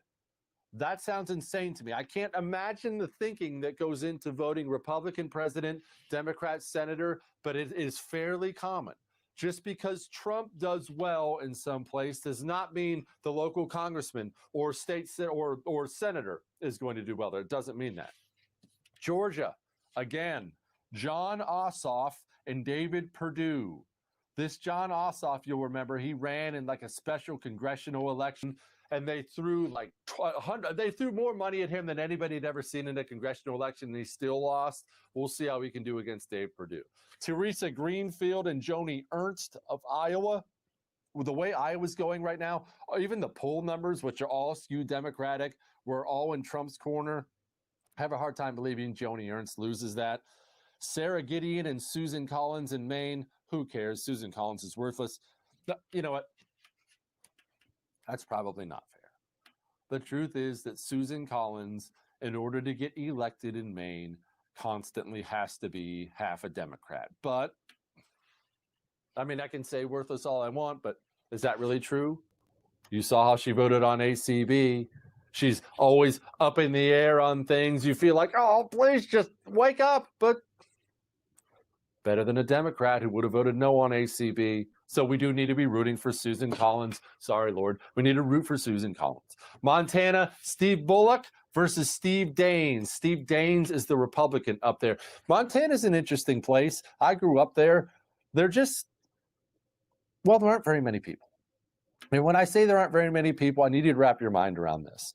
There's one congressman from Montana, and yet, like every other state, they have 2 United States senators. There just aren't a ton of people. It's a huge state. There aren't a ton of people. And it's not what you'd think. It is not blood red. Now, I would assume, having lived there, Montana's very red. There, it's a bunch of cattle ranchers. It's a bunch of hunters. It's a bunch of fishers. Everybody has a gun. And I mean, everybody has a gun. I'm sure it's not like this anymore. But when I was in high school, my friends and I, everyone had a gun rack in their vehicle, parked in the high school parking lot with a weapon in it. I'm sure this was the pre-school shooting era, so I'm sure it's not like that anymore. But that was just how we grew up. And so when I left Montana, I wasn't really into politics at all yet. I naturally assumed Montana was going to be hardcore Republican. It's not. Montana's very, very, very purple, maybe even borderline blue. One thing you can't do there is gun grab. You gun grab, gone. But other than that, Now, North Carolina, Tom Tillis and Cal Cunningham. Who knows? But I do know this. North Carolina is a swing state. Keep your eyes all night long on North Carolina, and we'll give you updates as we go along on North Carolina. Finally, South Carolina, Jamie Harrison and Lindsey Graham. We know which way South Carolina is going to go. Every time they try to throw a contender up against Lindsey Graham, because he's on TV all the time and it's easy to hate him, and they'll throw a bunch of money behind him. But the truth of the matter is this: they're not going to elect a Democrat statewide in the state of South Carolina. Not right now. Not going to happen. All right, we will be back with more. Give me a minute.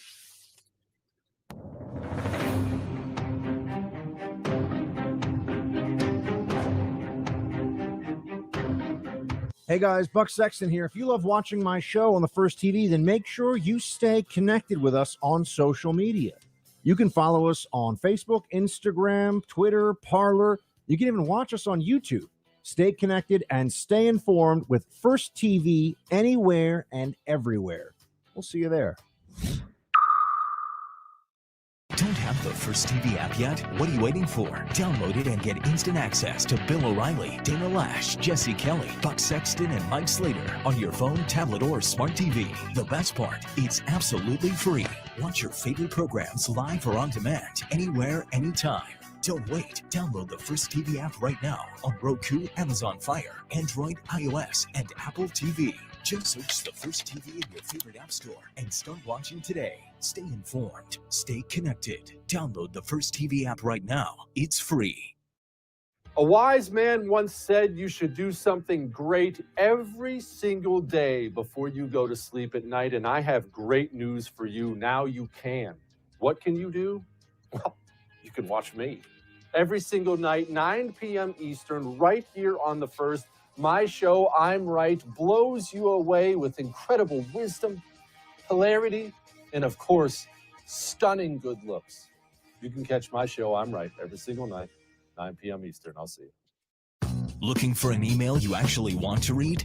We've got you covered. Sign up for the Up First newsletter only from The First. Every morning, we deliver the day's essential headlines and prepare you for what everyone will be talking about. Plus, you'll also get instant analysis and real facts, helping you cut through the liberal mainstream media spin. Don't wait. Sign up for the Up First newsletter right now at thefirsttv.com.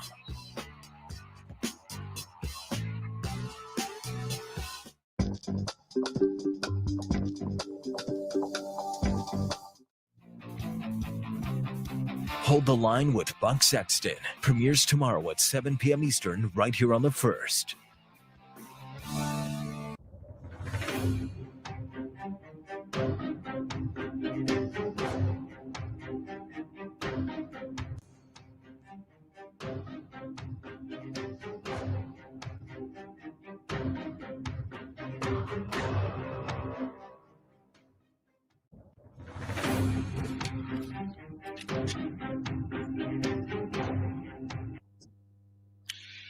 Welcome back to special election coverage right here on The First. Now, I fancy graphic for you to put up on TV. This is showing you the polls that are closing in a half an hour. Now, there's a lot of them. Hang on here. Let me read them for you if you just prefer to listen to the sultry sounds of my voice.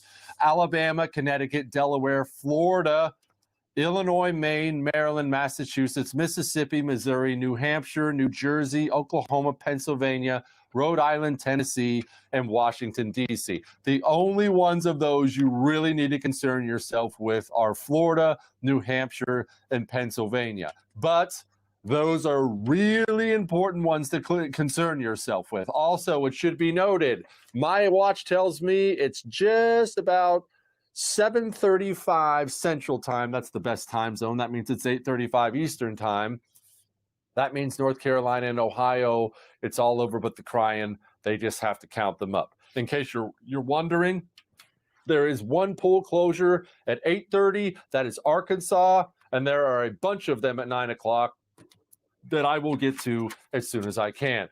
But let us go to the great Buck Sexton, who will now be co-hosting with me for the rest of the night. I have been carrying this show on my shoulders. My back hurts, but I mean, let me tell you what, Buck, I think we can safely assume that's going to be the best half hour of TV all night here on The First. I think that's no question, Jesse. Great to be joining you here from New York City, where we are preparing for the zombie apocalypse, also known as a Biden loss, and then the rioting that will ensue. And that's in New York, which is pretty funny, isn't it? I mean, how many Republicans are there even here? I think we're out registered about 8-1. I voted today. I got to tell you, didn't feel like a lot of Trump support in the room today with me in Hell's Kitchen in Manhattan. But if you look around, you've got all these boarded up windows and stores prepared for the apocalypse. So it feels right now like the apocalypse for Democrats, it's not nigh, but it's not too far off either, with a big Florida win called for Trump early on. So I'm happy about that.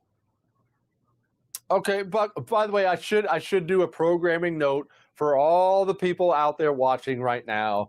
I was originally supposed to be nestled right in beside Buck in New York City. We were supposed to be doing this thing in person tonight. And just so you know, no, I didn't have too much whiskey and sleep in. I mean, I did, but that's another story entirely. I made my flight. I'm sitting on my plane ready to take off. And they said some fluid was leaking, like that's even important. They made us deplane, so now I have to do this remotely from Texas. I'm sorry, Buck, you don't get to be there and feel my aura. He can't hear you. He cannot hear you. Jesse, you're going to have to give me a sec here. Therefore, that Buck just dropped out. Therefore, that incredible joke I just made just crashed and burned live on national television on election night. I have no doubt that it's going to be a video that is going to be played time and time and time again. Now, all right, Jesse, I'm back. Sorry about that. New York, Soros stuff here. They're trying to cut me off. They will. The buck will not be denied. Sorry about that. Oh, I was just saying, look, Buck, can you remember, and I don't like to be myopic. I like to be, full of garbage, but I don't like to be myopic. Yeah.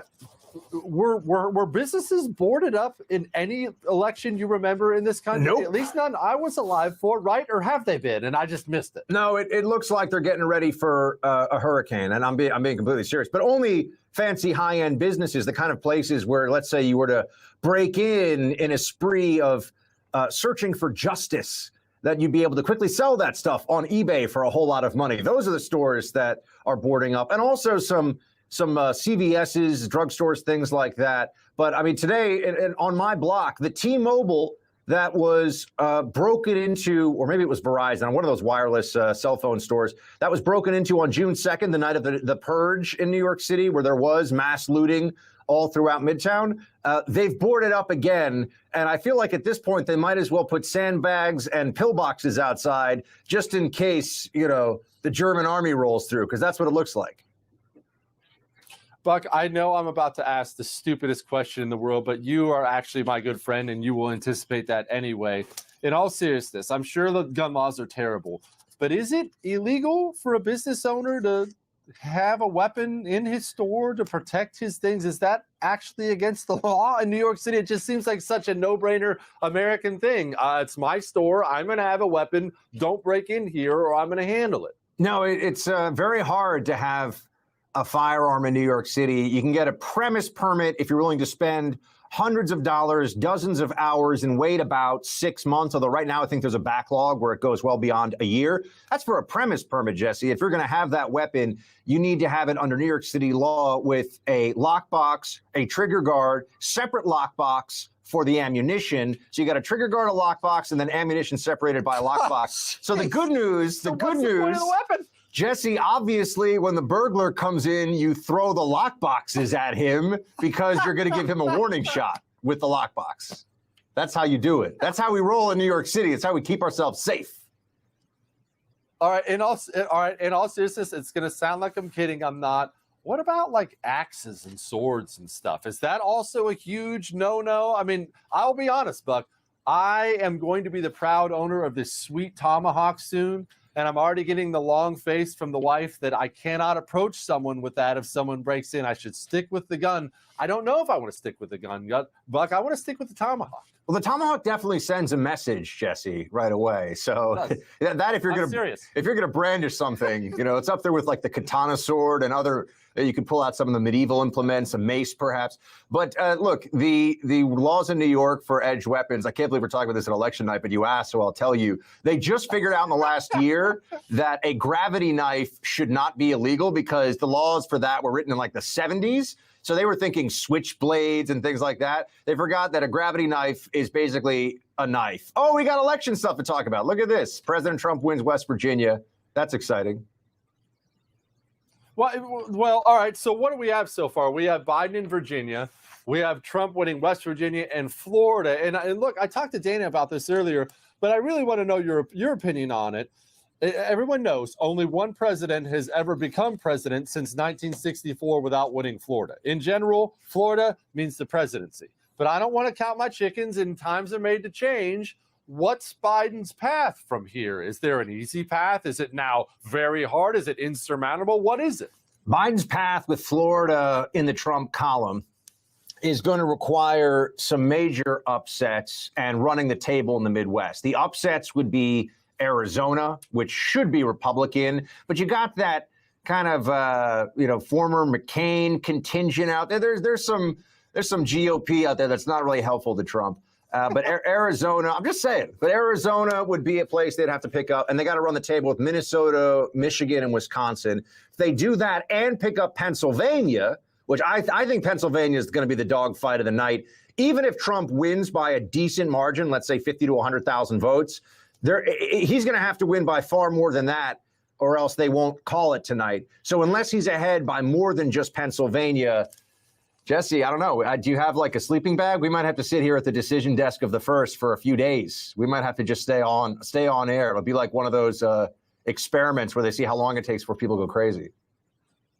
Buck, I'm going to tell you what I have here right now, okay? I have a cup of coffee. I have a cup of water to go with my cup of coffee, just so nobody thinks these are two different cups. I also have a cup. This is no joke. This is actual queso. Whenever you want to see that, I eat chips and queso in the break, and I am just about ready to send my production assistant to the store to buy something good like Jim Beam or something like that in case Trump wins it tonight. I'll stay here all the rest of my life with coffee, water, queso, and Jim Beam. I'm ready for the long haul. I'm pretty sure if you were stranded on a desert island and you just had that amount of queso there, based on the caloric content alone, you could last at least 30 to 60 days. That's all I need. All I need is that and ammo, Buck. Oh, by the way, I don't want to nerd out for everybody again, but we have a long night. I could tell stories if we want to tell stories. Do you remember this? We were talking about the axes and swords, and it made me think of something. And I know I'm going to screw parts of this story up, but the part of the story I love was there was a dude out there. And when I described to you what he was into, everybody's going to know exactly what he looks like. He ended up being like a heavy-set guy with a beard and wears like beanie caps. And he had a roommate who was a woman. Only the dude, it turns out, was one of these guys who does actual medieval sword and axe fighting, like role playing on the weekends as a hobby. He does only these guys are hardcore. They pad up and they go at it. And some dude broke in his apartment when she was there to attack her, and he attacked the dude with an axe and sent him to the hospital. Do you remember this story at all? This was like 6 months ago. It's my favorite story ever. I don't, but it sounds about right. So I got to defer to your knowledge of this particular news item. But I would tell you that there are medieval reenactors on the weekends, and then there are also people who are trying to bring back two-handed sword fighting as a sport, which is it's like fencing, but with more facial hair and testosterone. You know, it's a bit bigger, more intense. All right, this has been some high-level discussion. We are going to go to break, and we're going to find that story. Hang on.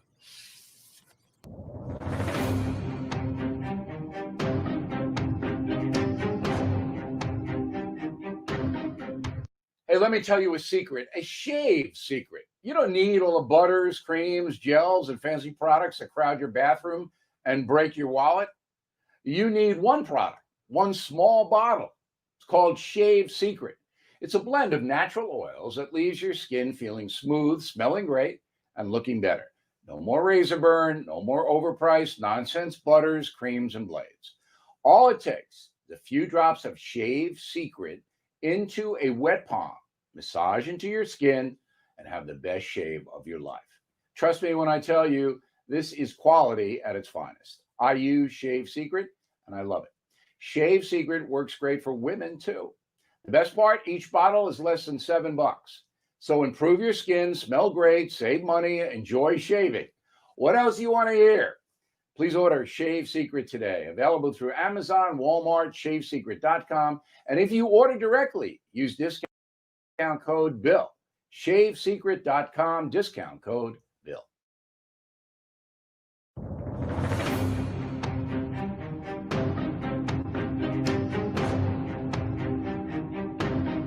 Hey guys, Dana Lash here, reminding you to download the First TV app right now. With the First TV app, you can watch my show, The Dana Show, live or on demand, anywhere, anytime. The First TV app is available on iOS, Android, Amazon, Fire, Roku, and now Apple TV. Just search for the First TV app in your favorite app store and download it today.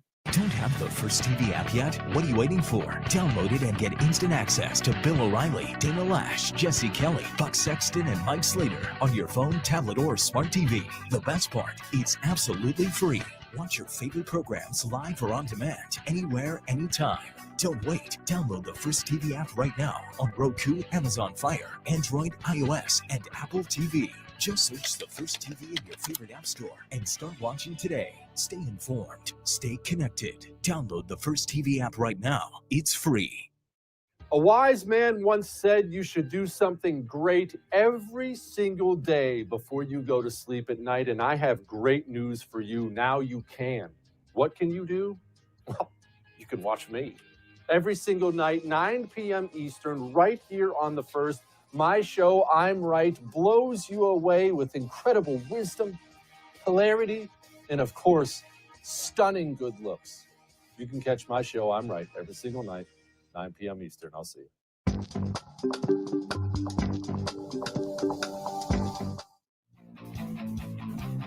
Hold the Line with Buck Sexton premieres tomorrow at 7 p.m. Eastern right here on The First.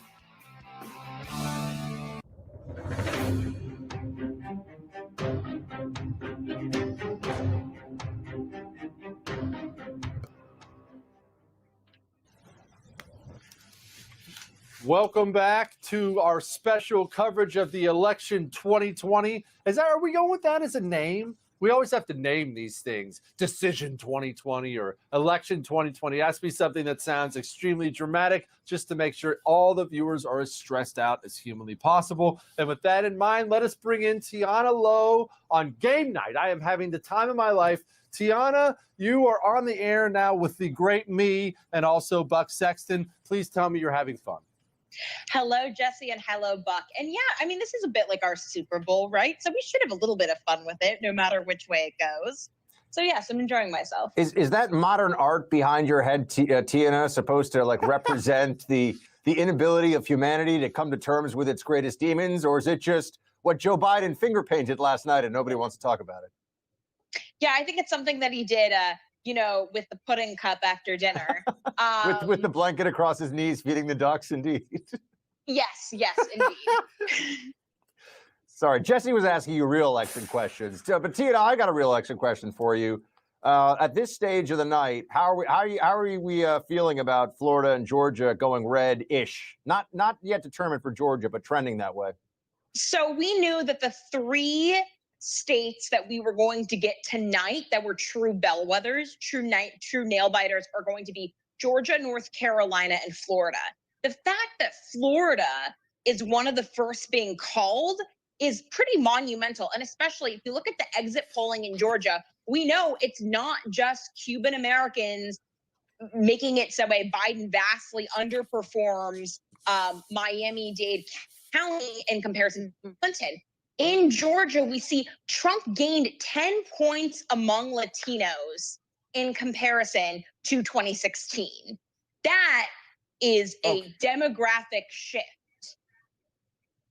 Okay, why? That's going to be the question everybody asks because, look, I have my own theories on it. I actually think it has a lot to do with race and how, but I'll go into that in a minute. Why? Because the outsider in general would look at that and say, I thought Trump was Mr. Build the Wall, Mexicans are rapists type thing. How could he be gaining with Hispanics? So why is he gaining with Hispanics? For starters, legal Hispanic immigrants don't have a problem with being tough on illegal immigration. I think that him dialing back the rhetoric about let's just, the Mexicans are not bringing their best, that was not very helpful. But, Trump was the one trying to say, I want to make a deal where we legalize all of the DACA recipients in exchange for a fairer immigration system that isn't so lottery-based. That was something that Trump wanted to do. And it was Pelosi that pulled the Lucy pulling the football from Charlie Brown time and time again whenever they came to the DACA legalization for the wall deal. But primarily, I think it just comes down to the economy. Prior to the pandemic, it was minorities and women who saw the greatest gains in their wages. You had the lowest Black unemployment in decades. And that was on top of the fact that you saw the lowest unemployment overall in half a century. And ultimately, voters vote with their pocketbooks.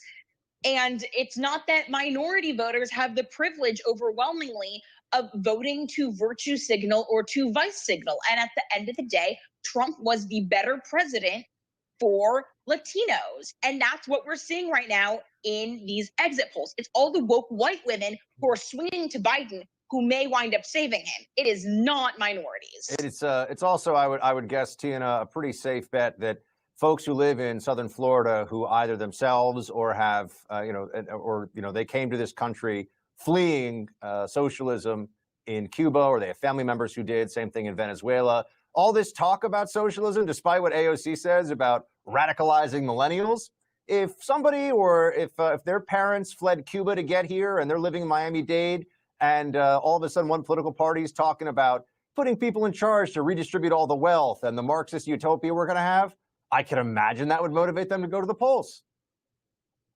Absolutely. I mean, Democrats are very lucky that Biden was the candidate, because as I was reiterating in February of this year, Biden is the only person who stood a chance against Trump. Simply because when you compared the Bernie versus Biden polling in Florida against Trump and head-to-head polling back in February, Biden was the only one who stood a chance. So it is remarkable that Biden is able to put Kamala Harris, who endorsed a Green New Deal that would effectively nationalize 40% of the American economy, on his ticket, and he still has a fighting chance. Really, I mean, if we look at this in a broader perspective, let's ignore the pandemic for just a second. Trump is the incumbent president who is presiding over a peacetime economy with the first real wage growth in a decade, with landmark unemployment and no new wars. That is a massive advantage. The fact that Biden did this well has in large part to do with, yes, media bias, but also a pandemic that highlighted Trump's temperament over his policy successes. Yeah, I would put But it still... No, go ahead. It still doesn't erase the fact that even if Biden is trying to hold the wall and say that he is a moderate, the rest of his party is not, and voters know that. And if you had a Cuban grandfather immigrant who described what communism was like, you will not vote for that again. Certainly hope not. Okay, so I don't. Here's what I'm unclear on when it comes to the Hispanic thing, and I'm starting to dwell on that. But look, I'm a border hawk freak, and I understand you guys may not be. I don't really care, but I am. And it sounds to me like Trump made, or in your opinion, Trump made, the devil's bargain, the same kind of thing George Bush used to do. The border hawks like me could never vote for somebody like Joe Biden because I know what he means. But Trump can kind of halfway at least attempt to hand out amnesty anyway and get the votes he needs. So it sounds like, once again, that's the smart play electorally, and you're not really ever going to get border hawk policies. Well, one of the issues with the Gang of Eight deal back during the Obama administration and the fears about that Republicans like Marco Rubio were selling out, it was that, what was the real concession? Could you depend on having a promise of enhanced border security 5 years down the line? Whereas a wall presented a physical promise that you can't just uproot out of the ground, right? With Trump, I don't think anyone has a problem with the idea of legalizing existing DACA recipients who either are in the military or have a job, people have proven they aren't quote unquote rapists and murderers, if you get lasting change. And the best thing that Trump did for immigration, no one really talks about it. It was changing the rules that we have, not just with the southern border, but with the northern triangle, to ensure that the immigrants from El Salvador, the immigrants from Nicaragua, couldn't just come and claim amnesty status after they were already in Mexico. When you are a refugee, when you're claiming actual asylum, you do not get to pick and choose which country you claim asylum in. However, Mexico never abided by that and said they allow these immigrants from the Northern Triangle to cruise through Mexico and then want to shack up in America. They get to America, they have their first hearing, and then they're let free, catch and release. Trump said no. And if we just maintain that, the wall isn't even what we need. We can legalize all the DACA immigrants and have them, as they already have sort of proven, they exist in the American framework. They have jobs, they pay taxes. The real key is making it so that way you can't just put a foot on American soil, claim refugee status, and go free. Because I'm from California, and I've seen what the result of that is. Yeah, the result is it's a blue state. So how does that change? I mean, well, I guess we don't need to go off on a huge immigration debate. how does that change with these DACA numbers? I'm okay. Like you said, someone's in the military or something like that. That's fine. But how many people are we talking about here? Because the concern is always demographics. Because even though Trump is doing better with Hispanics, if Trump doesn't have 51%, then if we legalize a whole bunch of them, that in general is not going to look good for the future of Republican politics. California proved they're not going to get amnesty and go, well, I guess I'm a Republican now. That didn't work out very well. So the key is making sure that you have the right incentive structure. The problem and the thing that Trump was right to hold the line on was not making it so that way you could say, oh, we'll legalize this round of 3 million. And then in a decade from now, we'll legalize the next round of 3 million, all just in the hopes that the concessions you get are crumbs. So Trump did a good job in ensuring that we didn't just hand the bill over to Nancy Pelosi and she got to write what we got in return.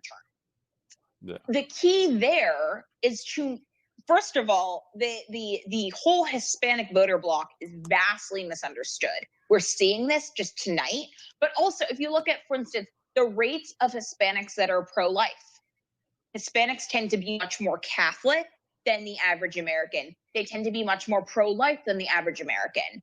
This is something that comes up very frequently whenever people talk about, oh, if we just make DC and Puerto Rico a state, we'll get 4 Democratic senators. Yeah, you'll get 2 from DC. You will not necessarily get 2 Democratic senators from Puerto Rico. A lot of these Latino cultures are way up, but the governor of Puerto Rico is a Republican. Yeah. The one state, so it's not a state representative, it's like a state delegate in Congress, is a Republican. Because culturally, these are demographics, they will not abide to woke culture. They do not, where we see wokeness among Latinos tend to be among urban elites who have all been socialized into the university system. But they do tend to Not like big government a whole lot. I mean, Puerto Rico, a third of the island is on Medicaid. So, I mean, the big government side of it, the Democrat Party, is where you're going to have a big problem with legalizing the. Jesse, how many do you think it is? The number I know officially is, I think, 11.7 million now, which Border Patrol, when I asked them on multiple trips to the border, says is laughably low. More like 15 to 20 million is the expectation that they have there'd be an actual all-out amnesty. DACA might be smaller. DAPA was supposed to be in addition to DACA. Remember the parents? That was the Obama administration's plan. That got to 5 million. And just remember that when Reagan gave an amnesty back in the 80s, I think it was 86, they were still challenging people who claimed they should have been covered under that amnesty into the 2000s. We're still going to court saying, I'm covered under the Reagan amnesty. So I worry a little bit about it. But remember the last time around, we were told when Romney lost in 2012, that it was all because the Republican Party hadn't courted the Hispanic vote effectively and could never win again until they did. And then Trump won in 2016. So once again, the prognostication seemed to change over time. Are you thinking, Tiana, this is going to be a game changer in, say, any of the states that are going to be decided later on tonight out west? Absolutely. So this election, so long as seemingly safe-ish states like Georgia, North Carolina, those don't get thrown, this election has always come down to 2 states, Pennsylvania and Arizona. Pennsylvania, I'm not sure.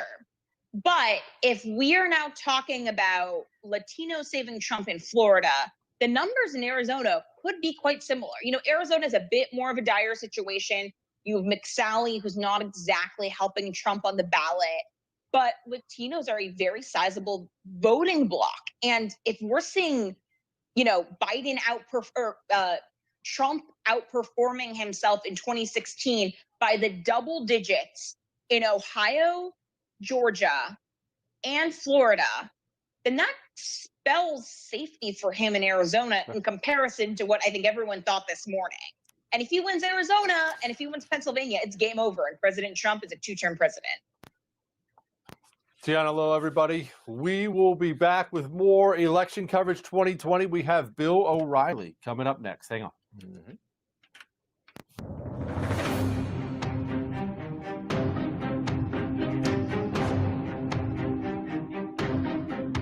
Investors seeking steady cash flow, ready to diversify? Have you considered a proven real estate investment fund? NRIA has grown to be one of the nation's leading specialists and offers 10% annualized monthly payouts with bonuses targeted at 18 to 21%. That's right. You could receive steady 10% monthly payments with bonuses. As their slogan says, They specialize in realty investing done right. You can even use your 401k or IRA to invest. NRIA's 15-year track record and $1.2 billion in new construction development backs you. So learn how you can invest in this hard asset real estate cash flow fund today and receive 10% annualized monthly payouts with bonuses. This is something savvy investors should research and consider. Please call now, 201-210-2727, 201-210-2727, or visit nria.net. An offer to buy or sell any security is made by our private placement memorandum. Read it first. Past performance is no guarantee of future results. Results are annualized. National is a real estate development firm. See us at nria.net.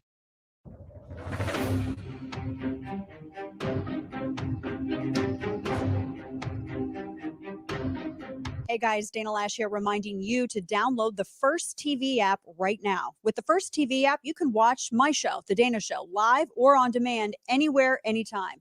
The First TV app is available on iOS, Android, Amazon, Fire, Roku, and now Apple TV. Just search for the First TV app in your favorite app store and download it today. Don't have the First TV app yet? What are you waiting for? Download it and get instant access to Bill O'Reilly, Dana Lash, Jesse Kelly, Buck Sexton, and Mike Slater on your phone, tablet, or smart TV. The best part, it's absolutely free. Watch your favorite programs live or on demand, anywhere, anytime. Don't wait. Download the First TV app right now on Roku, Amazon Fire, Android, iOS, and Apple TV. Just search the First TV in your favorite app store and start watching today. Stay informed. Stay connected. Download the First TV app right now. It's free. A wise man once said you should do something great every single day before you go to sleep at night, and I have great news for you. Now you can. What can you do? Well, you can watch me. Every single night, 9 p.m. Eastern, right here on The First. My show, I'm Right, blows you away with incredible wisdom, hilarity, and of course, stunning good looks. You can catch my show, I'm Right, every single night, 9 p.m. Eastern. I'll see you.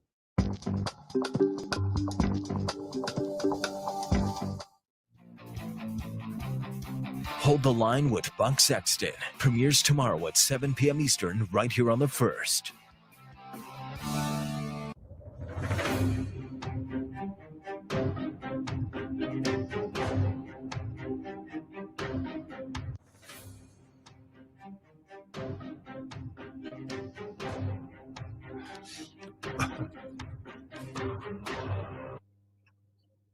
I lied. I'm a huge liar. I said Virginia was going for Biden, and then I started getting word they might rescind it for Biden, and then I got word that that's not true, and now I'm getting word that it might be true. Buck, before we go to Dana last year, what is happening in Virginia? I thought Virginia was officially lost. I mean, I lived in D.C., and D.C. feels like an appendage of Northern Virginia, or maybe Northern Virginia is an appendage of D.C., so my expectation is that that's a place that we wouldn't even be talking about tonight. It's really been flipped. I mean, it's solid blue now. Okay, well, while everybody's busy being happy about Virginia, or at least being happy maybe we're going to overperform there, Texas, as of right now, there's a lot to go. Don't freak out, everybody. Texas is looking awfully blue at this point in time. Now, Buck, I'm in Texas. I've been hearing this for a long time. Texas is going to go blue. Too many Californians. Texas is going to go blue. And I'll be honest, I've always been pretty dismissive of it. You don't think that's tonight, do you? Tell me you don't think that's tonight. No, and it would be really upsetting because Beto O'Rourke himself was out there stumping, saying that Texas was going to flip blue. And if that guy turns out to be the prophet of GOP doom, it'll be the one chapter of this story that nobody saw coming, and that I think we just don't deserve. That's too much to bear. Look, if Texas flips blue, my friend, we're going to tell them they have to be their own country again. We're cutting them off from the rest of the union, because what's the point? All right, joining us now, give us some quick updates and some wisdom, Dana Lash, really quickly. Dana, I'm looking. Texas isn't going blue. Dana, help. Yeah, make us feel better. Buck, I will physically fight you. I will come to New York and fight you. You can't kick us out. We will leave, but you can't kick us out. That's we have fair. our own gold reserve. For crying out loud, we have the Rangers, the actual Texas Rangers. Anyway, No, Texas is not going to go red. It's not going to go red. I know that we have a lot of Californians that are moving in, but they have not fully succeeded and achieved the same blueprint that they were able to do in Colorado after 63 years of Republican administration. They flipped it in 2 election cycles. That's not going to happen in Texas. However, that doesn't mean people should be apathetic. The biggest thing that affects Republicans in Texas is Republicans in Texas. The biggest obstacle for Republicans in Texas is Republicans in Texas not going to vote. Texas always has low turnout, record low turnout for the nation. It was like that in 2016 and the elections before that. Now, turnout has been incredibly high as it relates to early voting, Jesse, and I was one of those early voters, and even with some absentee voting. And today it was still pretty high, but I actually know there are some, I think, some conservatives that we know of who didn't vote, and I think they should be publicly flogged. That being said, no, it is not going to go red, but it's going to be a lot closer than it has previously. But no, it's not going to go red. What do you attribute that to, Dana, other than you said turnout, obviously, on the GOP side? But you mentioned the dynamic. I know from I've got a brother who lives in Austin now, and he says that Austin has become well, he says the food's really good, but he says that Austin has become effectively a colony of LA. The food's great in jail. Prisoners say that. The foods can be good in jail, but yeah, it's no. I'm sorry, Buck. Finish your question. No, the question was just what else is turning Texas blue? What are the factors that we're seeing that is making it even Dana, for a New Yorker? I mean, I stood in line today and voted in New York, which we all know is a giant waste of time for a Republican, but I do it anyway. When we start hearing that Texas is even threatened, then we really start wondering about buying some land in, I don't know, Newfoundland or Costa Rica or you name it.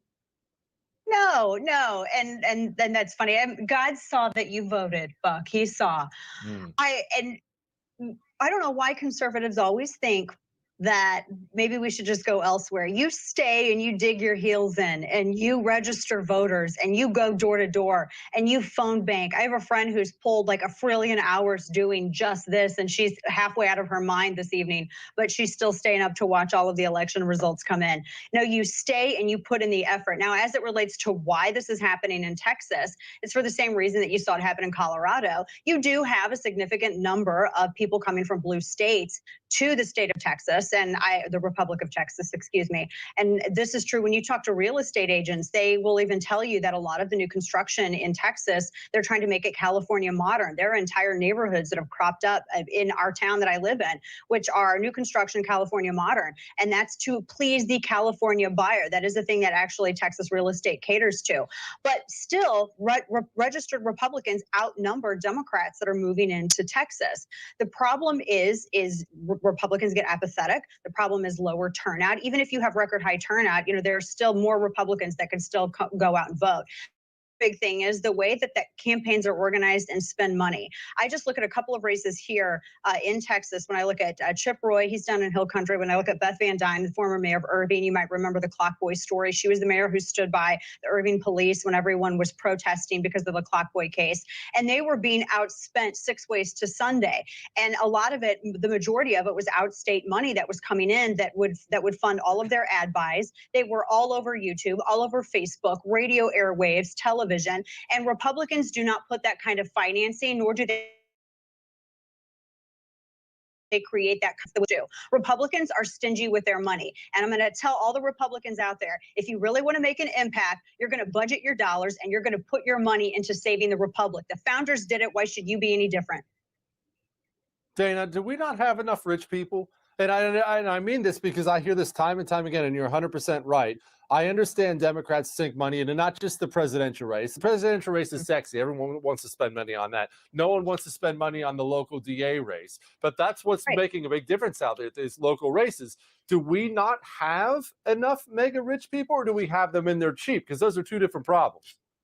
No, we have them, and not enough of them spend their money on the correct things. I'm so tired of hearing that there was more money given to another think tank. I could care less about a think tank. We have infinity times the number of think tanks that we should.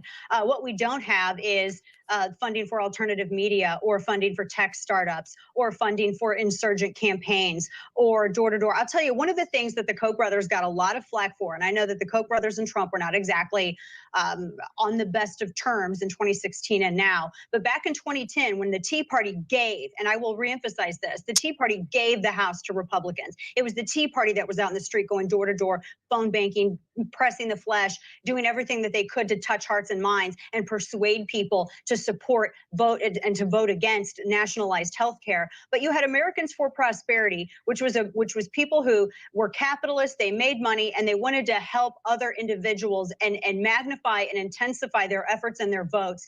And they actually did some really, really good things. And it wasn't even to the extent that you see some of the Soros and the Tides and that foundation and the Act Blue and all of these other Democrat organizations and PACs that pop up.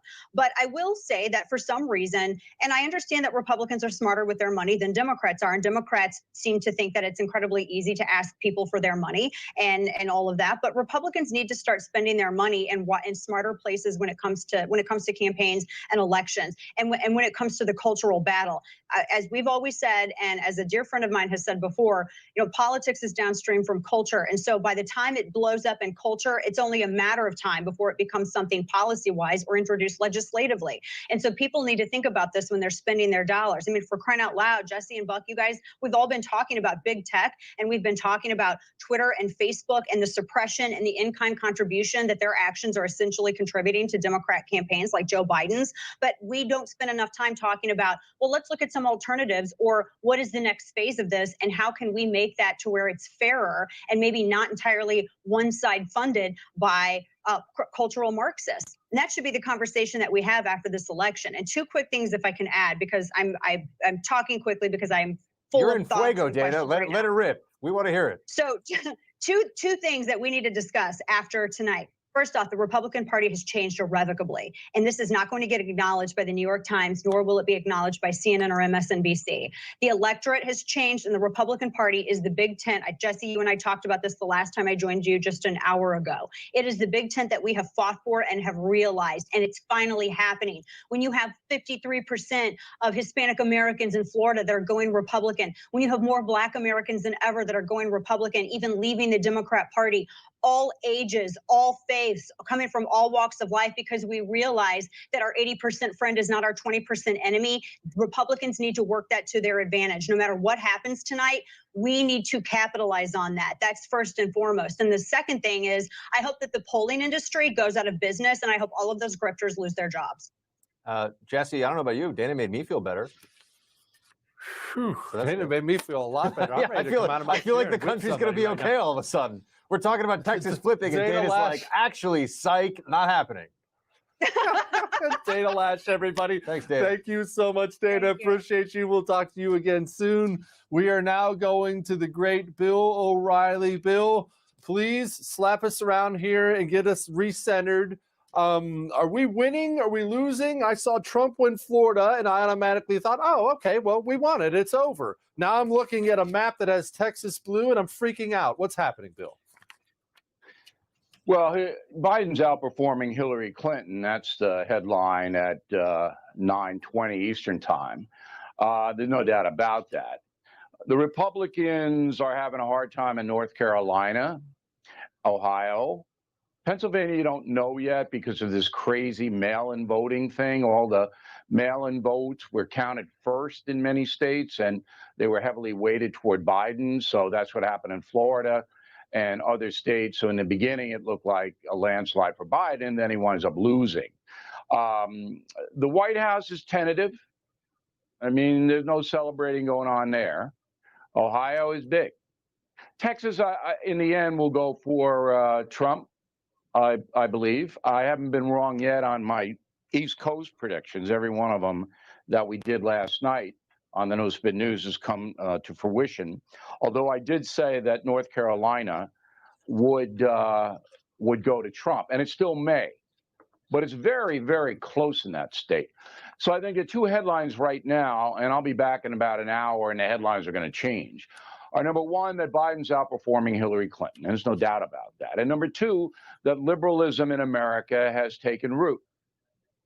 Because if you're going to vote for the Democratic ticket, you're basically throwing moderation away. They're not a moderate ticket. It's not a moderate party. Now, a lot of people don't know that. They don't pay attention. They're not smart enough to grasp it, but enough people are. And so they're basically saying, yeah, COVID, and that's the obvious thing that's changed everything this time around. If there were no COVID, Trump would have easily defeated Joe Biden just on economics. But there is COVID. And a lot of people, particularly women, are scared of COVID, and they don't much like Trump anyway. Bill, they don't is like there his one style. state? Bill, is there one state you're looking at that if it were to go, clearly it wouldn't be the decider in the sense that he'd be at the 270 that Trump would need to win, but that you feel like that would? What do you view as the tipping point that's still out there right now? Is it Pennsylvania? Is it Ohio? Well, Pennsylvania, let's put off because both We're not gonna candidates know. need that. But if the president loses North Carolina and or Ohio, it's over. We can all go to bed. Because those are the folks. And so the folks in Michigan and Wisconsin aren't any different than the folks in Ohio. North Carolina, a little bit of cultural difference. It's in the South, but not much. And so if Donald Trump loses Ohio with a Republican governor, a Republican establishment, and a pretty good margin of victory last time around, if he loses that state, I can't see how he's going to win Michigan, Wisconsin. And they were hoping for an upset in Minnesota, which I don't think is going to happen. So North Carolina and Ohio, their counts are well underway. Pennsylvania's coming up behind it. Pennsylvania, the western part of that state will be counted last, and I think they're going to go for Trump. So I'm more concerned right now if you're a Republican, and I did tell everybody I was voting for the Trump ticket because I believe that the Biden ticket's going to hurt every single American in this country. And sometimes people have to learn the hard way. Do you think some Biden pollsters? wins, we're all going to learn the hard way.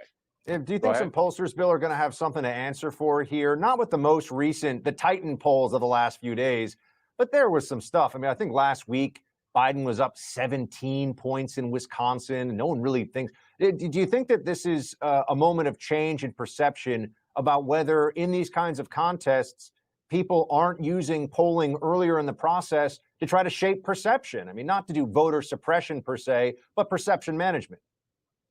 Well, I said on the No Spin News that if the polls are that off, that watchdog groups should sue the polling companies for fraud. So the New York Times today said that Biden had a 90% chance of winning Florida. 90%. This is the New York Times today. And, you're going, all right, well, look, we know you don't care about the truth. You don't care about facts. You just are in business to promote progressive causes. You have to know that. But to that kind of a level, it's embarrassing. But I think if Biden wins, the pollsters are going to get away with it again. They got away with it 4 years ago. I think most of them are going to get away with it again. And unfortunate, because I don't think most of them are honest. I think they take the money from the corporate masters. The universities do their polling to basically please the deans and the people in charge, and they're not telling you the truth. Bill, what is North Carolina? I don't think people realize how huge North Carolina is. Pennsylvania is 20 electoral college votes. Ohio is 18, and these are viewed as the hugest states. North Carolina is 15. That's gigantic. What are they? Are they old people, young people, black, white, Hispanic? What is North Carolina? Well, the problem in North Carolina is that everybody's fleeing New York and New Jersey and some of the New England states. They're either going to Florida or North Carolina. So you've had this enormous influx of liberal people down, and that's what happened to Arizona and Nevada from California. So North Carolina, the traditional people who live there are being overwhelmed by new people coming from the north and foreign nationals who go to North Carolina in the big cities like Charlotte and Durham to work in the service industries. So the combination has strengthened the Democratic Party. They control the state government there, Democrats. And I was hoping that Tillis would win the Senate seat there. He still might. It's close. But North Carolina is not what it used to be as far as the demographics are concerned. But the message in North Carolina is these are working people. And they're buying into the fact that the new Democratic administration isn't going to tax them up to here. I just don't understand that. Because you got to know what's coming. Your wallet's going to be a lot lighter if Biden wins tonight. Now, Bill, I know this is kind of a secondary. Bill, sorry, but Jesse, go ahead. No, go ahead. No, I want you to psychologize that for me, because it is about enough to make me want to strangle somebody. I mean, we're seeing it happen here in Texas. We see it happen over and over again of people leaving their state where Democrats have turned it into a hellhole and still voting for Democrats. Is this just that people don't take personal accountability ever thing? How do you leave? How do you flee California and go to Texas and think, oh, I'm going to vote for a Democrat again? Are you a moron? I don't understand that way of thinking at all. Well, zealotry and ideology are very deeply ingrained in people. That's number one. And number two, people don't want to admit they made a mistake. All right, so they don't want to admit, well, you know, my whole life I've been left, and left screwed up L.A., San Francisco, and the entire state of California, so I'm getting the hell out of here, go to Texas where I can make a lot more money. But I'm still a liberal. I still want the underdog to get, you know, all the advantages. And that's what liberalism basically is, to elevate people who don't have as much as most Americans have. That's what liberalism is, getting the underdog a leg up, all right? So it's not a matter of thinking rationally. It's all emotion. That's what this election's all about. That's why I brought COVID in. So people are going, well, I don't really like Trump's style. He tweets, he's crude, you know, and then COVID, he didn't do anything about it. And I'm going, well, look what's going on in Europe. Could anybody do anything about COVID? And the answer is no. But that's rational, right? And what you see is many, many people, perhaps most in America, voting on emotion. Both ways. Conservatives vote emotion too. Bill, I've seen a couple of stories that are playing out tonight, and I know this is a bit secondary because we're still waiting to see some of these big states, how they shake out, and also obviously who's going to win control of the Senate as well as the presidency. But money in politics, there's just two stories that jumped out early at me. I wanted your take on it. We always hear from the left about, you know, about how money controls things. There's dark money in politics, outside money because of Citizens United. They always, and then they throw tremendous amounts of money at things like, for example, trying to beat Mitch McConnell, or as Jesse likes to call him, Cocaine Mitch, in Kentucky. I think they spent $75 million in that Senate race, and Mitch McConnell still won. Mike Bloomberg, just because he felt like it, it's a rounding error for him, I guess, spending $100 million in Florida, looks like Trump has got that one in the bag. Are we ever going to stop hearing about how somehow Republicans have secret money piles that win them elections and how that's all that matters? Or is this just a talking point that won't die? Well, Lindsey Graham's going to win in South Carolina. So the money stuff is, you know, it's important to get people recognition. If you have a lot of money, then people can find out who you are quicker. But I don't think that's the big story in this election tonight. I think the corrupt media does so much damage to the conservative movement in America by just lying about it. And I feel bad for Donald Trump. I mean, I wrote a history book on him, and I've known him for more than 30 years. And what he went through with them ginning up this Russian collusion bull and the impeachment thing was just disgraceful. You know, I feel bad for the man, but I didn't think that he reacted in a way that helped him many times. That he was involved with petty feuds. He got too over the top. And women are going to be the ones that defeat Trump. If he loses tonight, he'll win the man vote, the male vote. But I know he's going to lose the women vote, but I don't know by how much. But that will tell the tale. And when I speak to the president, I always say, look, if you show a little vulnerability and you soften it up a little, that's going to help you. I know you're a warrior and you have to be. I understand that. But just once in a while. And he didn't do it. Can he do it, Bill? I mean, I feel like Donald Trump is he's at the point. Well, he's in his 70s. He's a billionaire. He's president of the United States of America. I mean, when you reach that level of success, maybe you don't even listen to Bill O'Reilly when he tells you to do something. Maybe you think, I'm he fine. Obviously doesn't. He obviously doesn't. I gave him the best line, and I would do this for any president, by the way. I've interviewed 7 of them, and when a president calls me up and asks me a question, I answer it. So before the first debate, and I'm saying this for the first time publicly on the first, he called me up. We were discussing the debate. I said, I'm going to give you a line.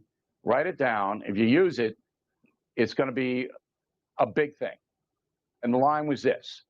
He turns to the former vice president on the stage and says, if you were a professional athlete, would you kneel during the national anthem? That was it. Now, Biden would not know how to answer that question. He'd have a okay? committee. He'd hold a committee, Bill. It's a simple question, and that would have dominated. Yeah. That question would have dominated that debate. Would have taken all this sting away from him, from Trump. He'd He hold didn't ask it. a committee of experts to bring in to look at the constitutionality of kneeling, just like packing the Supreme Court.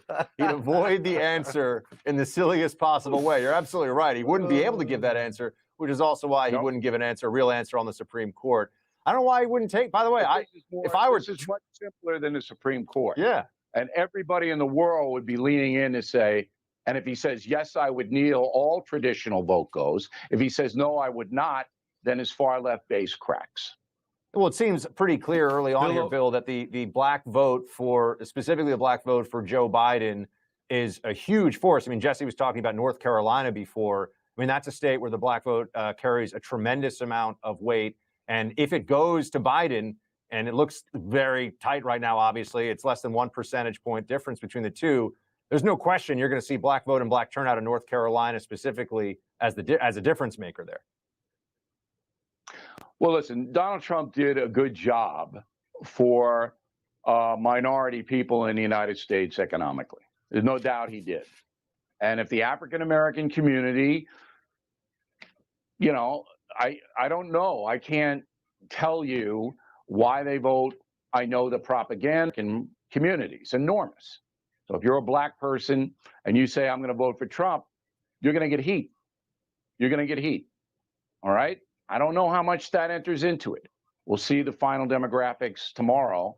But you're right. North Carolina is a sizable African-American population. And if they had gone for Trump to the tune of 15%, he wouldn't be struggling in that state right now. Yeah. Bill O'Reilly, everybody. He will be back to join us again in about an hour. Thank you, Bill. Appreciate you very much. Thanks, Bill. All right. We're taking a break. Be right back.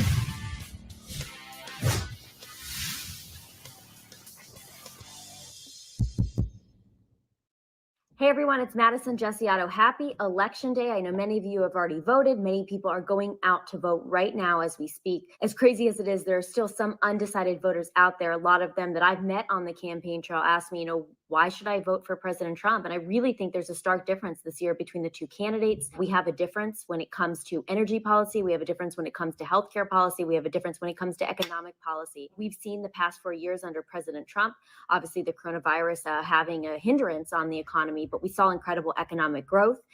We saw America First policies when it came to the border, when it came to combating the opioid epidemic, when it came to combating human trafficking. We've seen proactive measures taken by the administration when it comes to criminal justice reform, when it comes to the funding of HBCUs, when it comes to really reaching out and supporting communities that have been taken for granted by the Democratic Party for so long. So there are many, many reasons, and the list, of course, goes on. But the reality is that you have a choice between, a prosperous American future and more of the same. More of what we saw for 47 years with Joe Biden in Delaware, more of what we saw for many years with, both Republicans and Democrats in Congress who were elected, made all the promises and didn't keep them. President Trump has been a man of his word, and today's going to be a crucial election for the future of our nation. Of course, what state should we really be looking out for when we're looking at that board, looking at that map tonight? Pennsylvania is going to be a huge and critical state in this election. It's going to be one, obviously, that the president definitely wants to maintain. He won that state in 2016 against, the odds. Many people said he wasn't going to win. They said Hillary Clinton was up in the polls. President Trump took Pennsylvania in 2016. I think he may take Pennsylvania again tonight. We're going to be looking at Michigan. We're going to be looking at Wisconsin. And of course, we're going to be looking at North Carolina. This is a state that many saw as a stronghold for the president. I think he will win North Carolina, but this is a closer and tighter race than expected. The president, I think, is sure to take Ohio. He's going to take Florida, and another toss-up state to look for is Arizona. So keep an eye on many of those swing states, and happy Election Day, everybody.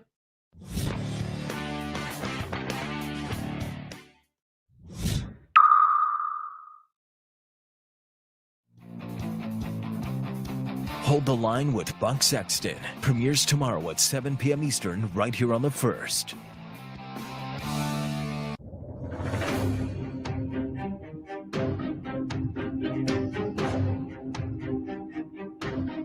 Bill O'Reilly is back on TV and only on The First. Watch Bill O'Reilly's No Spin News every weeknight at 8 p.m. Eastern. Now more than ever, you need real facts without the spin. Bill O'Reilly's No Spin News tonight at 8 p.m. Eastern right here on The First. Looking for an email you actually want to read?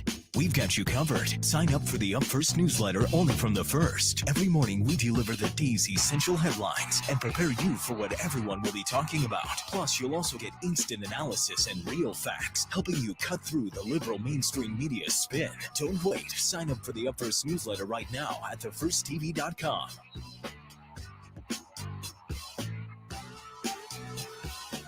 I'm about to blow you away with something. There's something brand new out there. I just discovered it today. It's called social media.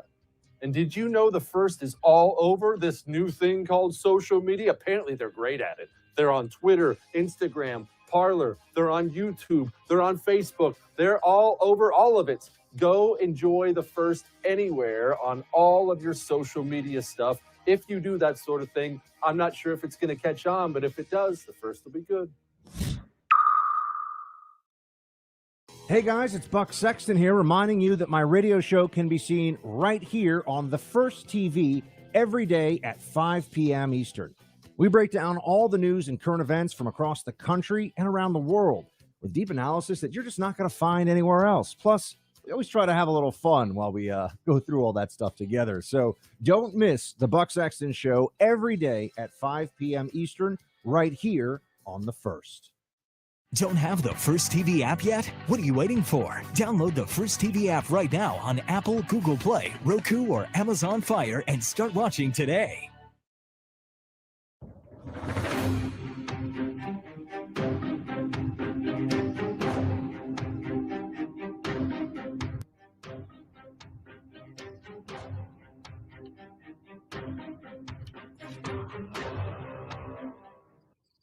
Well, Buck, I'll be honest with you. Going into the night, obviously, you and I talked. I was excited. I was feeling strong for Trump, but I was feeling like, what if we're not going to get results? What if this whole thing's going to be a huge loser for us? We now have Virginia way too close to call. We have North Carolina very close. We have Texas very close. We have Ohio very close. I mean, man, if all those states break one direction, Biden, or one direction, Trump, it's over. Yeah, that's all she wrote. I've been really thinking that Pennsylvania would be the nail biter all along, and that still could be the case. And in fact, I'm not sure that we're even going to know. You know, somebody might win the presidency tonight, but we still might not know how Pennsylvania shakes out for a few days. But yeah, I mean, Texas and Virginia at this stage, with as much as they've already had called in or tabulated in terms of voting. No, look, this is why it's so fun to make predictions at our business, Jesse, because everyone's so catastrophically wrong all the time that, you know, why not? You're like the guy standing up in the bar who's throwing a dart at the board, eyes closed, 50 feet away. You hit a bullseye, you're a hero. You hit some guy in the shoulder on the way into the bathroom, those are the breaks. What I mean, people want. I'm sure. Please tell me if I'm wrong. But I'm sure it's happened to you too over the past, especially the past 2 or 3 days.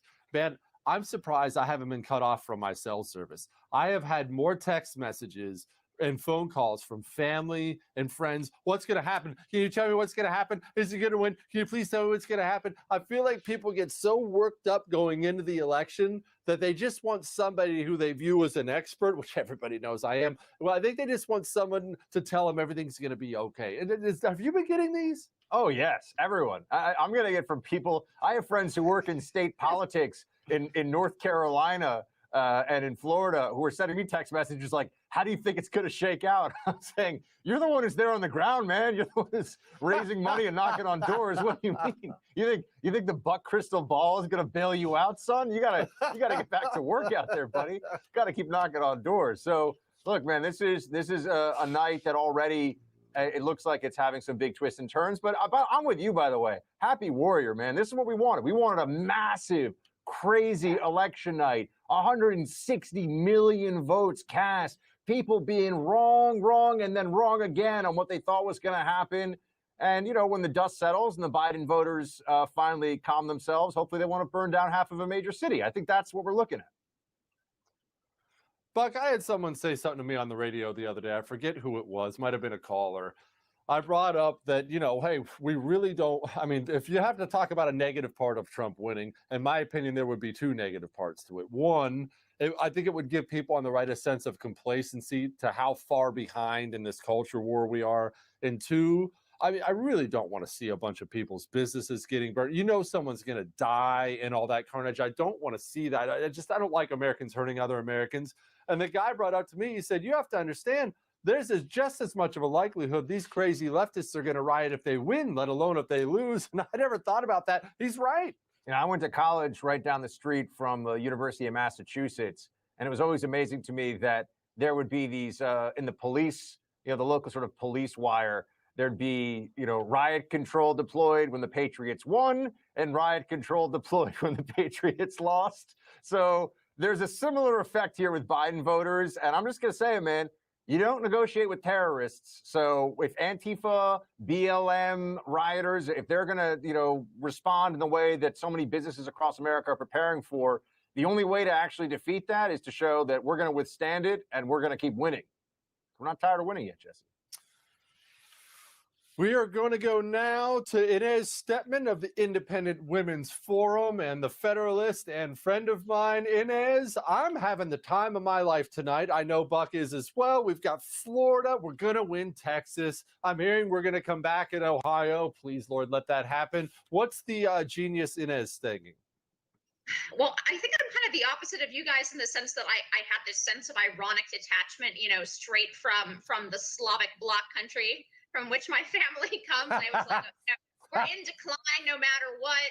It doesn't really matter who wins the election that much. Like, yes, I'd prefer Trump to win, but it's so I felt I had a certain detachment about the whole thing. And here I am on election night, like pacing my apartment, which is, by the way, not quite yet flame lit. We're hoping that that won't be the case here in Washington, D.C., but no guarantees, as with anything else in this election, that we won't be watching the results with one eye out the window to watch the bonfires. Inez, important safety tip: just make a banner that says "Silence is violence" and hang that out your window, and you're good to go. Then the violence will bypass you and go to the next door down. So I want to help you out with that one, and also want to ask you what we're seeing in some of these Senate races. We got a big one out in Colorado. I brought up before. Cocaine Mitch. I call him that too, Jesse, by the way. Cocaine Mitch successful. Oh, here we go. Trump wins Kansas. That's exciting. We knew Kansas was going to be good, but it's always nice. What do we think? So some of these Senate races, I mean, just in general, I think the reason this has been so chaotic, and we've seen these walkbacks with Virginia, and we've seen like ridiculous sort of numbers that don't really make a lot of sense in terms of any of the narratives that any of us were going into this election with. Like, so for example, yes, we're seeing Joe Biden overperform in the suburbs, for example, in Florida, but not by the margins that people were expecting. We're seeing a huge swing in the Hispanic vote in Florida and Georgia that I think this degree of swing was not being predicted. So just to say something up front, because of the early voting, because results coming in are sort of more of an art than a science anyway, predicting from not 100% results coming in, but they're especially more of an art than a science, and it's more like Jackson Pollock kind of art in terms of predicting where these states are going as results come in, because we don't know what the balance of these different types of voting that have been going on in some states for weeks is actually going to be. But that being said, I do think that swing I talked about in Florida and in Georgia is looking like, at least from the initial exit poll results among Hispanic voters, probably bodes well for the Senate race in Arizona. Obviously, it bodes well for the Senate race in Georgia itself, 2 Senate races in Georgia itself. But it bodes well also generally for Trump in Arizona and for the Senate race there. Those are all states that have pretty large suburban populations, right? And that was supposed to be good for Biden. and they also have large Hispanic populations, also supposed to be good for Biden. If both of those indicators are not as good as expected for Biden, then we might very well see something like a relative upset in Arizona, where polls have been tightening. So that's one point I'd make about the Senate races. And give me the stoic Soviet bloc mentality on if Trump loses tonight, and he still could, he still easily could. Everybody, I know we have Florida. Trump could easily still lose this race. If Trump loses, why did he lose?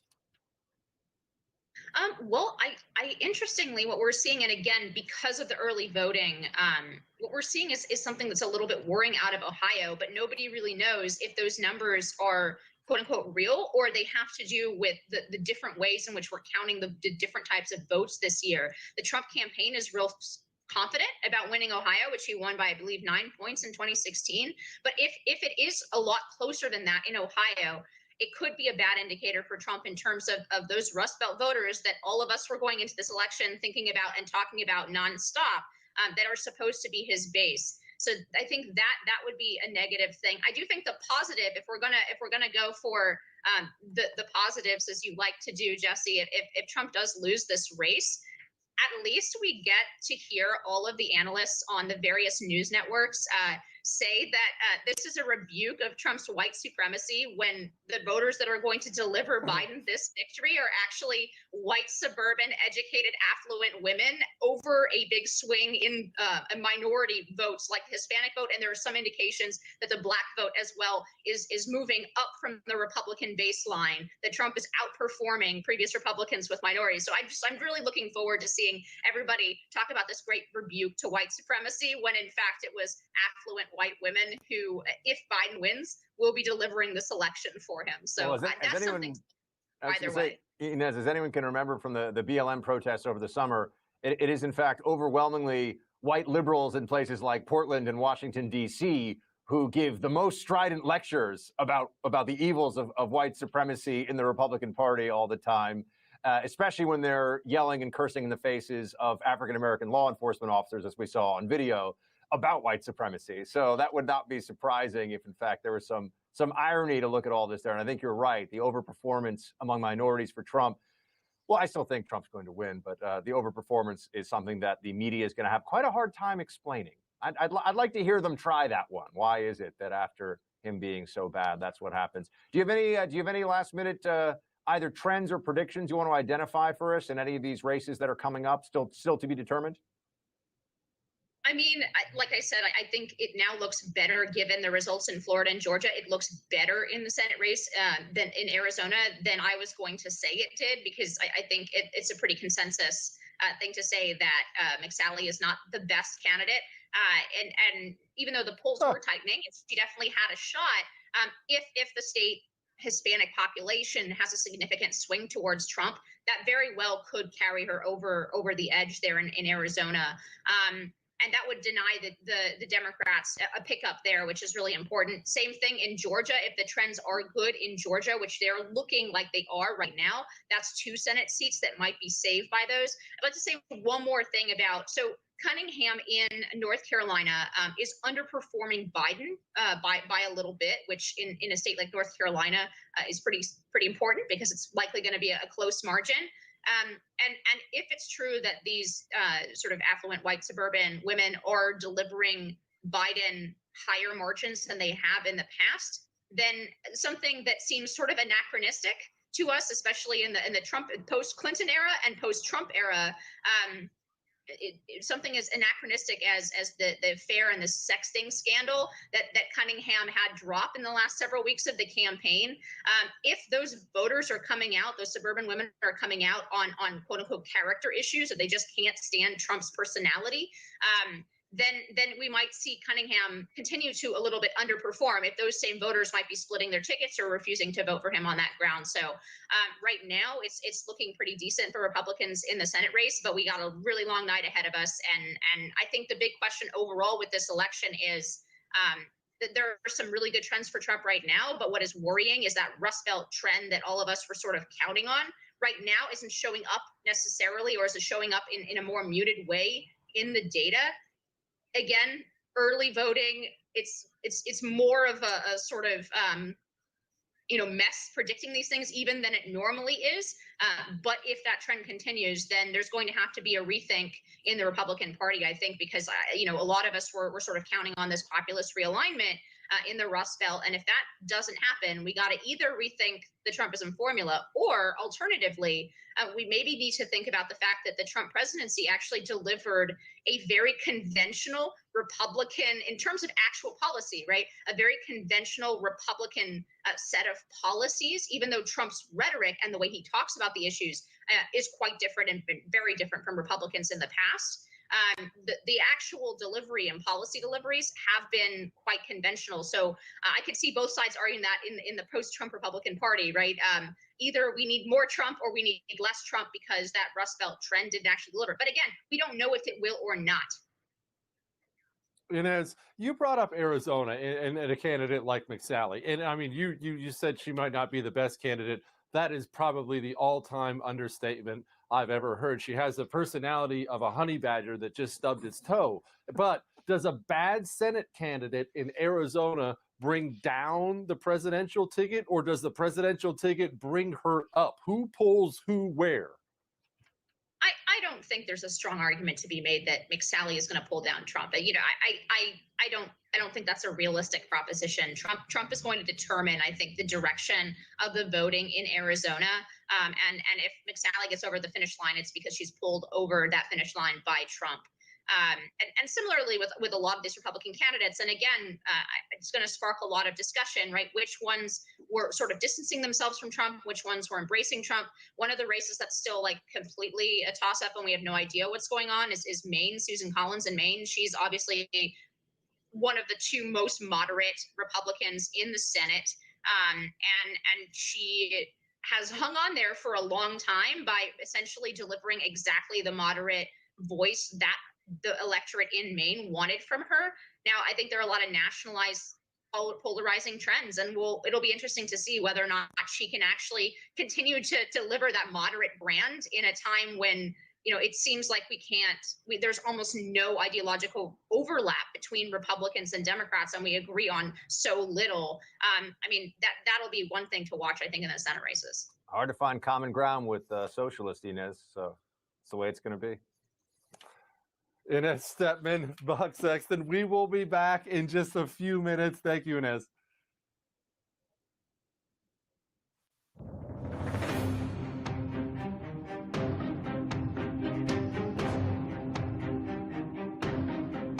Investors seeking steady cash flow, ready to diversify? Have you considered a proven real estate investment fund? NRIA has grown to be one of the nation's leading specialists and offers 10% annualized monthly payouts with bonuses targeted at 18 to 21%. That's right. You could receive steady 10% monthly payments with bonuses. As their slogan says, they specialize in realty investing done right. You can even use your 401k or IRA to invest. NRIA's 15-year track record and $1.2 billion in new construction development backs you. So learn how you can invest in this hard asset real estate cash flow fund today and receive 10% annualized monthly payouts with bonuses. This is something savvy investors should research and consider. Please call now, 201-210-2727, 201-210-2727, or visit nria.net. An offer to buy or sell any security is made by our private placement memorandum. Read it first. Past performance is no guarantee of future results. Results are annualized. National is a real estate development firm. See us at nria.net.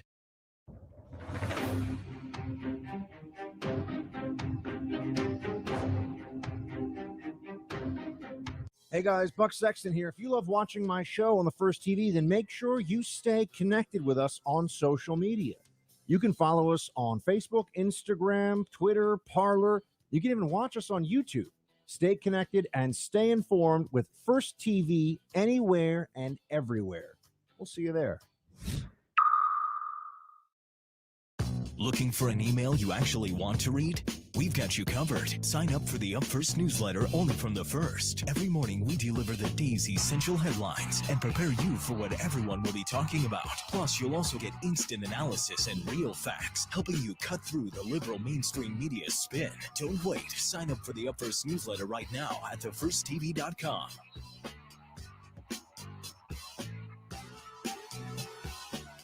A wise man once said you should do something great every single day before you go to sleep at night, and I have great news for you. Now you can. What can you do? Well, you can watch me. Every single night, 9 p.m. Eastern, right here on The First. My show, I'm Right, blows you away with incredible wisdom, hilarity, and of course, stunning good looks. You can catch my show, I'm Right, every single night. 9 p.m. Eastern. I'll see you. Bill O'Reilly is back on TV and only on The First. Watch Bill O'Reilly's No Spin News every weeknight at 8 p.m. Eastern. Now more than ever, you need real facts without the spin. Tune out the 24-hour news cycle and watch Bill O'Reilly on The First TV. It's a new kind of network with fresh ideas and bold opinions. Start watching the No Spin News and so much more at thefirsttv.com. No cost, no spin, no agenda. Don't miss Bill O'Reilly's No Spin News. Visit thefirsttv.com right now.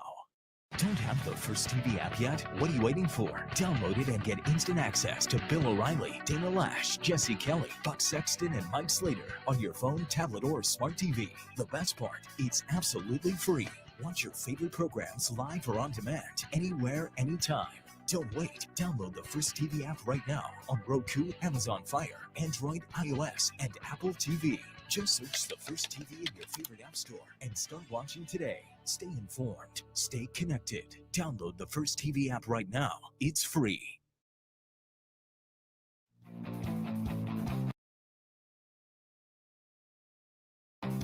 Hold the Line with Buck Sexton premieres tomorrow at 7 p.m. Eastern, right here on The First.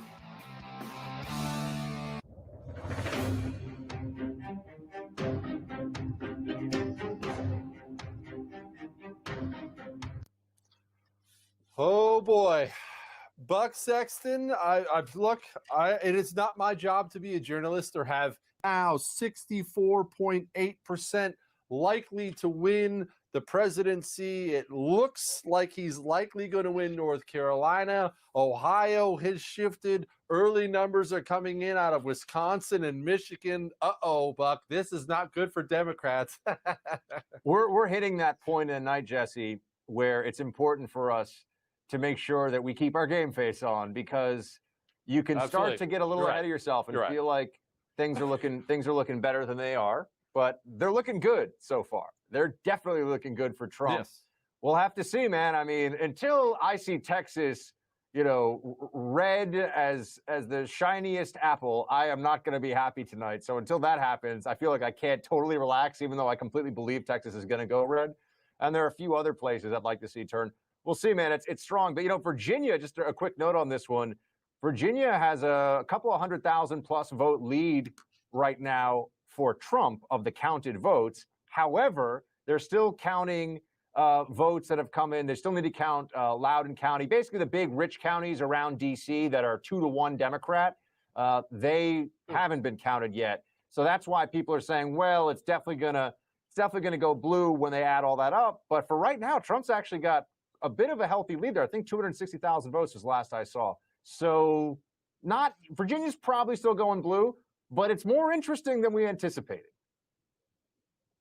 All right, I want an update on Ohio. And if you want an update on Ohio, you might as well go to Miss Ohio, contributor here at The First, Madison Jessiotto. Madison, what is going on in Ohio? At first they were down. My phone is blowing up because all the family I have in Ohio. I'm trying to tell everybody, please calm down. It'll be fine. It looks like it's going to be fine now, but is it? What's happening? Things are looking good in Ohio. There were a lot of people concerned because, as you know, when you get some of those early numbers in, a lot of it comes from early voting. It comes from bigger cities. You're looking at numbers coming in from Cleveland, from Cincinnati, from Columbus. The majority of the rest of the state is very red, hence why we've gone, more from a swing state to a red state over the recent years. And so things are looking good. I've talked to people across the state. I'm talking to chairmen of, county parties and whatnot, and they're saying things are looking great. So I'm keeping track of those numbers on the Secretary of State website as they're coming in. And one of the things you look at is a lot of these rural counties had, under 50% reporting when those numbers were starting to even out. So as we see those rural counties get to, 80, 90% reporting, we're going to see that number significantly shift towards the president. I mean, the president, not just in Ohio, but in other places, is doing very well. He's overperforming among the Cuban American population. We see those great numbers in Miami-Dade. I think he's going to win Florida. I think he's going to win Texas. We're seeing good numbers come out of North Carolina, Georgia, and some interesting numbers like Buck mentions coming out of Virginia. Madison, in Ohio, I've also seen some indications that the cities that would be the big blue surge areas, the turnout has been underwhelming. Is that confirmed? That was early on. Have you been hearing and seeing that? And because it feels like without what how much better they were, Columbus, Cincinnati, without some of those places coming out in very strong numbers for Biden, there's no way he's going to pull off an Ohio upset. Right. And I don't think it's surprising to see underwhelming numbers, even in those, farther left cities in the state of Ohio, because of the fact that Biden largely ignored the state. There was very little, if any, presence from the Biden campaign across the state of Ohio. Biden himself barely visited here. He was here for the debate, then I think here one other time during the general election cycle, which is pretty much unheard of for the state of Ohio in a big presidential election like this. Most other candidates from the Democratic Party come to Ohio much more frequently. As you know, no Republican candidate has ever won the presidential election without winning the state of Ohio, and only 3 Democrats in history have won without winning Ohio. So it's a very, very important state. And actually, my home county of Stark County is a very important county because it typically tends to predict the state as well. So I'm looking at those numbers coming out of my county as well as the state, and it's looking good for Trump. Can you give us any? Well, your county, how much of it counted so far? Where can you just give us a little more of a deep dive into it? Sure. So I was looking at it about 15 minutes ago, and we had, I think, a 64%, 64% going for Trump at the time. So we're getting more of that in now. They didn't have over 50% of the vote counted quite yet. So probably within a half hour, we should have a much better number coming from Stark County, and of course, from many of the other counties of the 88 across the state. Gotcha. Madison, does Pennsylvania always go? Sorry, Buck. Does Pennsylvania always go the way Ohio goes? I mean, I grew up when I was a kid right on the Ohio-Pennsylvania border, and they seemed like the same place where I was. Is that pretty norm for the election, or do they ever go this way? They don't always go the same. I think there's been other elections in which we've seen them, one go one way, one go the other. However, there are a lot of similar interests, especially right now when you see a large attack on the energy industry, on fracking, on oil, by the Democrats, by Kamala Harris herself, by Joe Biden, despite the fact that they wanted to lie about this to voters. President Trump and his campaign did an incredible job of getting that video up there on the internet, getting it up there on the big screens at many of their rallies over the past 2 weeks, showing those instances where the other candidates and the other party mentioned specifically, in multiple interviews during debates that they want to end fracking. They want to, go away from traditional energy. And that's a major problem for voters in these states because a lot of people's jobs and families depend on that. Yeah, and it definitely didn't look good, Madison, when Biden, if you remember, during one of the debates, told Trump, yeah, well, roll the tape on that, or he challenged him to talk about fracking. That's right, put it on the website. And then I think within 5 minutes at the end of that debate, there was that whole reel of Biden saying, "We're going to get rid of fracking. We're gonna end the fracking practice."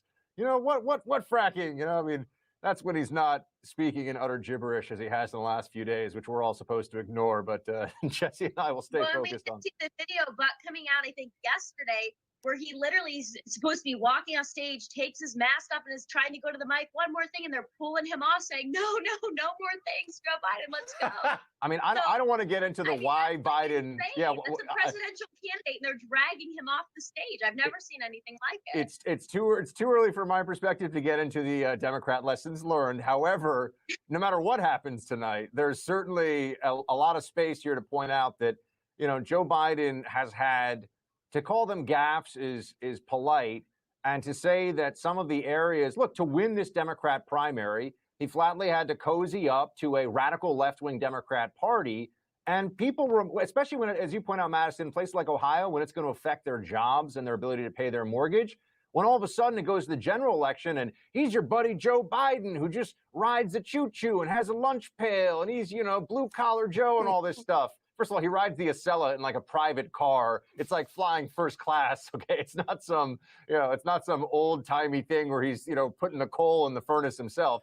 But anyway, I think people remember, that he's essentially with this fracking stuff and a lot of the jobs in Ohio and Pennsylvania that depend on it, a lot of fakery from him, Madison, and people remember that. They don't like dishonesty like that when it affects them. No, of course they don't like dishonesty. And it's not just that issue that we've seen dishonesty coming out of the Biden camp. We've seen it on the issue of Hunter Biden and potential, foreign or meddling when it comes to Joe Biden using his influence to obtain personal wealth for himself and his family. We saw major issues there. And of course, the fact that he was in Washington for 47 years and he was all talk, no action. And on a lot of issues, he actually harmed people. We look at the 1994 crime bill and what that did to many Black American families across this country. And he says now, oh, well, it was a mistake. Well, it didn't feel like a mistake to people who won't get those years of their lives back. And so as a result of criminal justice reform, many families have been reunited and made whole again by President Trump. They had 8 years under the Obama-Biden administration to do things like this. They didn't. They were all talk, no action. And I think a lot of people realize that. They see that. And this is just one example of many issues in which I think we'll see an underperformance for Biden as a result of people, looking at that. I think Trump will receive more of the Black vote this time around than in 2016. He definitely is receiving more of the Hispanic vote in Miami. And that's wonderful to see because I think he has been a president who has proven himself in terms of promises made, promises kept, which many were skeptical of in 2016. Madison, I know it's impossible to predict the future, but I mean, unless you're me, but I know it's impossible to predict the future as far as where votes are going to go. Do you view the GOP as keeping a hold of this higher percentage of, say, the Black vote in the future? Or is this just simply a matter of Trump goes in there and actually got things done for the Black community, and now he's facing against the guy who you can actually point to him and be like, he threw people in prison that shouldn't have been there? Is it just that simple, or is this an actual trend? Well, I'm hoping that it's an actual trend, and I hope it's a trend as a result of changes made within the Republican Party. Changes in which they learn from not only the Republican Party's mistakes, but they learn from the Democratic Party's mistakes. We don't want to see, as conservatives, our party, that we closely align with, take votes for granted. We don't want to see people go back to the same old in Washington, because as we know, it hasn't been just Democrats that have broken their promises to us. It's been Republicans and Democrats. And so we want to move forward, and we want to see more people elected, not only to, the White House, but to Congress, to, the Senate, coming from the state of Ohio, coming from states all across the country that keep their promises, that work hard for their constituents, that aren't owned by special interests, that produce results for the communities that voted for them and the ones that didn't, people who make lives better, because that's what they're there to do. And we don't see enough of it. We see people that go, they collect their paychecks. They don't do much of anything in Washington. They get nothing done. You see Congress people who maybe are there for 10, 20 years. They don't even pass bills. They don't compromise. They don't reach across the aisle. And who hurts as a result of that? It's the American people. It's the constituents that they were elected to represent that we pay for with our taxpayer money. We're looking at over, I think, $77 million a year, and just house-based salaries alone that we pay. It's crazy when you think about it, how little they get done and how much we're paying them as Americans. So Madison, it's something forward. I hope we see a change. I just want to ask, because I know you're very plugged in Ohio, and we've done a bit of a deep dive with you on that, but there's also a lot of eyes to some of your neighboring states to the west, specifically Michigan, Wisconsin. Some people put Minnesota in there. Although I don't know, Jesse, it's been a crazy night. But I would think Michigan and Wisconsin are certainly states that everyone's watching very closely right now as the early numbers come in. Can you extrapolate either based on what you're seeing from those states or just the trend as it has played out more so in Ohio for what we are seeing at this early stage in Michigan and Wisconsin? Yeah, I think it's too early, obviously, to call those two states specifically. However, we saw a big upset in both of them in 2016. And I don't think that when you look at what Joe Biden has to offer to those states, that it's necessarily going to benefit them any more than what Hillary Clinton had to offer and maybe even less. So I do expect that we could see big wins in those two states again. I definitely think President Trump's message resonated with many people in Michigan, just like we saw in Pennsylvania. You saw the ridiculously large turnout for some of these rallies over the past 2 weeks in those states. So I think we could see some incredible wins tonight. There's a chance we could even win this election by a larger number in the Electoral College than what we saw in 2016, which would be truly incredible because at the very, very most, when you turn on the mainstream media or you look at the pollsters, they said we might squeak out a win, but most of them said we were going to lose. So it could be really, really great to see once again a complete upset in which we shock the world as we did in 2016. If Trump breaks 300 electoral college man. votes again, it's not a red wave; it's a red tsunami. Absolutely. They only have love to themselves see to it. blame. Yeah. Hopefully, we'll all be They only celebrating have in a bit. themselves to blame for being stupid. Thanks so much, Yeah. Madison. Good to see you. Thanks, guys. Good to see you. Take care. Jesse, looking good so far. I'm trying. Look, Buck, you're not going to hold me back anymore with this Eeyore routine. My hopes are officially up. We're going to talk to Bill O'Reilly about it. And you know what? Bill's not bringing me down either. We will be right back.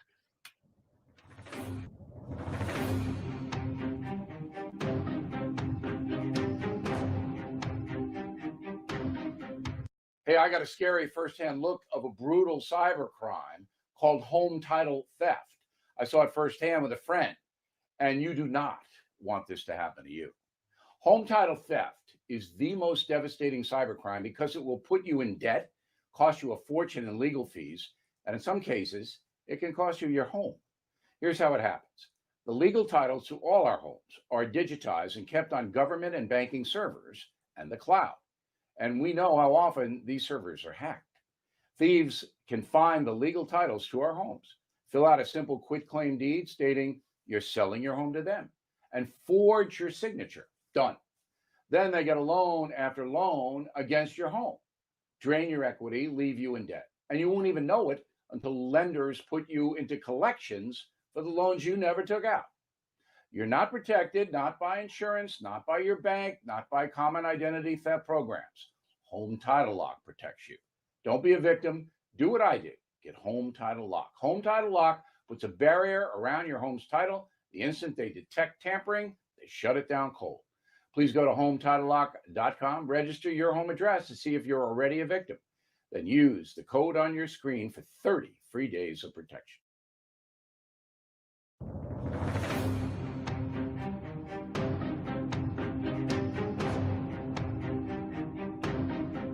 There's a new email that prepares you every day to be smart, stay informed, and always be on the alert for liberal media spin. It's called Up First, and it's only on the First TV. Get essential daily headlines, instant reaction and analysis, and the tools you need to fight back against the progressive agenda.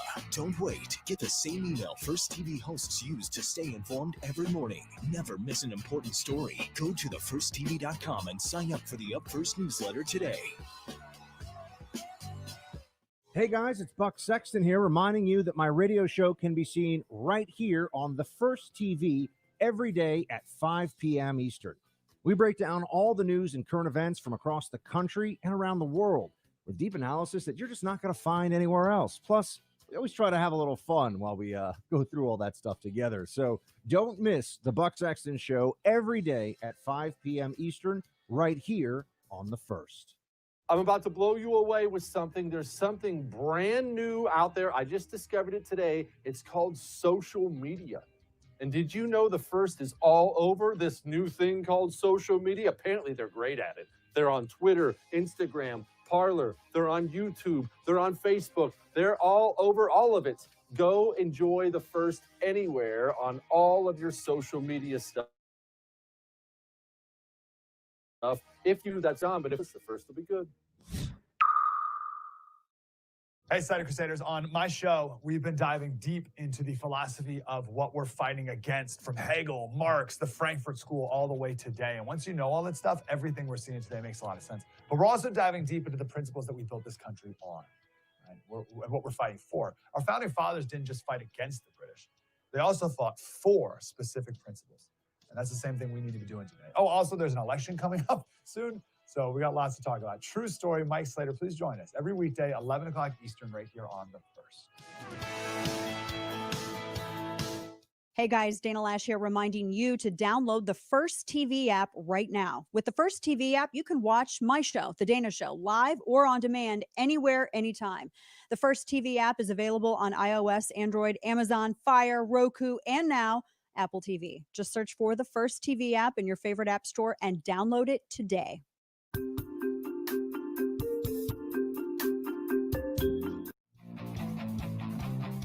Hold the Line with Buck Sexton premieres tomorrow at 7 p.m. Eastern right here on The First.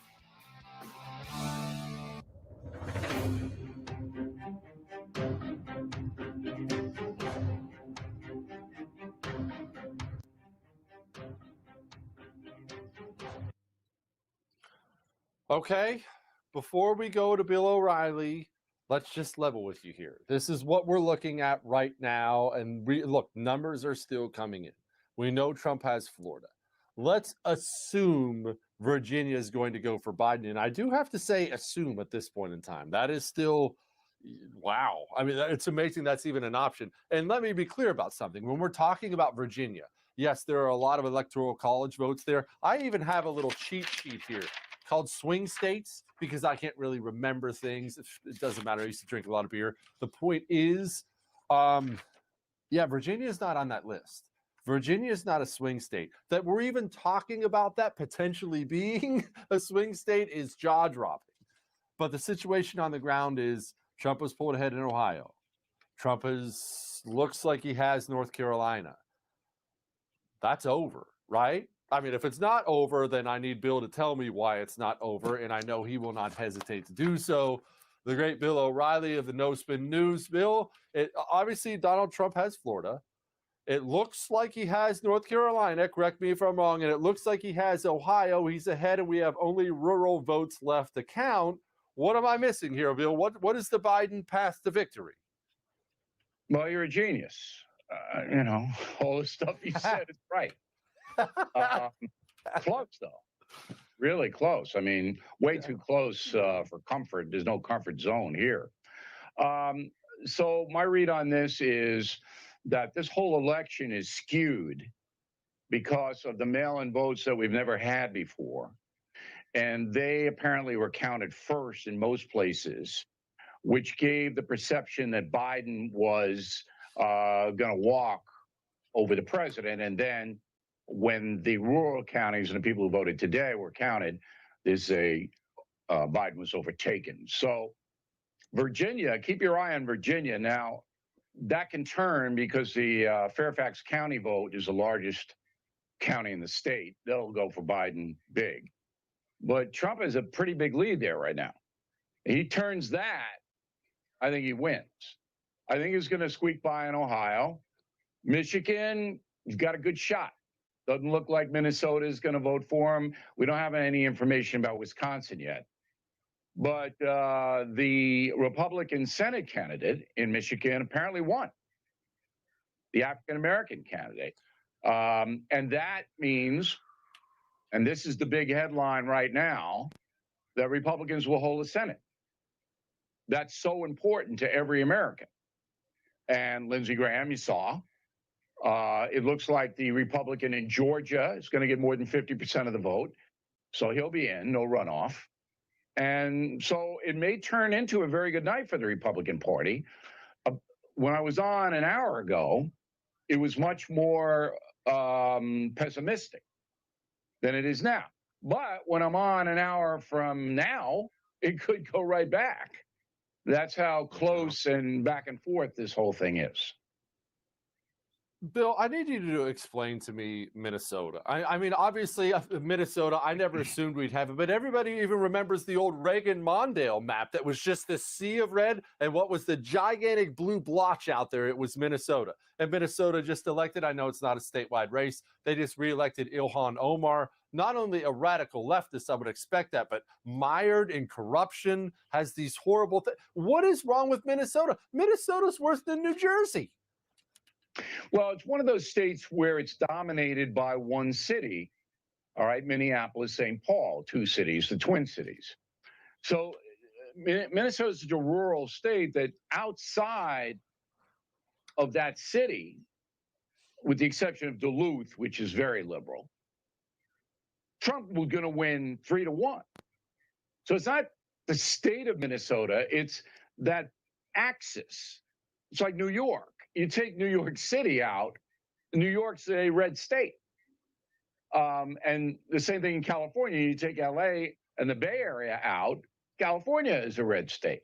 So when you have these huge population centers, they dictate everything that happens in the state. But I thought this time around, Minnesotans were so appalled by the destruction of Minneapolis after the George Floyd situation that they might say, enough with this Republican, but they won't.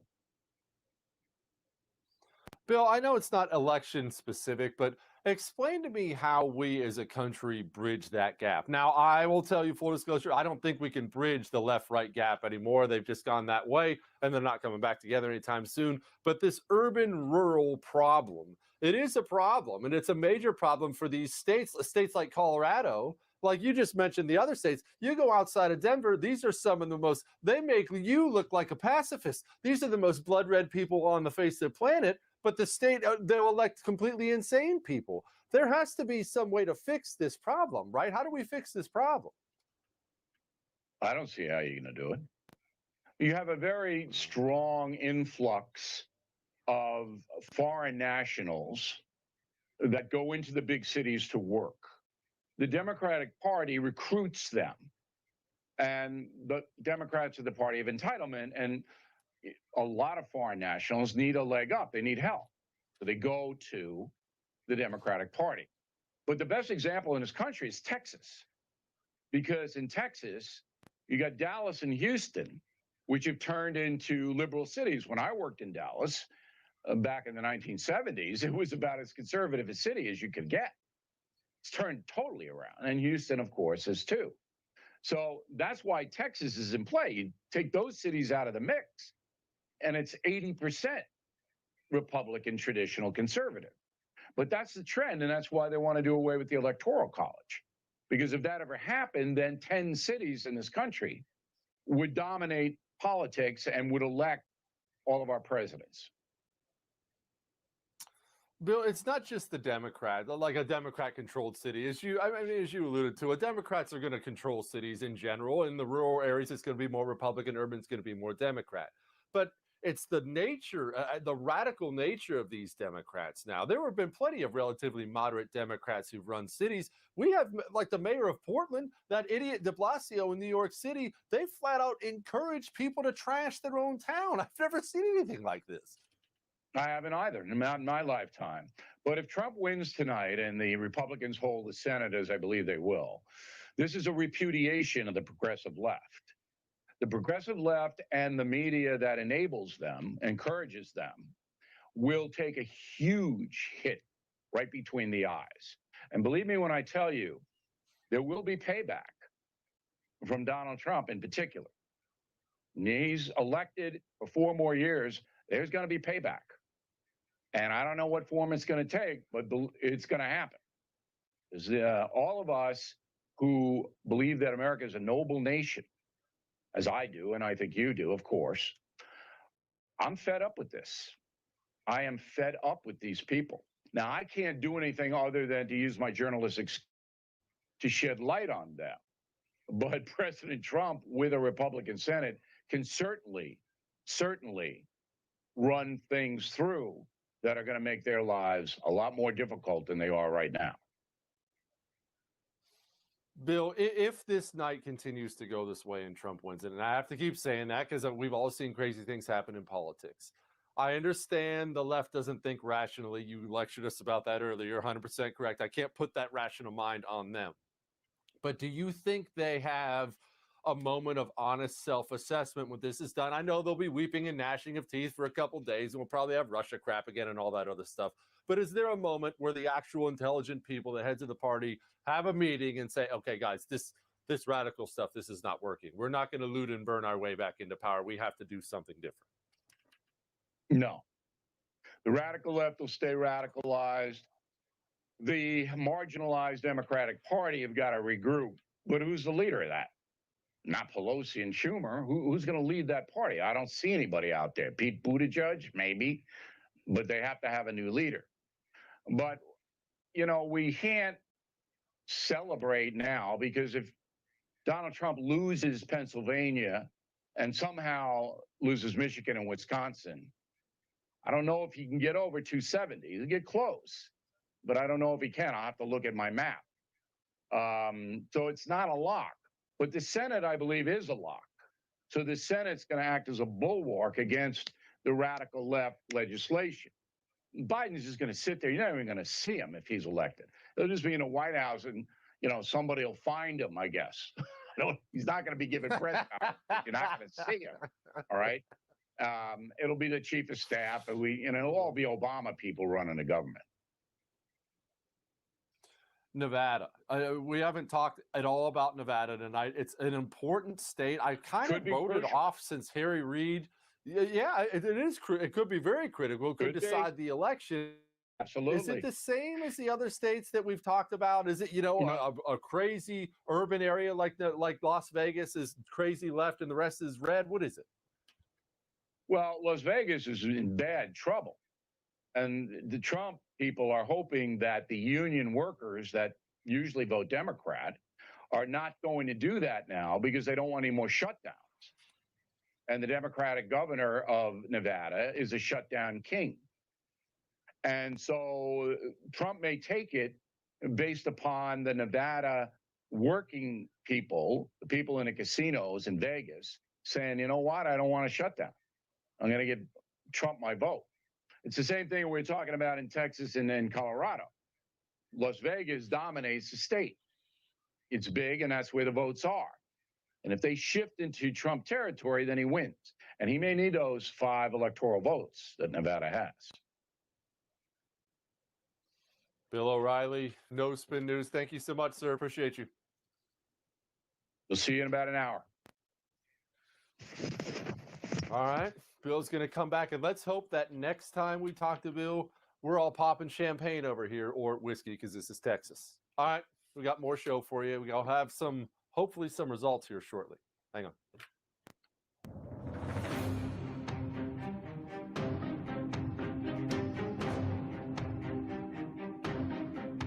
Hey, let me tell you a secret, a shave secret. You don't need all the butters, creams, gels, and fancy products that crowd your bathroom and break your wallet. You need one product, one small bottle. It's called Shave Secret. It's a blend of natural oils that leaves your skin feeling smooth, smelling great, and looking better. No more razor burn, no more overpriced nonsense butters, creams, and blades. All it takes is a few drops of Shave Secret into a wet palm, massage into your skin, and have the best shave of your life. Trust me when I tell you, this is quality at its finest. I use Shave Secret, and I love it. Shave Secret works great for women, too. The best part, each bottle is less than $7. So improve your skin, smell great, save money, enjoy shaving. What else do you want to hear? Please order Shave Secret today. Available through Amazon, Walmart, shavesecret.com. And if you order directly, use discount code BILL. Shavesecret.com, discount code BILL.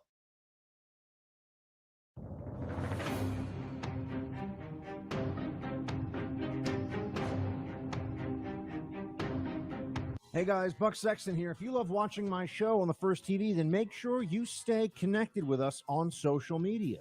You can follow us on Facebook, Instagram, Twitter, Parler. You can even watch us on YouTube. Stay connected and stay informed with First TV anywhere and everywhere. We'll see you there. Don't have the First TV app yet? What are you waiting for? Download it and get instant access to Bill O'Reilly, Dana Lash, Jesse Kelly, Buck Sexton, and Mike Slater on your phone, tablet, or smart TV. The best part, it's absolutely free. Watch your favorite programs live or on demand, anywhere, anytime.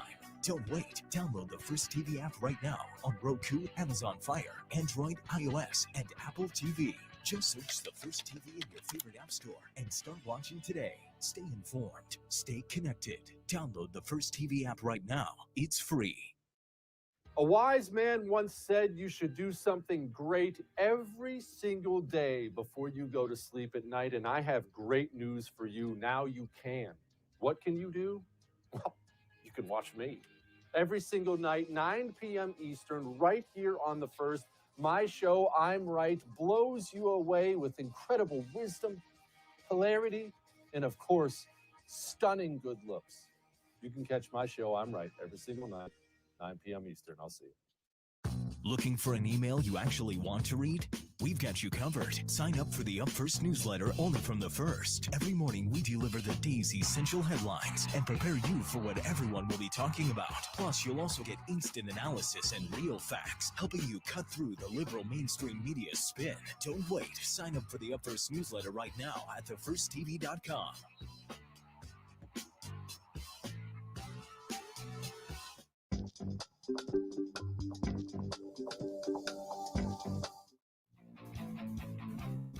Hold the Line with Buck Sexton premieres tomorrow at 7 p.m. Eastern right here on The First.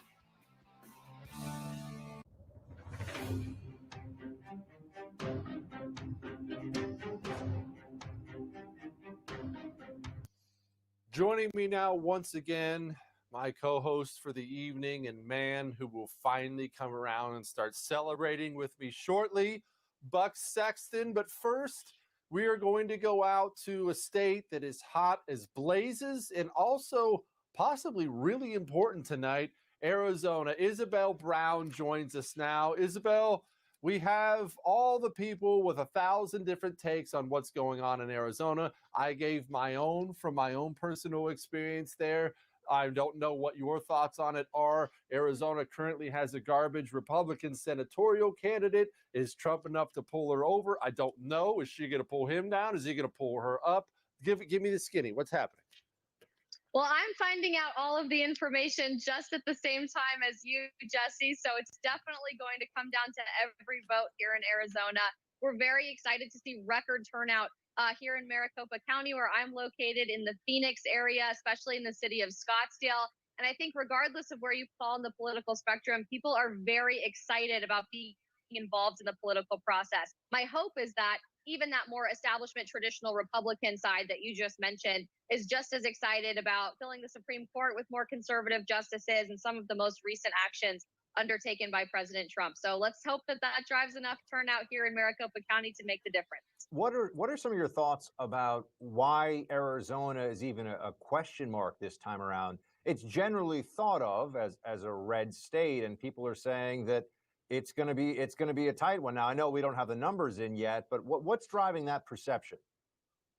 Arizona has typically been considered a very solidly red state in the past, but unfortunately, like many other states across this country, is experiencing an influx of liberal residents as they leave states like California and New York, which has especially been true during the COVID-19 pandemic. We're seeing similar trends in big cities in Texas.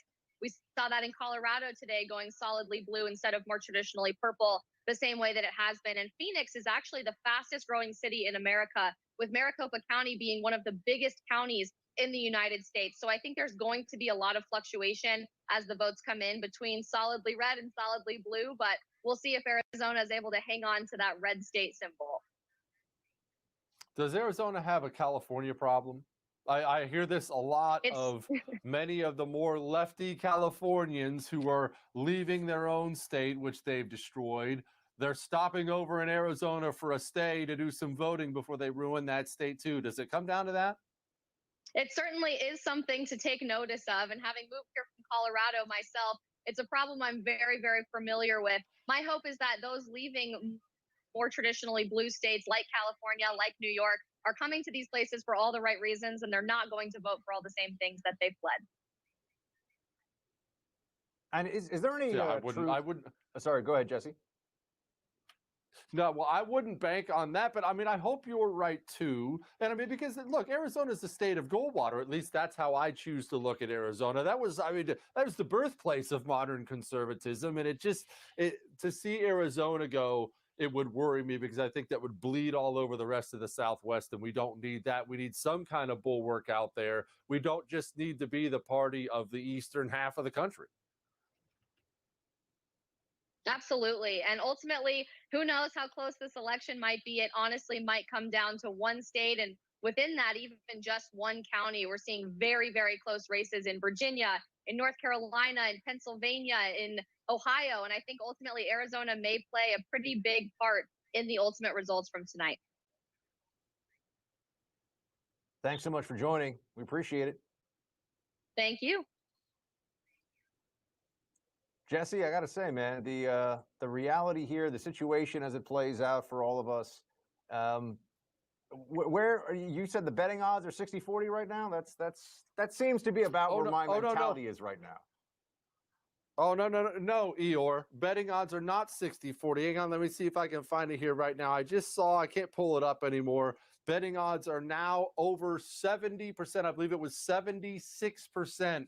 Betting odds are saying Donald Trump's going to be president. And I don't know why I'm the only one holding out, getting excited over here, Buck. If Donald Trump has Florida, North Carolina, Ohio, it's over. And I've got some friends texting me now. No, he can still lose Arizona. There's no believable path to victory for Joe Biden if Donald Trump has NC, Ohio, and Florida. There's not. Jesse, look, man, I want to start allowing that belief to creep in, but we got to see how these. I'm sticking to my Eeyore box here. We got to see how these numbers roll out. We got to make sure we don't get ahead of ourselves. If I see you throw on a MAGA hat and start drinking Jim Beam early, and all of a sudden I have to tell you that the commies are taking over and that you celebrated early, it's going to break my little heart, Jesse. So we got to hold it down here until we know what's really going on. Those industrial Midwest states, I don't know. I don't trust Wisconsin and Michigan right now. I'm not trusting them. Hold on. I've got a bone to pick with you outside of all this stuff anyway, Buck, because I'm not going to simply let this go. I think we were talking to Dana earlier in the night, and you were talking about a place we could escape to, and you brought up Newfoundland. Who even Newfoundland is not only Canada, it's like northern crappy Canada. Why don't we just escape to the cold side of Pluto? Well, I figured if you're going to live out in the woods by yourself off the grid, I don't know, there's probably a fair amount of wild game and fresh water sources. Canada, I'll have you know, is the Saudi Arabia of fresh water, it turns out. More freshwater reserves than any other country in the world. Yes, they're a little bit socialist, but there are some good conservative Canadians out there too. But no, I was just saying that, Jesse, in case if Texas goes blue, it's all over, man. It's the fat lady has sung. We're finished. But that's what we're talking about. That's clearly not happening. That's crazy talk from Beto O'Rourke, who, as we know, I miss him being in the race just because he was such a caricature of Gen X, 90s. He's like straight out of an Aaron Sorkin movie for the guy we all want to be president. Sure. Well, yes, obviously that's when we were talking about that, but it was so weird. I'm all down with escaping, but I'm not going to Newfoundland. Can't we pick someplace nice? There has to be some tiny island out there we can just take over. We have all the guns. I said Costa Rica, but we're talking about tiny islands. You see Castaway, man. Those islands, they look great in the brochures, but you got to establish fresh water sources. Look, we don't do the runaway game. That's what the libs always play, and I guarantee you, not a single, because there have been all these celebrities, John Legend, who had a good song 20 years ago, other celebrities whose names, so I don't pay any attention to any of this stuff. I did love Lady Gaga pouring out a beer because she's an American. Did you see that? It was amazing. I did see it. In fact, I hope we can actually get that little video. I hope our guys are working hard tonight, by the way. Props to the first production team tonight, killing it for us. I hope they can actually pull up that Lady Gaga video, because I do think it's important to show it, because it seems as if the left will do these things, Buck. And look, maybe we're guilty of it when we do it to them too, but they'll do these things that are genuine efforts to reach out and maybe try to bring some people in. And it ends up being just the most insulting thing in the world, because you actually get to see how they view you and what they think of you. And look, we laugh about it. We make jokes about it. They really do think everybody who votes red is some low IQ, beer chugging redneck just out there with my Bush Light and NASCAR and the whole thing. Remember, my favorite is Democrat politicians who are worth like $100 million, and usually it's because they like married into it. And the John Kerry move, where right before he wants your vote when he's running for president, he's like, I'm out hunting with America. And then a week later, you see him in a neon green and pink wetsuit windsurfing off his $10 million mansion in Martha's Vineyard. That's the Democrat Party.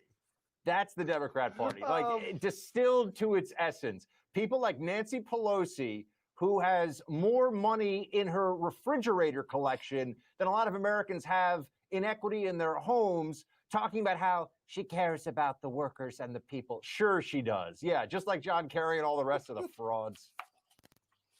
We'll be right back with more Buck Sexton. See, I told you we were going to have fun tonight. We'll be right back.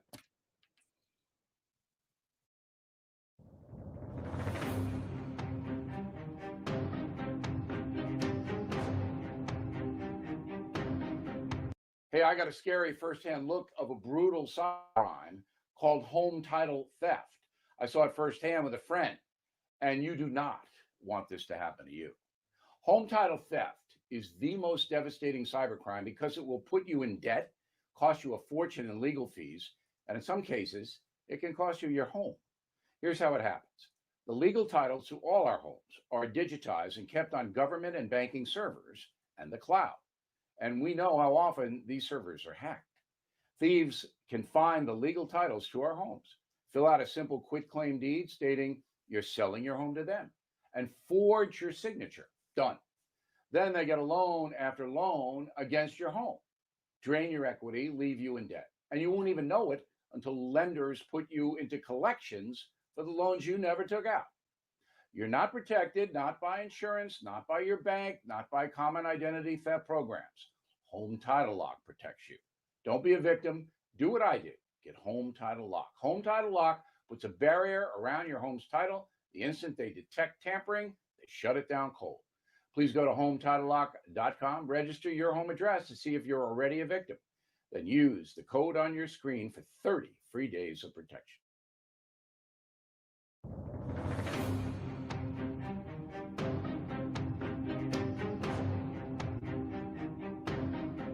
There's a new email that prepares you every day to be smart, stay informed, and always be on the alert for liberal media spin. It's called Up First, and it's only on the First TV. Get essential daily headlines, instant reaction and analysis, and the tools you need to fight back against the progressive agenda. Don't wait. Get the same email First TV hosts use to stay informed every morning. Never miss an important story. Go to thefirsttv.com and sign up for the Up First newsletter today. Hey guys, it's Buck Sexton here, reminding you that my radio show can be seen right here on the First TV every day at 5 p.m. Eastern. We break down all the news and current events from across the country and around the world with deep analysis that you're just not going to find anywhere else. Plus, we always try to have a little fun while we go through all that stuff together. So don't miss the Buck Sexton Show every day at 5 p.m. Eastern right here on the First. I'm about to blow you away with something. There's something brand new out there. I just discovered it today. It's called social media. And did you know the First is all over this new thing called social media? Apparently, they're great at it. They're on Twitter, Instagram, Parler. They're on YouTube. They're on Facebook. They're all over all of it. Go enjoy the First anywhere on all of your social media stuff. If you do that sort of thing, I'm not sure if it's going to catch on, but if it does, the First will be good. Hey, Cider Crusaders, on my show, we've been diving deep into the philosophy of what we're fighting against, from Hegel, Marx, the Frankfurt School, all the way today. And once you know all that stuff, everything we're seeing today makes a lot of sense. But we're also diving deep into the principles that we built this country on, right? What we're fighting for. Our founding fathers didn't just fight against the British. They also fought for specific principles. And that's the same thing we need to be doing today. Oh, also, there's an election coming up soon. So we got lots to talk about. True story, Mike Slater, please join us every weekday, 11 o'clock Eastern, right here on the First. Hey guys, Dana Lash here, reminding you to download the First TV app right now. With the First TV app, you can watch my show, The Dana Show, live or on demand, anywhere, anytime. The First TV app is available on iOS, Android, Amazon, Fire, Roku, and now Apple TV. Just search for the First TV app in your favorite app store and download it today.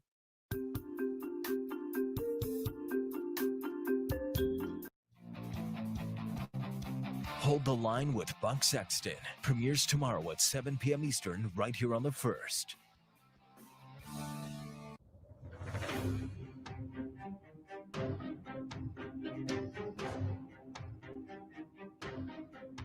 One of my favorite people in the world to talk to outside of myself is about to join Buck and I now. He is the former congressman and current dean of business at Liberty University, Dave Bratt. Congressman, now it looks like it's about time for me to pop one of these Bud Heavies over there. Please tell me why I shouldn't. What? Pop what? One of these Bud Heavies. I've got some Bud Heavies. I had one of my production assistants make a run to the store. It's looking like it's going to be that kind of night. Why shouldn't I? Yeah, well, I'm the dean at Liberty University, so a Bud Heavy must be a heavy friend of yours named Bud Sexton or something. Hey, it's COVID weight. Leave me alone.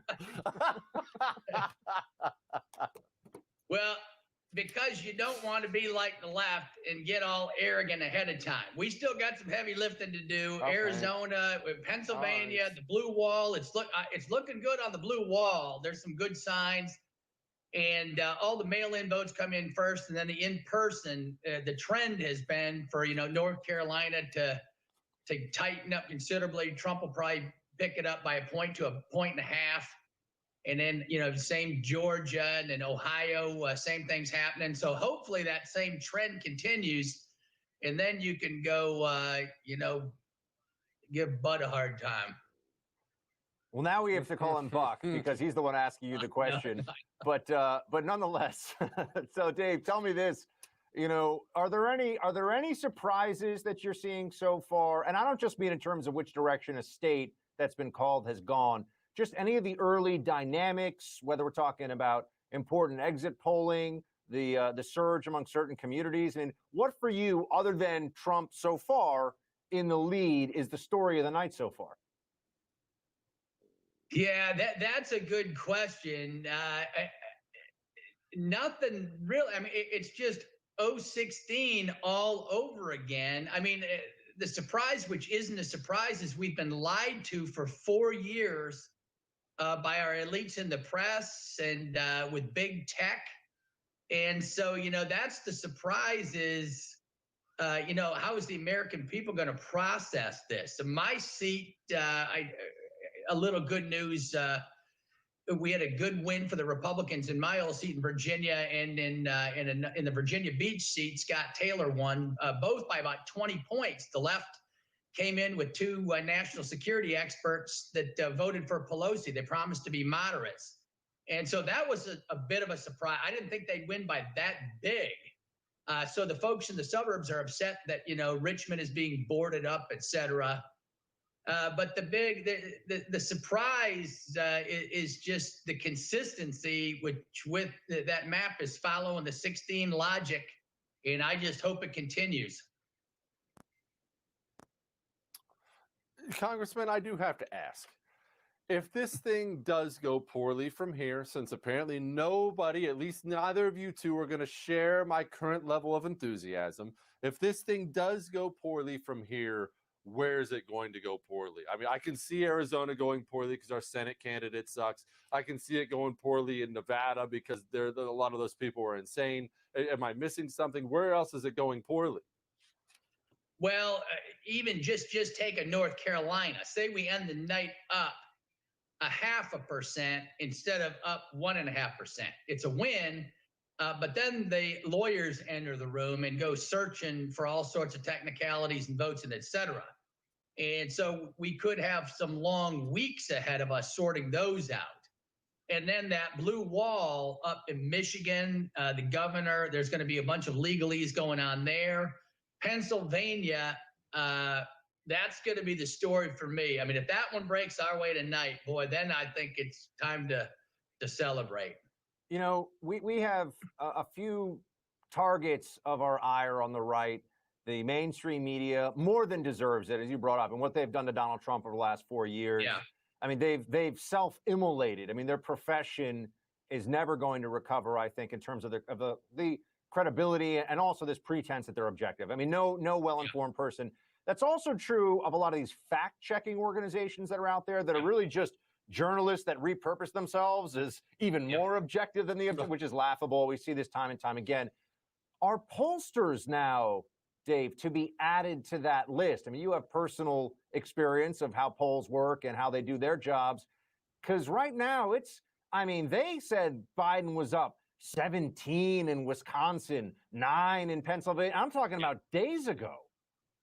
Yep. Yeah, I'll go there and I'll just up you. I think it's time to get serious. I just read The Closing the American Mind again by Alan Bloom, and that book just notes the utter shallowness of our country philosophically, theologically, just our inability to educate the young folks on what's important to love the family, to love your country, to love your culture.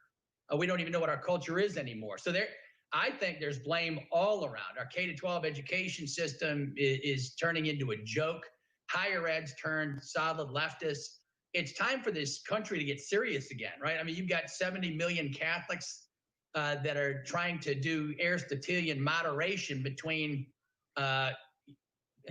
radicals and semi-radicals, right? I mean, they're moderating around things you shouldn't moderate around. You need to moderate around truth claims. And no one's making those anymore. We got 100,000 Protestant evangelicals and 100 million. And we're just missing the target. And so there's a great realignment going on. I don't think it's going to be Republican, Democrat anymore. It's not really conservative liberal. It's globalist versus mainstream America, populism.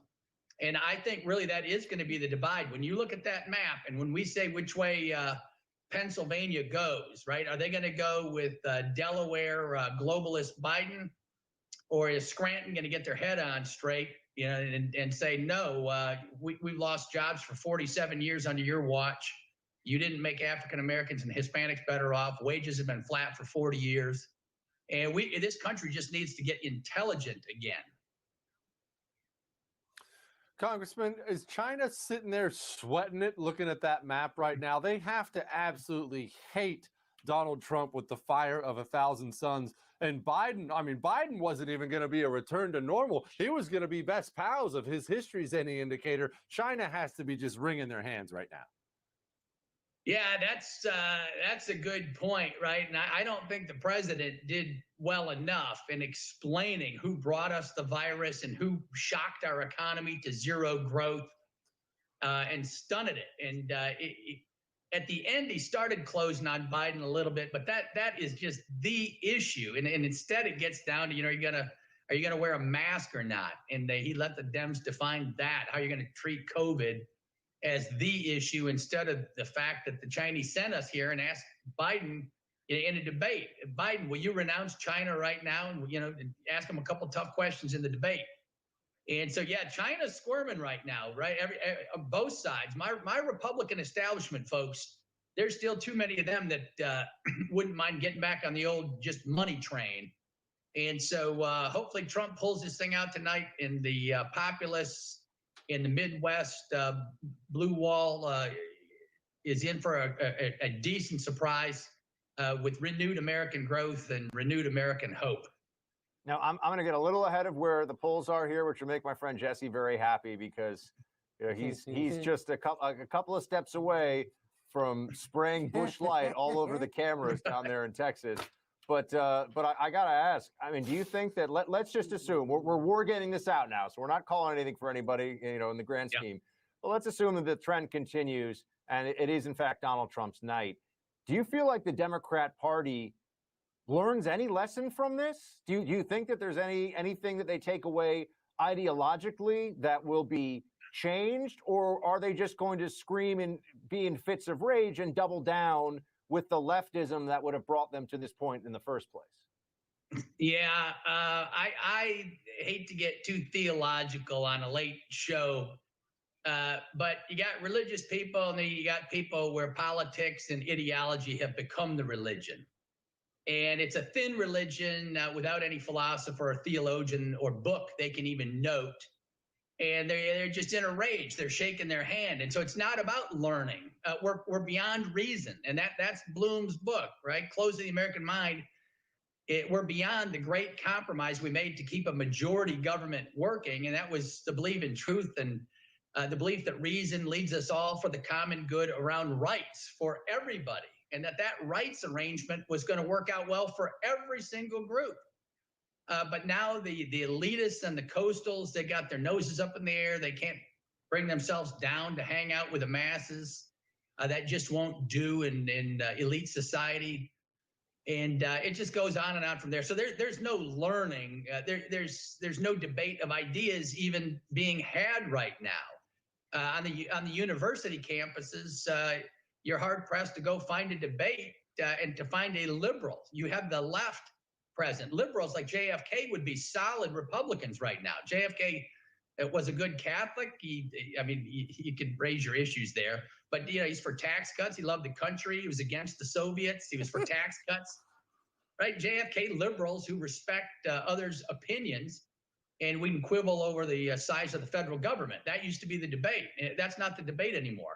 Now the debate is, do we believe in reason and rights claims and the Constitution, or do we just believe in achieving power for its own sake? This new Marxist move that's on the march, and they're strong. They're very strong. All right, Dave. Thanks so much. Congressman- Oh, I'm sorry, Jesse. You have one more for the man? Go for it.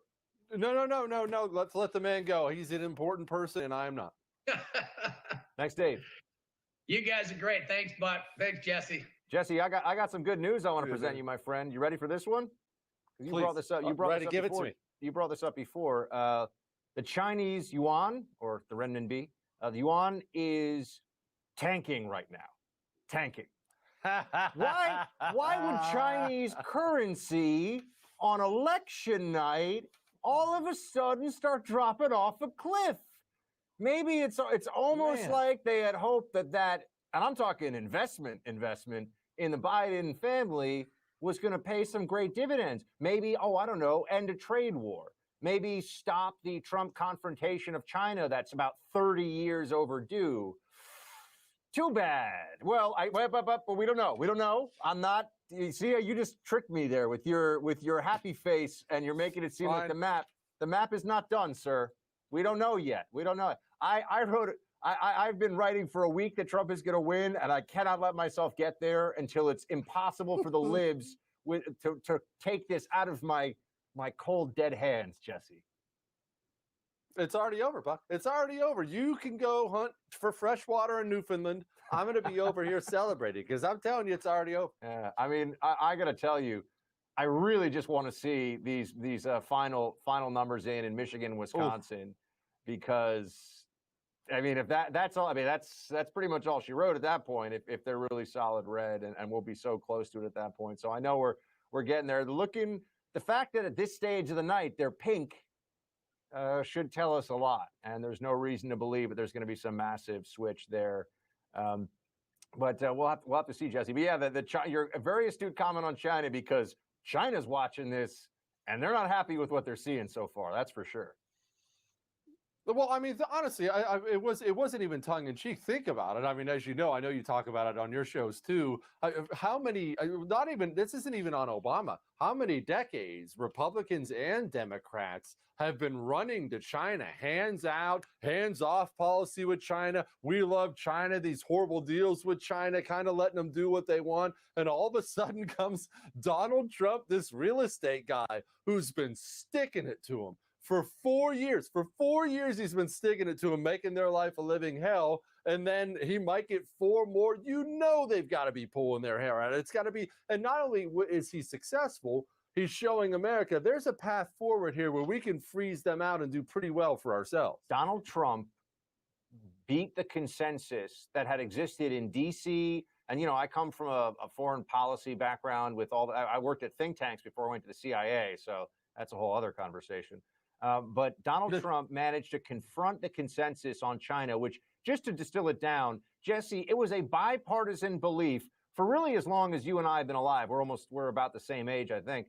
It's been a bipartisan belief in Washington and in our ruling class that as China gets more and more wealthy and effectively steals more of our intellectual property, rips us off, engages in unfair trade, but once they get big enough, rich enough, and powerful enough, that iron-fisted autocracy that does not allow free speech, free elections, or freedom, period, is all of a sudden going to liberalize.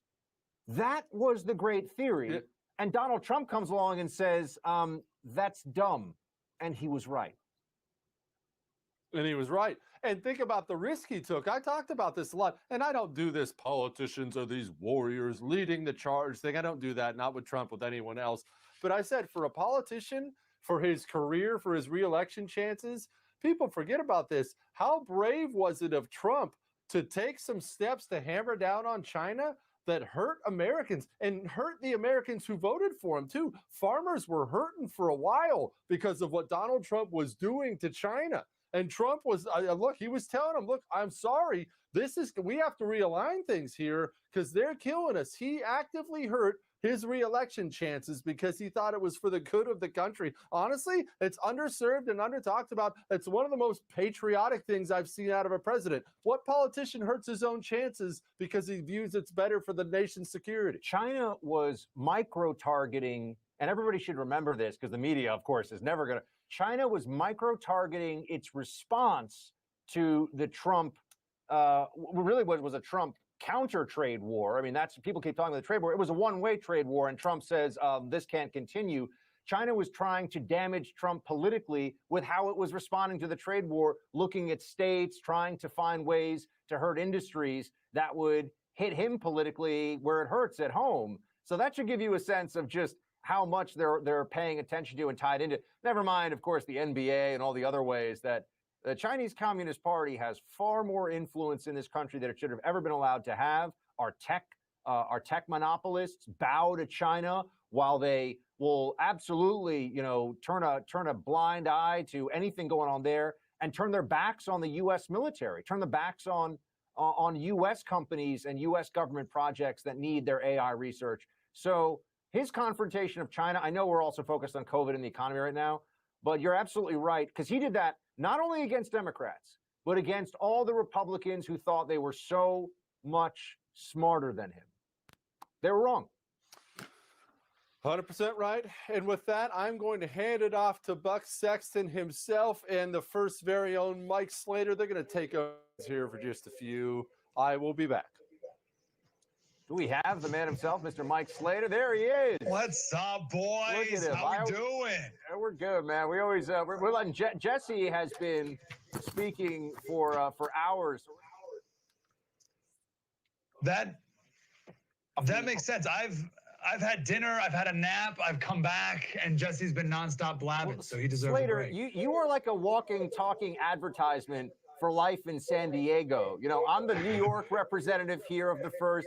You got Jesse down in Texas, and you're out in San Diego. You always look like you just came off the beach, living this healthy lifestyle. You just probably got a shiatsu and took your pet to a pet therapist. Everything's going well in Southern Cali. And it's only 8 o'clock over here. The night is young. You got to let the coat off, let a button loose, man. Lighten up. And what a great day. Now, listen, I know you're reserving your grand celebration, and I respect that. What, however, is it going to take? Because my wife's the same way. When she's watching the Cowboys, they can be up by 50 points, and it doesn't matter until the game's over. What is it going to take for you to be excited? What is it going to take for you to know Trump's going to win? Victory. And I can smell it. I can smell it. Yeah. And I know it's getting close. But see, I'm somebody who, man, I'm all in, right? Like if I believe that Donald Trump has this thing in the bag, I'm going to start dancing on this table and saying silly stuff. And then if all of a sudden it goes, oh, we can't decide tonight, oh, Pennsylvania, that video of me that's going to go viral with my bat. I'm going to do the Trump. Remember that dance that he did? The other, what he was, that's sort of that thing. We're going to do the Trump here on the show. You're but right. if we pull that lever, my friend, we can't, we can't unpull it. We can't unring that You're bell. right. Tell me My what you're favorite- seeing. What are we seeing out west? Because the polls have closed now. California, Idaho, Oregon, Washington. What are we going to see, and why does it matter?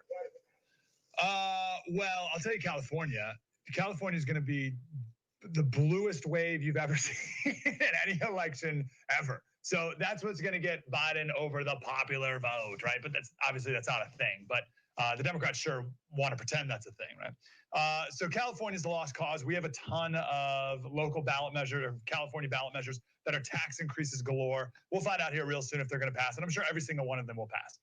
San Diego, I don't want to get too in the weeds of San Diego, but we used to be this conservative bastion in the bottom of the state. We don't even have a Republican running for mayor. We currently have a Republican mayor, the largest in the country, largest city with a Republican mayor by far. And we don't even have one running this go around. So California is a total lost cause. So all the more reason why I need to be celebrating a Donald Trump victory, because we got nothing to celebrate out here in California.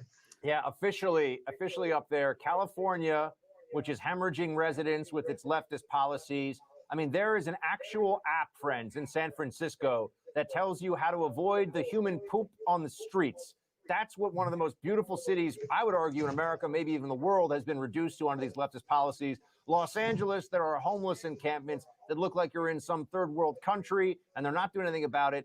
California going very blue already. Oregon, despite Portland's insane Antifa antics and nonsense, as blue as it gets, and they've already called Washington State. I mean, what is it, Mike, with the left coast, the West Coast? I mean, what's it going to take? Look, we all knew it was going to go Democrat. I'm not saying that. But what's it going to take just for them to see the light? How many of them have to move to Nevada and Texas and try to ruin those states before they realize maybe stop voting for a bunch of commies? It's unbelievable. Gavin Newsom's kids, there's 4 of them, between 4 and 11. They go to a private school that's now meeting in person. San Diego Unified, the second largest in the district, said maybe January 25th we'll go back to in person. So not only all those things you said, but flaming on fire hypocrites. I don't know.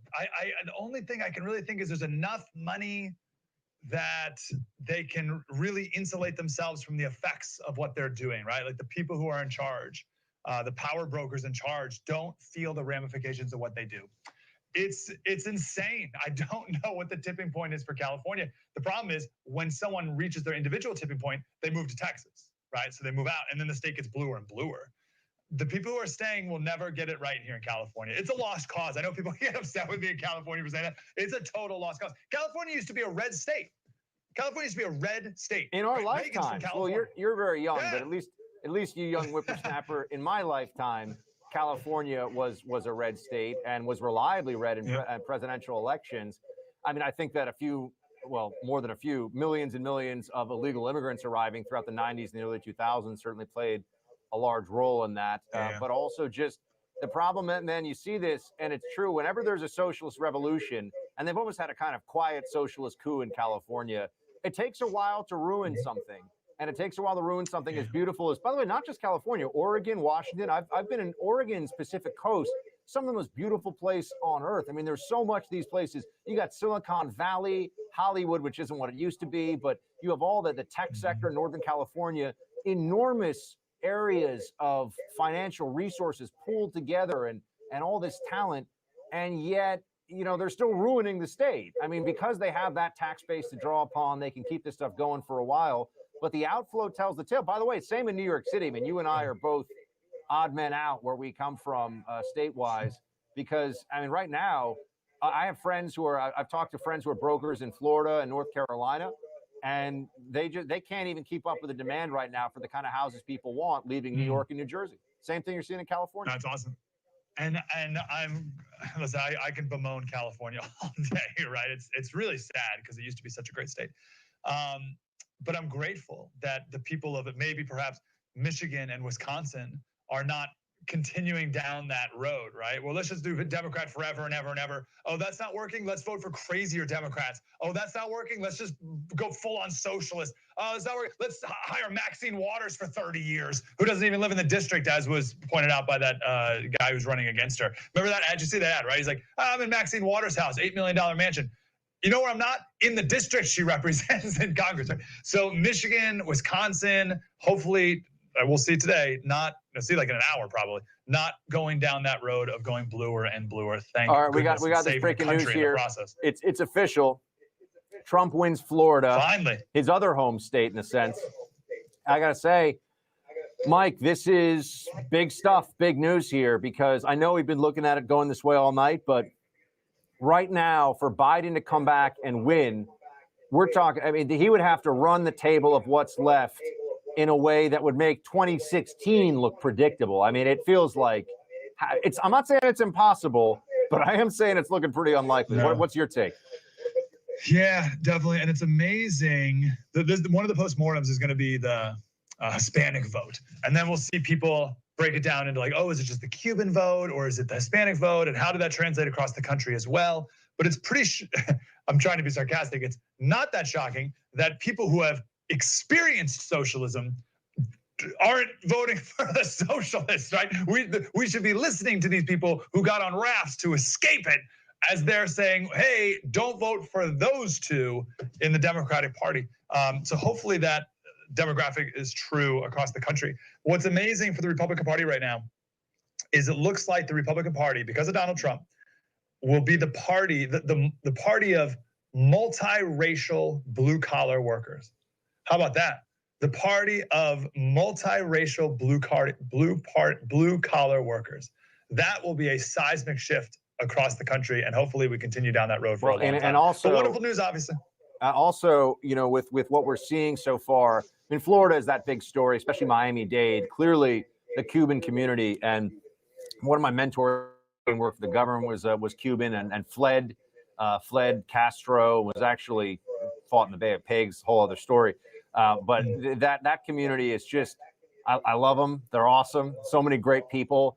And they're such an asset to the American dream and the American experience. Yes. That same thing with former Soviet emigres who come here, people who have experienced real statism, real totalitarianism, and then their appreciation and love for this country is something that honestly inspires people that grew up here their whole lives. I mean, I hear the stories about the passion that they feel for this, and they clearly recognize, Mike, that at some level this election wasn't just about determining the top marginal tax rate. It wasn't just about, you know, figuring out, you know, who's going to be putting certain judges in the courts or things like this that maybe people would just have their differences about. There was a fundamental philosophical difference between the direction that the Democrats, as we saw in their primary, forget about the warmed over, you know, quasi-moderate make-believe stuff that Biden was coming up with in the last few months.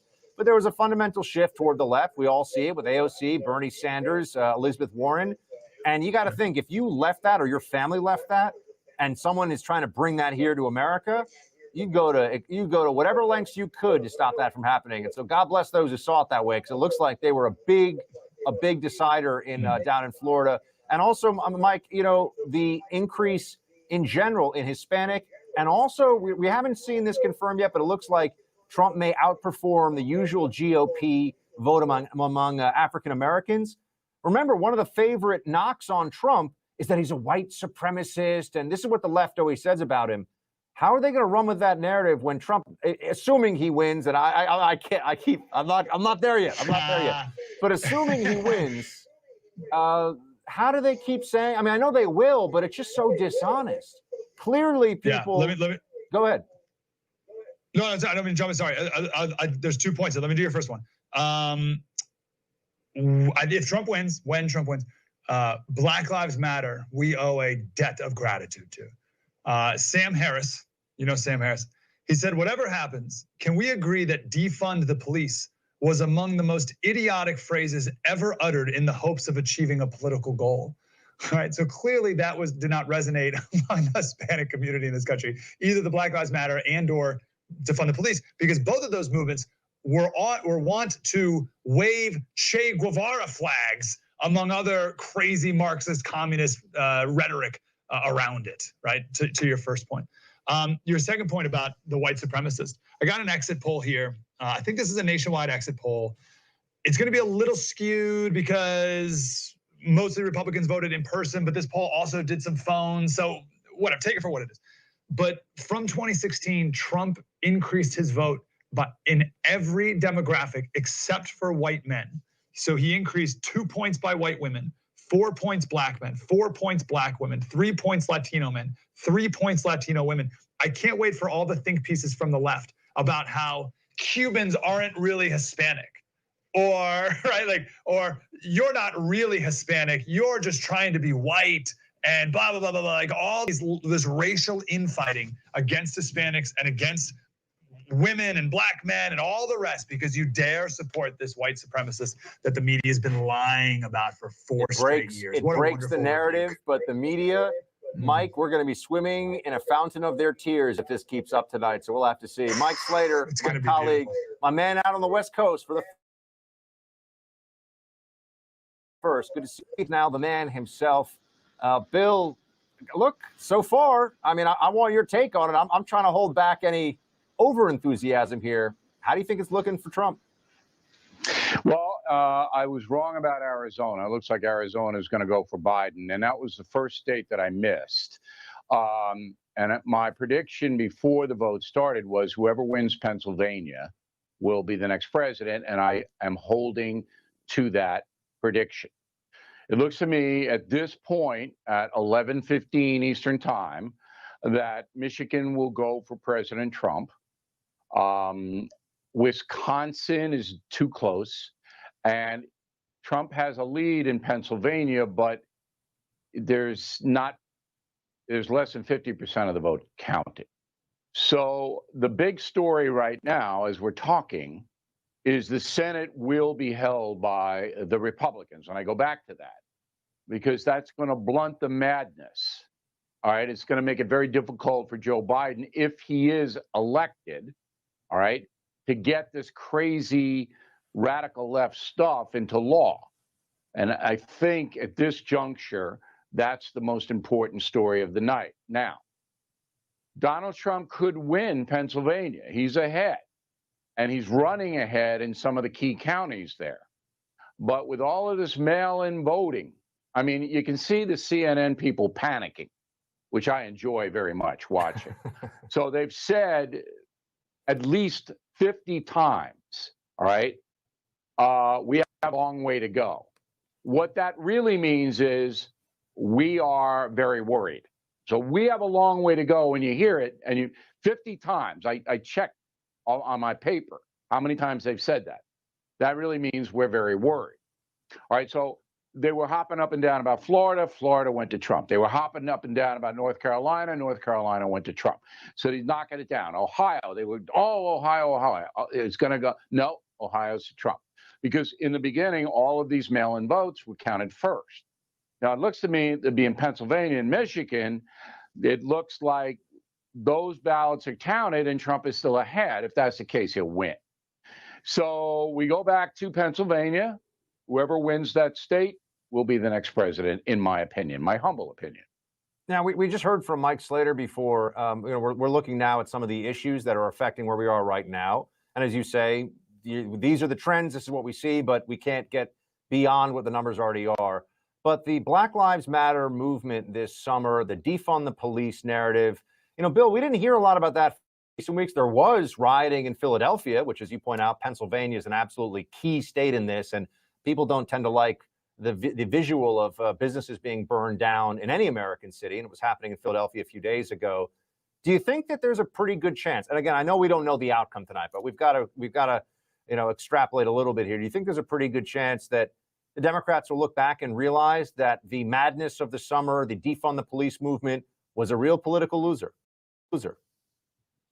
I think the moderate Democrats will, but not the left, and the left is in charge of that party. So with a controversial guy like Donald Trump in the middle of a pandemic that had killed more than 200,000 people, you would think that the incumbent would lose. All right. But he may win. And it's not winning on his personality. He's not winning on that.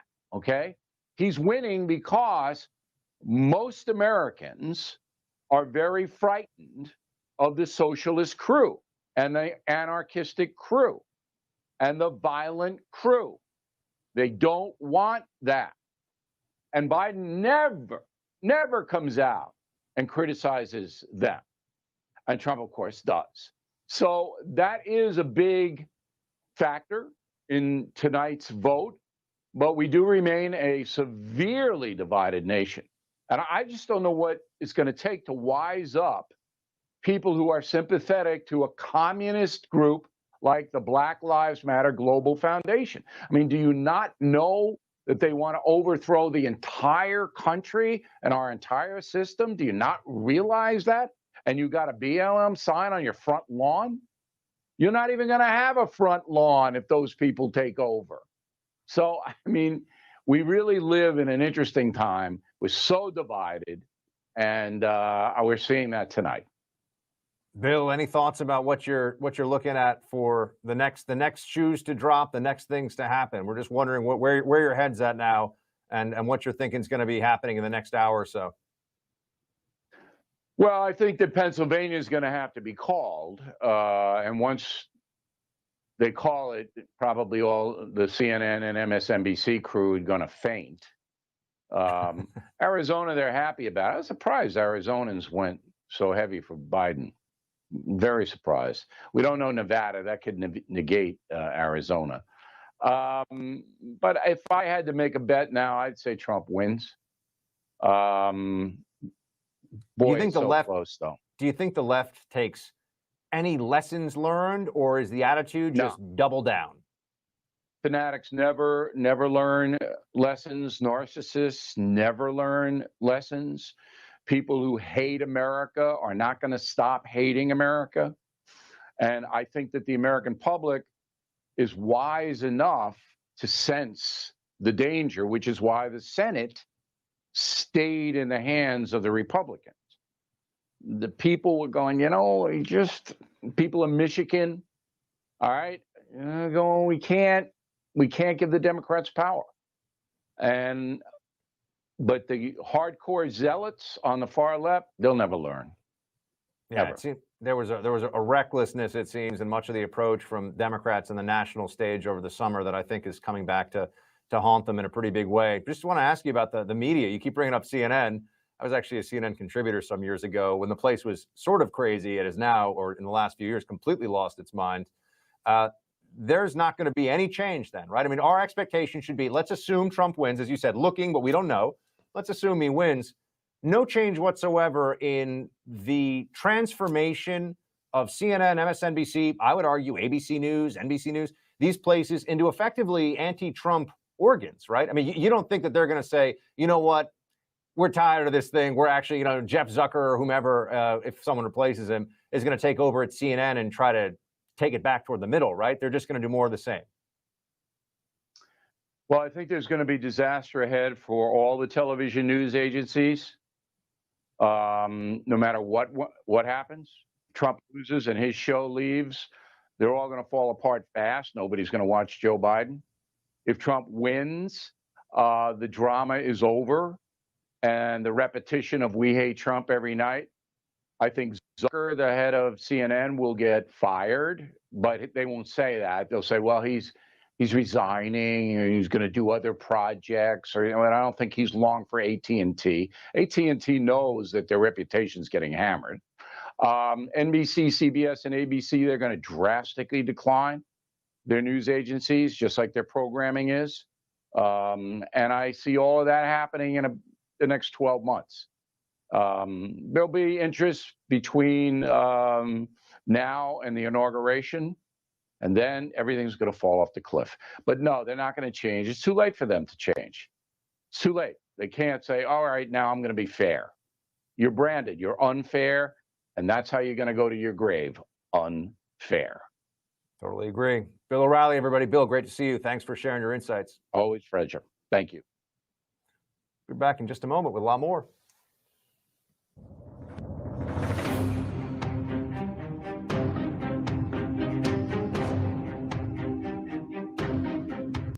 Home title theft is not something that happens just to other people. It doesn't just happen somewhere else. This is a cyber crime. And I will be honest with you, cybercrime is still hard for me to wrap my mind around. I'm not used to that. Crime is supposed to be a gun. Give me your wallet on the sidewalk. That's old thinking. All the money now is made online, and your home title, it's probably your biggest financial vulnerability.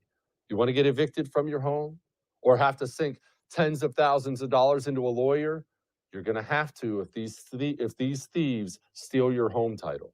They'll forge your signature on it, take a loan out against it, and you have to pay that back. Do not get caught. Home Title Lock can stop them, and it will.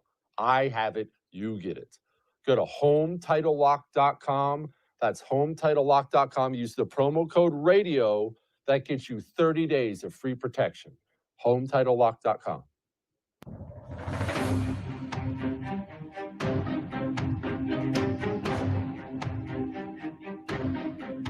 Hey, it's Dana Lash, host of The Dana Show, 12 to 3 p.m. Eastern, which is also broadcast live right here on the First TV.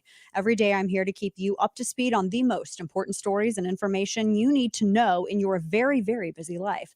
And if you're always on the go and you just want to stay connected, download our daily podcast. Take it with you. It's a great way to get up to speed on what you need to know and stay informed on what legacy media may not tell you.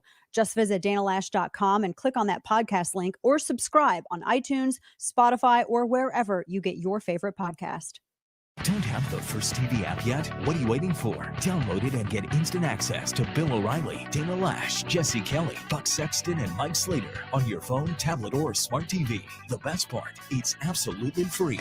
Watch your favorite programs live or on demand, anywhere, anytime. Don't wait. Download the First TV app right now on Roku, Amazon Fire, Android, iOS, and Apple TV. Just search the First TV in your favorite app store and start watching today. Stay informed. Stay connected. Download the First TV app right now. It's free. Hey guys, it's Buck Sexton here, reminding you that my radio show can be seen right here on the First TV every day at 5 p.m. Eastern. We break down all the news and current events from across the country and around the world with deep analysis that you're just not going to find anywhere else. Plus, we always try to have a little fun while we go through all that stuff together. So don't miss the Buck Sexton Show every day at 5 p.m. Eastern right here on the First. There's a new email that prepares you every day to be smart, stay informed, and always be on the alert for liberal media spin. It's called Up First, and it's only on the First TV. Get essential daily headlines, instant reaction and analysis, and the tools you need to fight back against the progressive agenda. Don't wait. Get the same email First TV hosts use to stay informed every morning. Never miss an important story. Go to thefirsttv.com and sign up for the Up First newsletter today.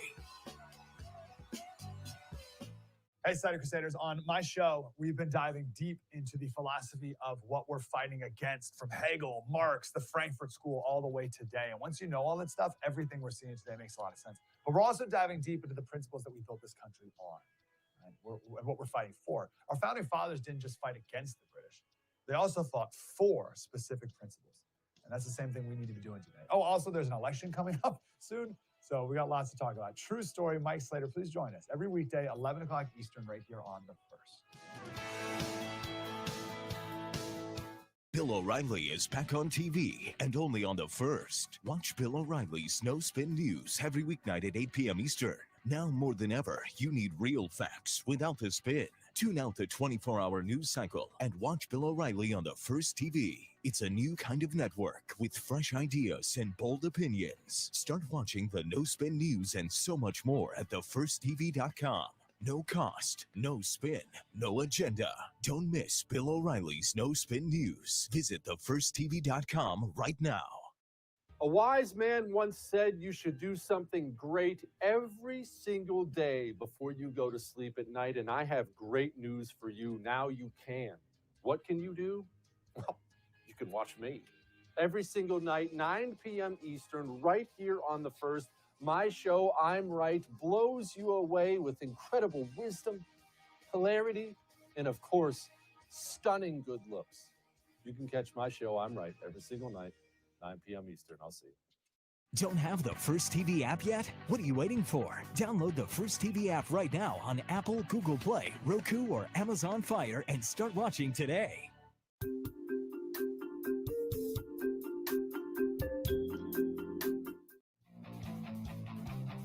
Hold the Line with Buck Sexton premieres tomorrow at 7 p.m. Eastern right here on The First.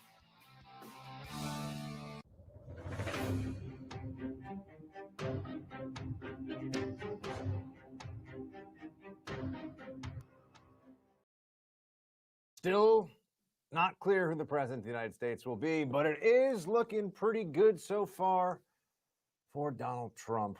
My man Jesse Keller, are you in the mix here? There he is. Oh yes. Oh, I'm here with Arizona. bells on. What the heck happened to Arizona, Jesse? I had a few weeks ago. I had to have a little talk with Hawaii. over Mazie Hirono. I love Hawaii, beautiful state, bad politics, but Mazie Hirono is unacceptable. Oh, look at this. Arkansas goes for Trump, right as we thought it would. That's great news. Nice. We like that. But anyway, I had to have a little moment with Hawaii over that one. Arizona, I'm coming for you, Arizona. I don't know what this is all about. This is very upsetting. Hold on. Two things. Two things. I see all these people. I understand all these other news organizations are calling Arizona, and I'm not going to be that, Baghdad Bob guy who's going to be like, wait, we're actually fine. We're winning. I'm not saying that. Maybe we did lose Arizona. However, I told the brief version of this story earlier on in the night. I might as well just outline it now. I ran for Congress once against Gabrielle Giffords down there. I was a Republican opponent. And I learned then a very hard lesson. Like 60% of the voters in Arizona vote early, but it's a different state, and that the early votes get counted basically right off the bat.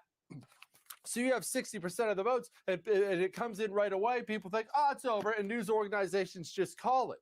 There are still loads, and I mean loads, of election day Republican votes to count in Arizona. Maybe we did lose it. I'm not looking at all the numbers breakdown right now. Maybe we did, but I'm telling you all, the Democrat shot was just shot. Everything you see now as far as Arizona votes go is going to close that gap. Can it close it enough? I don't know. I didn't close mine enough, but I crushed my candidate on election day and lost by 4,000 votes because I almost came all the way back.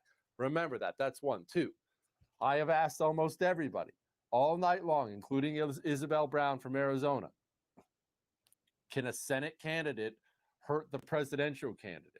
And look, this is going to sound like I'm just taking shots at her. I'm not. You can't help who you are. I want this to be a lesson to the GOP. Martha McSally is not a bad.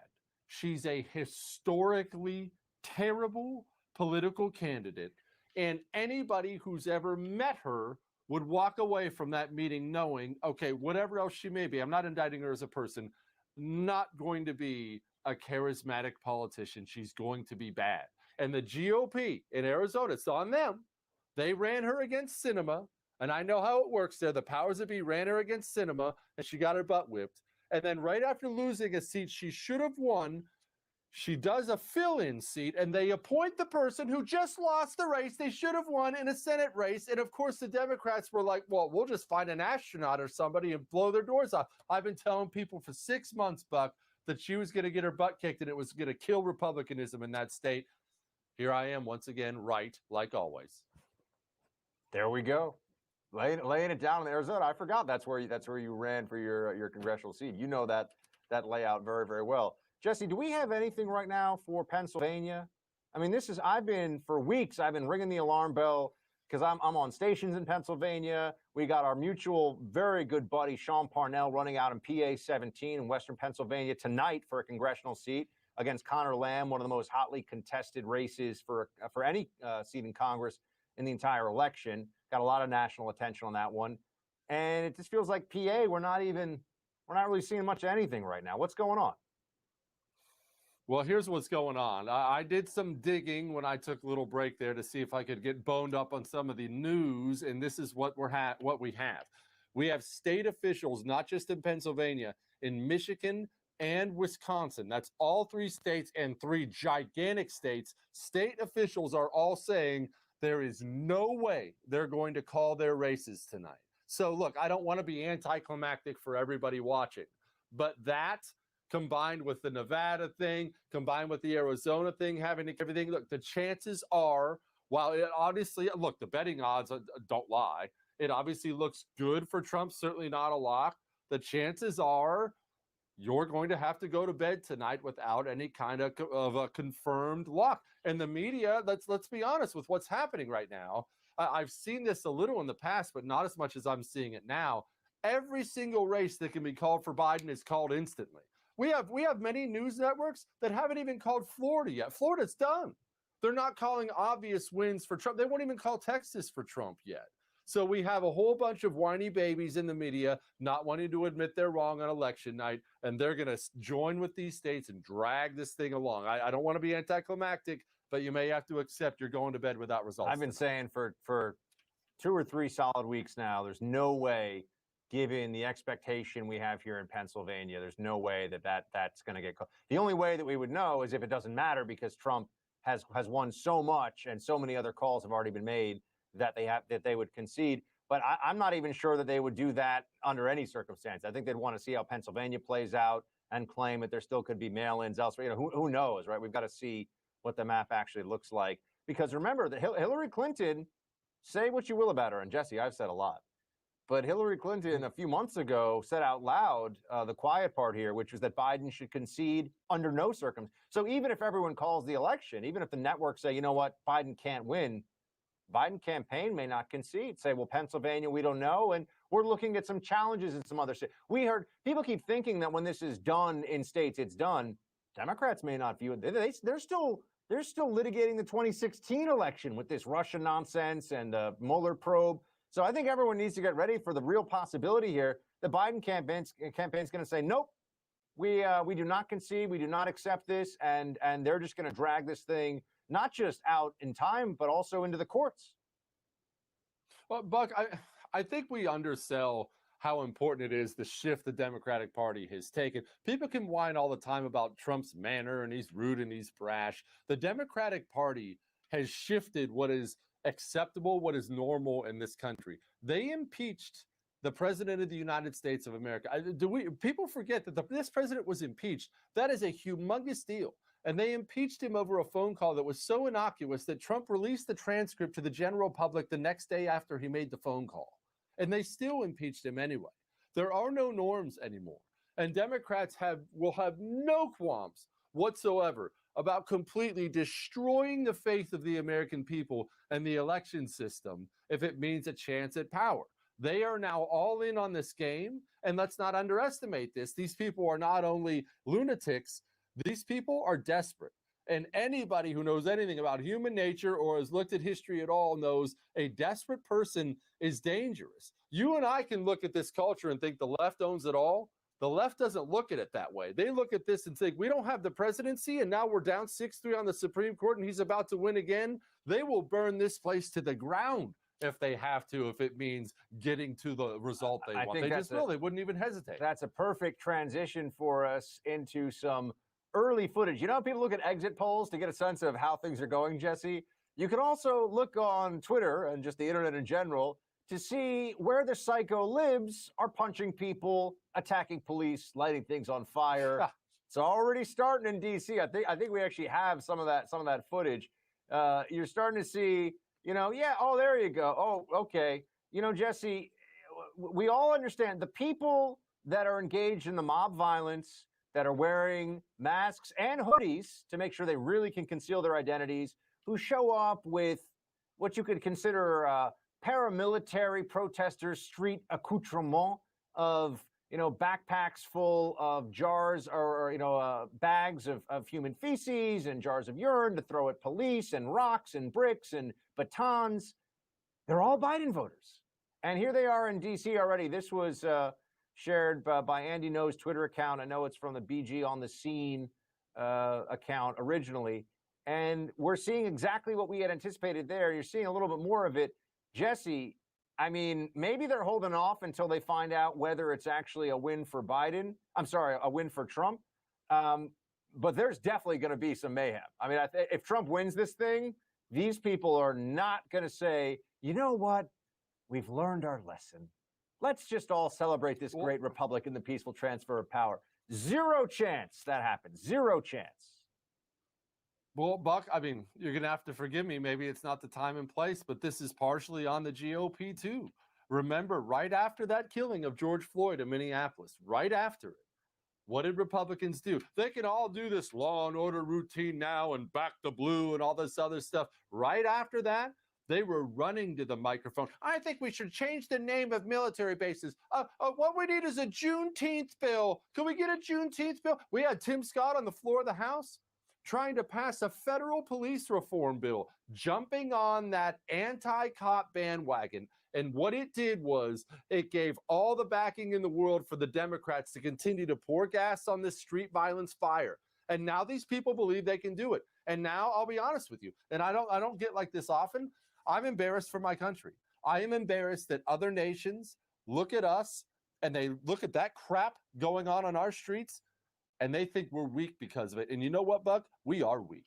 A nation that's powerful does not, that first scene, that scene you're looking at right there, in case anybody's wondering, those white pillars in the background, that's the White House. That's where the president and the first lady and their kids, that's where they bed down at night. And we allow that in front of the White House. Every single one of those scumbags should be in a drunk tank right now with a big old egg on their forehead and $1 million bail and looking at 10 plus years in prison. And all this stuff would stop. And somebody foreign who's funding all this, they should be worried about something else. And that's what strong nations do. Instead, our nation, well, I mean, look, maybe this is the language of the unheard. What a bunch of crap. And now we encourage all this. Now we have businesses that have to board up their business on election night. I think it's disgraceful.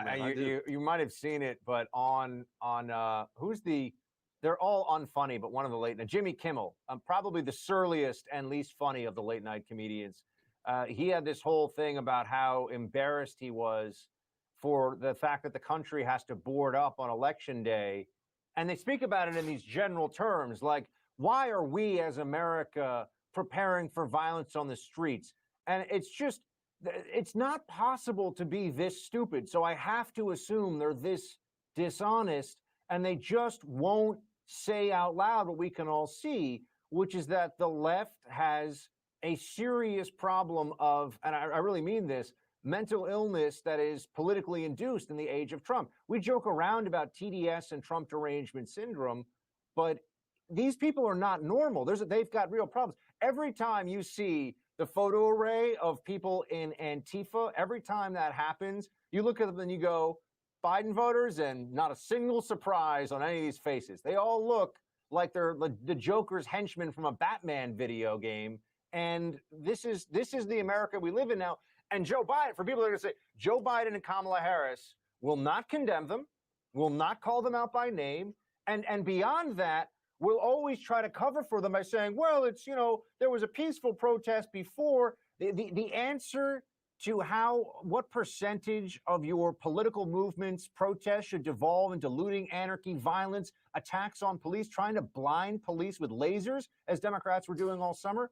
The answer to what percentage isn't 90% that are peaceful, it's 100% that are peaceful. That's the only answer that's acceptable. And Democrats, they abandoned that for months. And I think they're paying the price tonight. I think we're going to find out in Michigan, Wisconsin, yeah, it's the economy, but also it's people don't want mobs of, lunatic MSNBC watchers marching through their neighborhoods and waking them up in the middle of the night and threatening to burn down their houses because of fascism in America. These people are morons. No one should take them seriously. But that's where we are.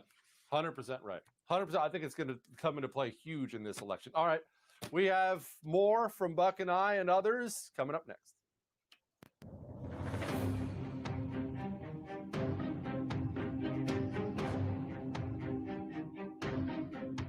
You can see the news.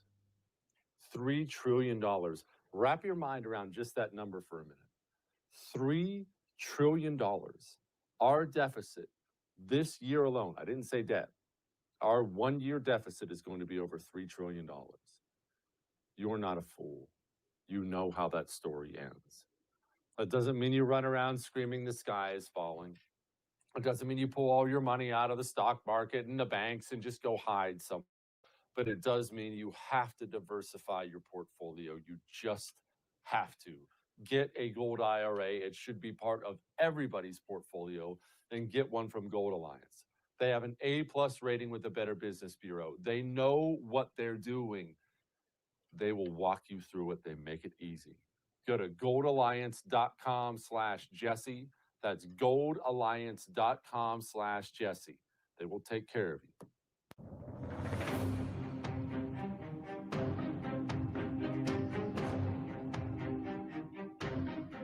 Hey guys, Buck Sexton here. If you love watching my show on the First TV, then make sure you stay connected with us on social media.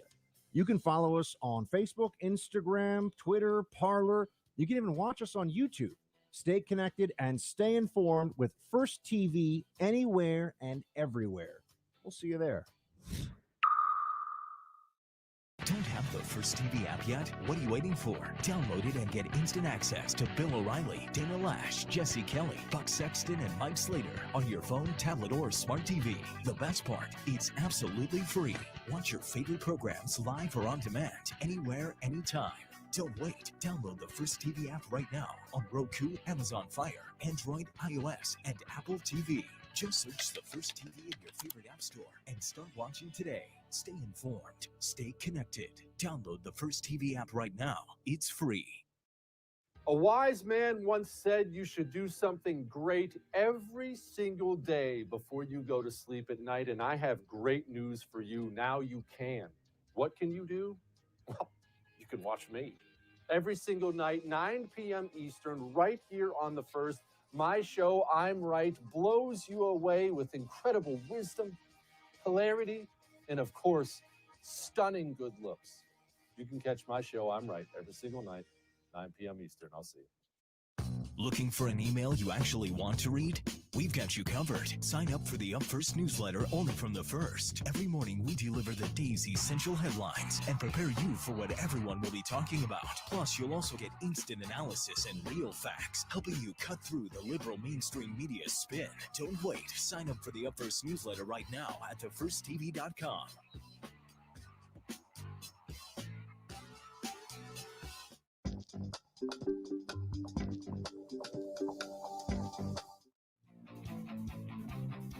Hold the Line with Buck Sexton premieres tomorrow at 7 p.m. Eastern right here on The First.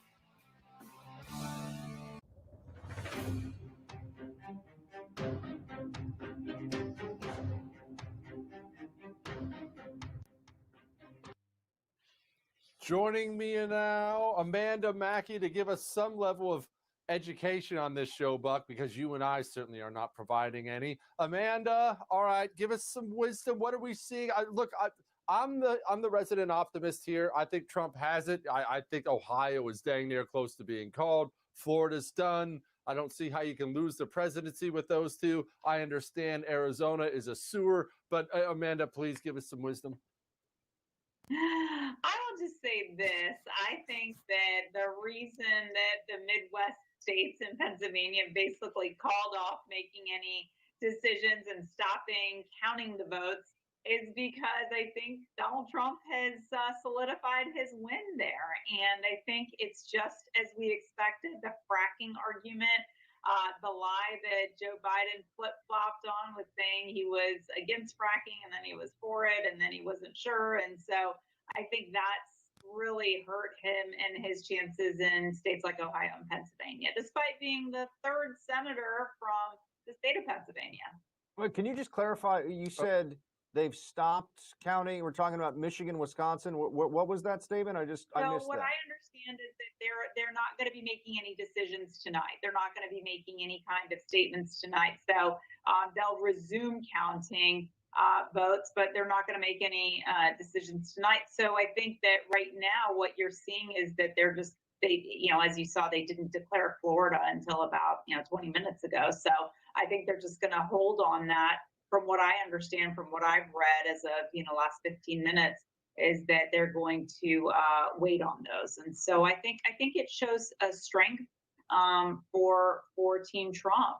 But I'll tell you, in Florida, what we've seen, which has just been huge, obviously President Trump winning Florida is significant and all important. And I think Florida is just such a melting pot of so many different things. You have your Midwest. The I-4 corridor is, very Midwest focused. You have a lot of the Northeast states like Pennsylvania, where people come and move to Snowbird here and then eventually end up living here.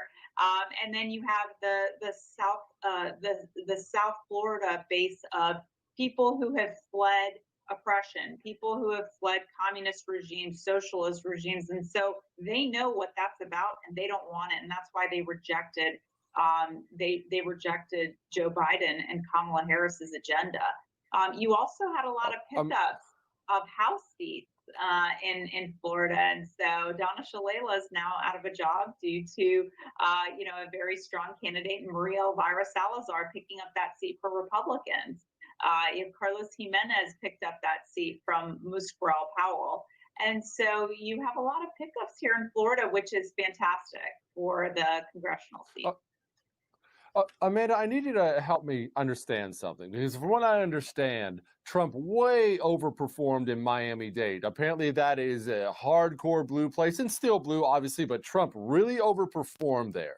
And you can say, now I understand there's a ton of Cubans there.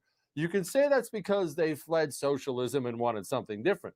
Well, they were still fleeing socialism back when, Barack Obama was stomping everybody in that place. What have they seen in Trump specifically, or the GOP specifically, that has brought them around? They've seen something.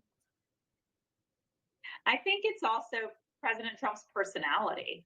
I think from what I've read, the machismo personality and just basically not willing to just be diplomatic about everything, but rather taking the bull by the horns, telling people exactly how you feel, falls in line culturally with the with those particular cultures that South Florida tends to have more people from that persuasion, and so I think that has also been a factor for their excitement about Trump. Someone who just stands up for himself. I guess that's what it comes down to. We So just I want to think jump that in has a lot real quick and tell everybody that yes, indeed, Ohio. You saw that on the screen. Want to just tell you officially, Ohio has been called for Donald Trump. Amanda, it's seeming more and more like we're not going to have an answer tonight, but it's looking mathematically better and better for Trump as the night goes on. How would you gauge this at this point? How would you assess the likelihood that this momentum, just based on what's already been called and where things are heading right now, that we could wake up tomorrow perhaps with an enormous and for many of us very unwelcome surprise? I think it's still going to be close, so I don't think that we'll know tomorrow per se. But just thinking about Pennsylvania, I think we won't know until Friday. And obviously Pennsylvania is significant. So I think if you look at these states again, where just the industrial Midwest, these Reagan Democrats that really Trump has been able to bring back home to us. We haven't had these Reagan Democrats for 2-3 decades.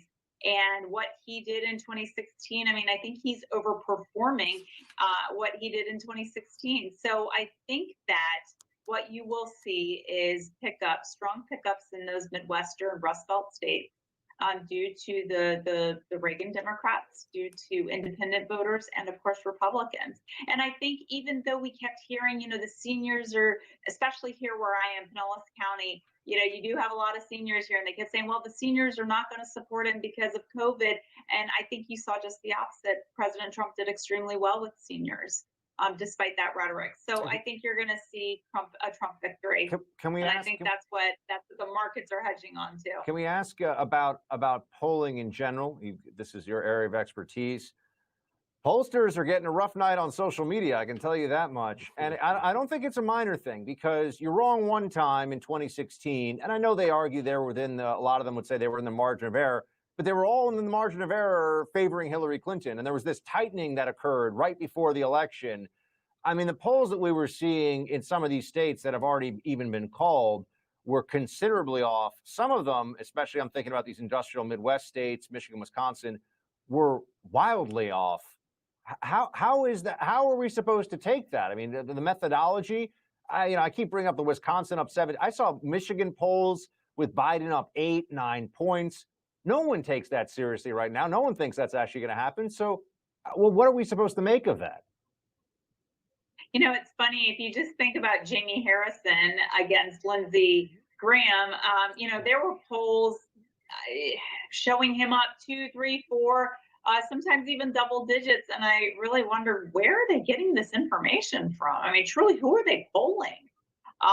And who are maybe they're polling the people who dumped $100 million into that campaign for Jamie Harrison. So I think that the pollsters, to your point, they got it wrong in 2016. And in 2020, they clearly got it wrong, because here we are. And they had Biden up, double digits. There wasn't a single poll that I saw President Trump up in. And we may have President Trump win. And there was not a single poll, not once, showing President Trump ahead. So maybe pollsters will be put out of business after a Trump victory, if that's in fact what happens. Amanda Mackey, thank you so much, ma'am, for giving us some wisdom. Thank you. All right, quick break, then you get more us. Hang on.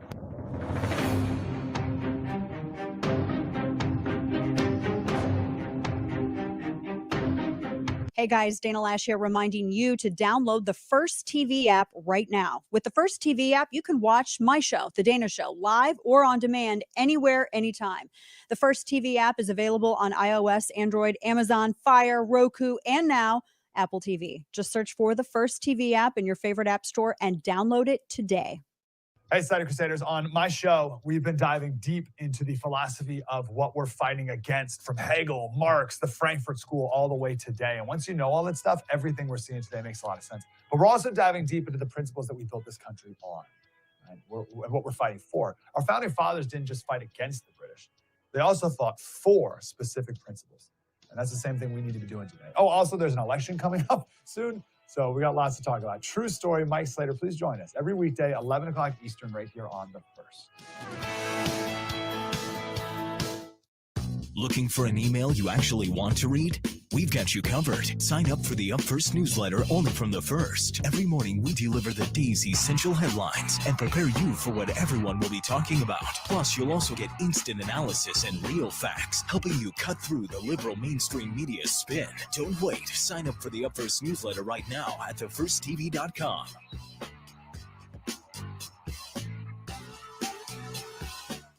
A wise man once said you should do something great every single day before you go to sleep at night, and I have great news for you. Now you can. What can you do? Well, you can watch me. Every single night, 9 p.m. Eastern, right here on The First. My show, I'm Right, blows you away with incredible wisdom, hilarity, and of course, stunning good looks. You can catch my show, I'm Right, every single night. 9 p.m. Eastern. I'll see you. Hey guys, Buck Sexton here. If you love watching my show on The First TV, then make sure you stay connected with us on social media. You can follow us on Facebook, Instagram, Twitter, Parler. You can even watch us on YouTube. Stay connected and stay informed with First TV anywhere and everywhere. We'll see you there. Don't have the First TV app yet? What are you waiting for? Download it and get instant access to Bill O'Reilly, Dana Lash, Jesse Kelly, Buck Sexton, and Mike Slater on your phone, tablet, or smart TV. The best part, it's absolutely free. Watch your favorite programs live or on demand, anywhere, anytime. Don't wait. Download the First TV app right now on Roku, Amazon Fire, Android, iOS, and Apple TV. Just search the First TV in your favorite app store and start watching today. Stay informed. Stay connected. Download the First TV app right now. It's free.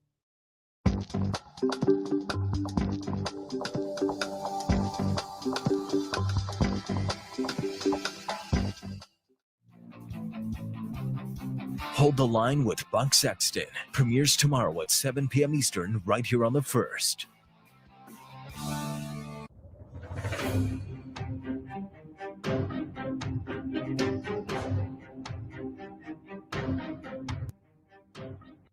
All right, our coverage here continues on The First, live and in real time, and I'm joined by my main man, Jesse Kelly, which has become his unofficial title because I have him on my radio show so much. And Jesse, I got some news for you. I got some good things for you. You ready for this?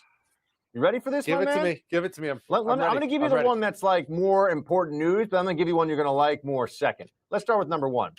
Joni Ernst wins her Senate seat in Iowa, beats out Teresa Greenfield, which also makes me think, to your Arizona comments before, Joni was a strong candidate. She wins that seat in Iowa.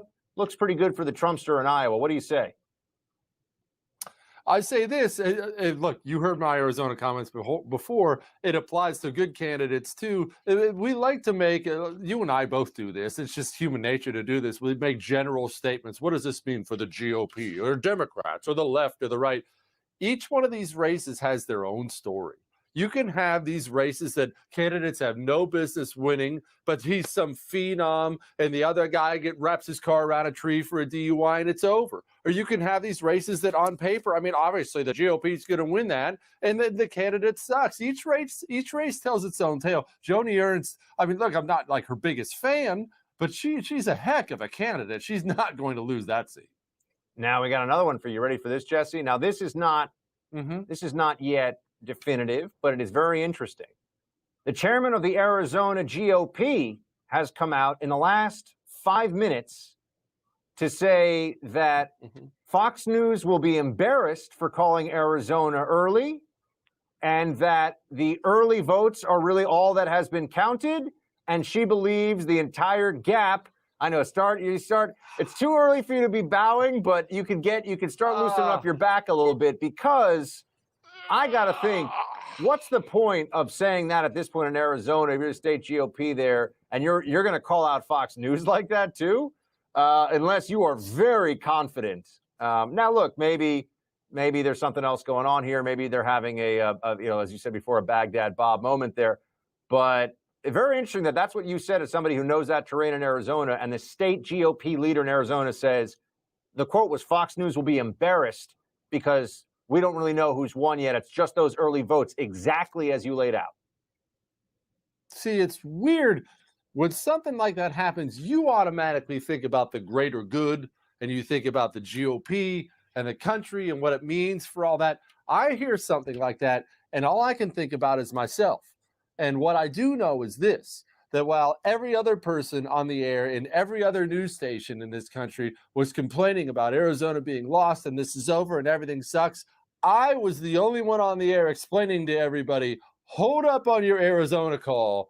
Let's just hold up here. That's not how it works. And you know what it is, in all seriousness, that's such a stunning indictment on the other media sources in this country. And I don't take petty shots at other people or news organizations, but I'm an idiot. I went to community college. I shouldn't be the voice of reason ever. I should never be the one providing the wisdom up here. I'm a moron, and I know all the Democrats vote early. Like 2/3 of the votes vote early, and in Arizona, because they have their system basically computerized, the early votes are the first ones you see. So every time, right off the bat, it's going to look like Democrats are far, far ahead. And then every single step of the way from then on out, the Republican is going to close the gap. Will they close it all the way? I don't know. But this is a fact of life. If I know this, Buck, how do the other major news organizations don't know this? So it seems to me fair at this point to say that, I mean, it was too early a call to make, and some places, Fox News called this one, Arizona, very early. Some places that made that early call are just hoping and praying that when all the votes are actually counted, it ended up being the right call, even though it's looking more and more like they went with that one way too early. Because again, that was sort of stunning too. We knew that Arizona was going to be in play, but given what's happened everywhere else tonight, Jesse, really? That's the one that not North Carolina, not Georgia, Arizona's the one that they flip. It just there was a smell test there that it barely passed. But you, my friend Jesse, were saying, no, indeed, what is that funky smell? Well, the problem is, Buck, and look, I'm lucky I have friends like you who will correct me on things like this. Even if you don't do it on air, I'll get text messages from it where we tend to start saying things that we want to believe instead of things that are actually true. It's human nature. And it's part of, look, this election night media coverage, I'm looking at all of it during the breaks. It's the perfect example of that.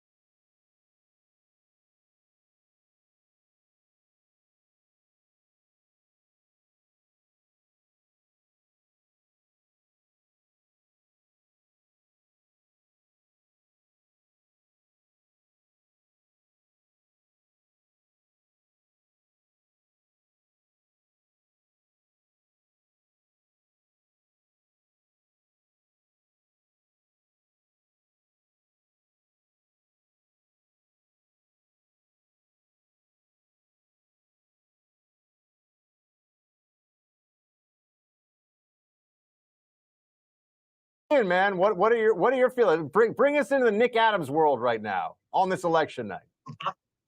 Buck Sexton, I called it 2 hours ago. I think President Donald Trump has been re-elected for another 4 years. I don't care what the media is calling and what they're not calling. When I look at that map, when I have a look at everything that's going on, when I compare it to 2016, I think that this president has won tonight, and I think it's absolutely shameful that so many of the mainstream media are deliberately trying to make this into more contest, create more suspicion, and if I wanted to be conspiratorial, I'd say they're trying to set up the framework to steal it away from him. But I think it's been a phenomenal night for conservatives, a fabulous night for patriots. Anybody that loves this country right now should be rejoicing and celebrating, beer in hand or whatever your poison is, because this is a fabulous night for America. Nick, what are you drinking over there? Are you drinking a Foster's? Do Australians actually drink Foster's? Or is that what an American thinks Australians drink? Boys, I've got Foster's, I've got Modelo, I've got Dos Equis. I have a smorgasbord of beer to celebrate this great, great evening. I tell you, I've been calling this for a long time. I believe that Donald Trump was going to win 4 more years. Personally, gentlemen, I am absolutely stunned that Joe Biden has got as many votes as he's gotten, given how terrible a candidate he is. I'm absolutely disgusted that so many people thought it was worthwhile to vote for him. But even with that, I think that the president has worked hard for this. He did what he said he would do. And I think tonight the people of America have rewarded him. And thankfully, guys, we stay again on the precipice. We don't go over. We've still got a lot of work to do, but America and civilization got a huge victory and a huge reprieve tonight with the re-election of the greatest president this country has ever seen. Nick, what do you mean precipice? What do you mean go over? Because I don't disagree, but I have my own version of what I thought that was. Explain. Yeah, look, Jesse, great question. Look, I think that the United States of America is flirting with socialism. I think that the United States of America is flirting with mediocrity. I think the United States of America is flirting with a European destiny. There's a lot of people in America now that don't like America the way that it is. And that's clear with the people that have voted tonight, that voted 4 years ago, that elected Barack Obama twice. These are people that don't like the founding values of America. These are people that don't like capitalism, that enjoy political correctness. And if we're not careful, and these people have got power and they already control all of our cultural institutions, the mainstream media, public schools, tertiary education, big tech, the big companies. I mean, the whole world has kind of gravitated toward this anti-American, pro-European, pro-soft socialism stuff. And the only person standing in its way is Donald Trump and the people that he represents, the people that elect him. So I'm somebody that chose to come to America. I came because I loved America the way that it is. And I want America to stay the same, that it's always been, that it's attracted, a place that's attracted people like me to come here for opportunity, for freedom, because it is so fundamentally unique and different to everywhere else. And these guys want to do away with that. And I fear for that, because I want to make sure that the America that I fell in love with as a young Australian, the America that everyone watching this broadcast right now feels about the United States of America, the America they know, I want to preserve that for our children, for our grandchildren, for our great-grandchildren. That's what I've dedicated my life to. And politics is one part of that. And I think that's why Donald Trump's agenda, this American First agenda, is so critical to achieving that end.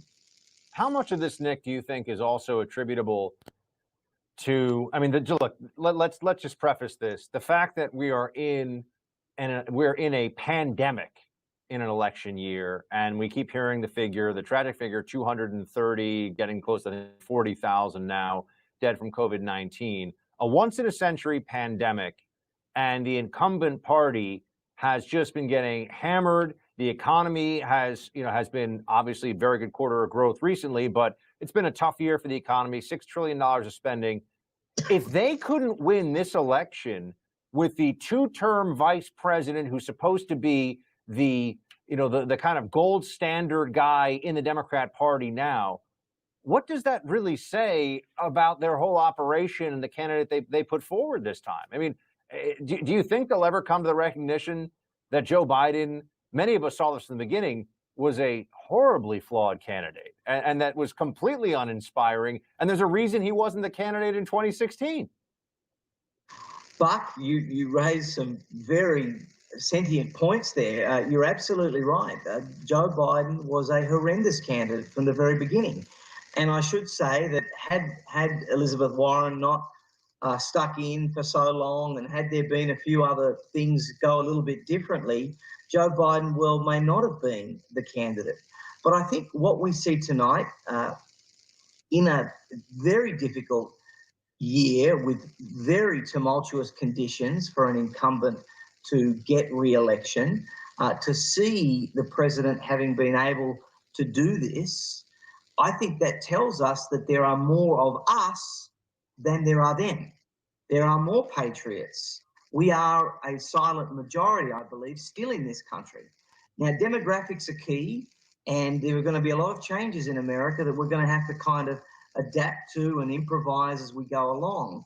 But right now, what this result shows me here tonight is that there are still more of us than there are them. There are still enough red-blooded, patriotic, politically correct, hating Americans that love their flag, love their country, love their church, love the traditional values that it is based on, and they are turning out to support, to protect, and to defend America. And the way that they saw to do this was to follow the great lion, Donald Trump, into battle.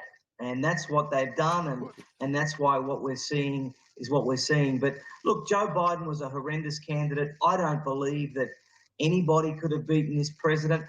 I think that if there had been no COVID, if there had been no China virus, this president, we'd be looking at 40 states out of 50 right now.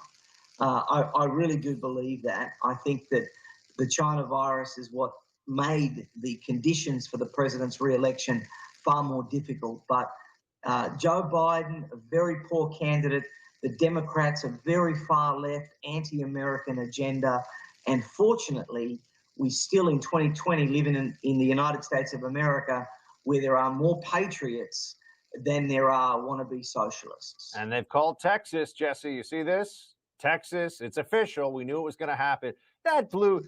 Thank you, Dana Lash. I so appreciate her coming on saying, guys, let's not be silly here, right? Texas is going to be just fine. Don't listen to this mainstream media BS. She was 100% correct.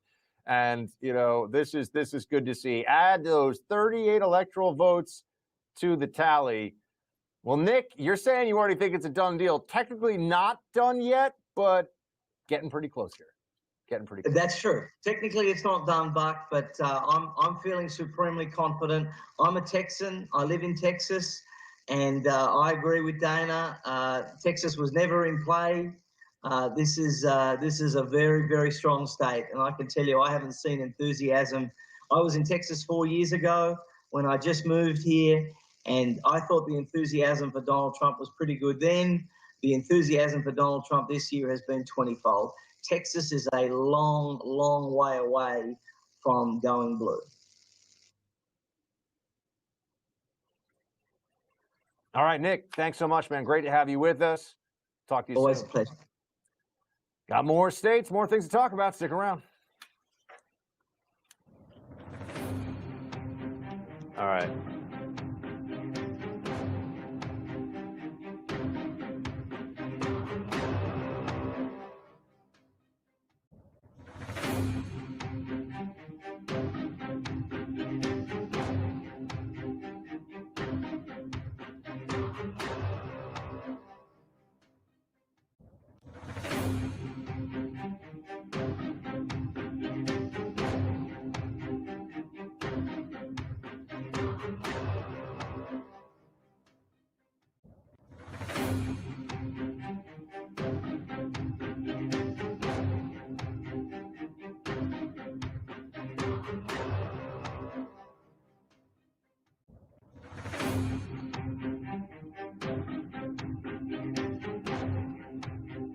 Okay.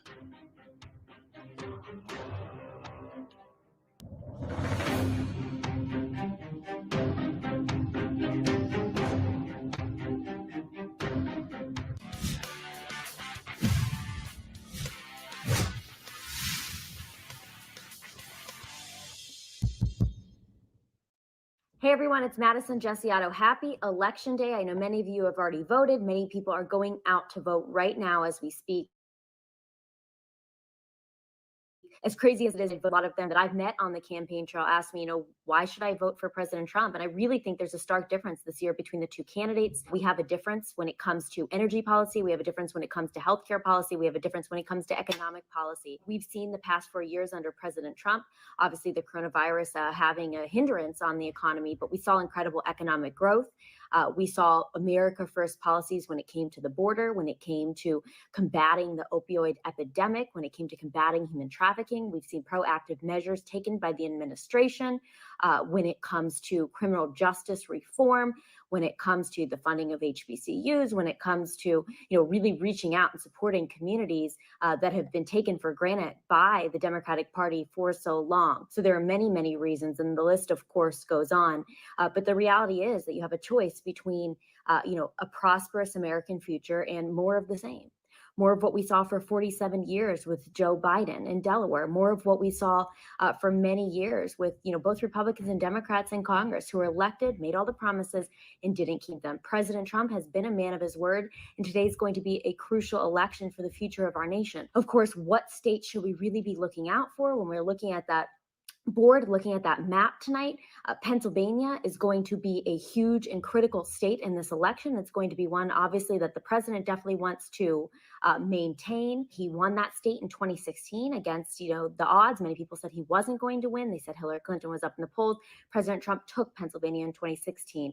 I think he may take Pennsylvania again tonight. We're going to be looking at Michigan. We're going to be looking at Wisconsin. And of course, we're going to be looking at North Carolina. This is a state that many saw as a stronghold for the president. I think he will win North Carolina, but this is a closer and tighter race than expected. The president, I think, is sure to take Ohio. He's going to take Florida, and another toss-up state to look for is Arizona. So keep an eye on many of those swing states, and happy Election Day, everybody.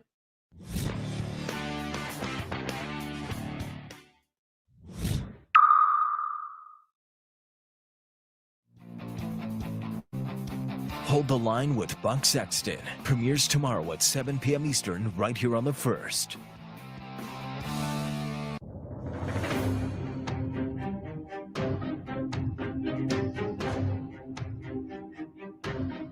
Bill O'Reilly is back on TV and only on The First. Watch Bill O'Reilly's No Spin News every weeknight at 8 p.m. Eastern. Now more than ever, you need real facts without the spin. Bill O'Reilly's No Spin News tonight at 8 p.m. Eastern, right here on The First. Looking for an email you actually want to read? We've got you covered. Sign up for the Up First newsletter only from The First. Every morning we deliver the day's essential headlines and prepare you for what everyone will be talking about. Plus, you'll also get instant analysis and real facts, helping you cut through the liberal mainstream media spin. Don't wait. Sign up for the Up First newsletter right now at thefirsttv.com.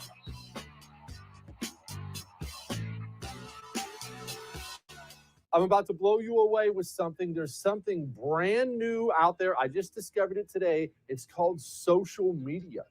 And did you know The First is all over this new thing called social media? Apparently, they're great at it. They're on Twitter, Instagram, Parler. They're on YouTube. They're on Facebook. They're all over all of it. Go enjoy The First anywhere on all of your social media stuff. If you do that sort of thing, I'm not sure if it's going to catch on, but if it does, The First will be good. Hey guys, it's Buck Sexton here, reminding you that my radio show can be seen right here on The First TV every day at 5 p.m. Eastern.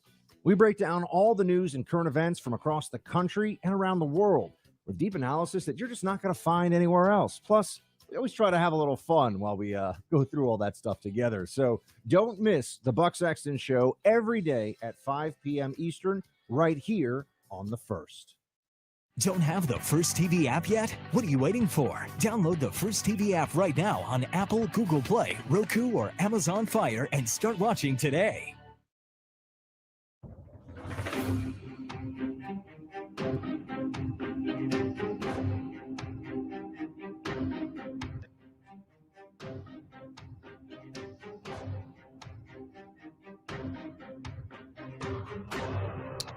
And we are back wrapping things up for tonight here on our election 2020 coverage right here on the First. Buck Sexton, I have two pieces of good news.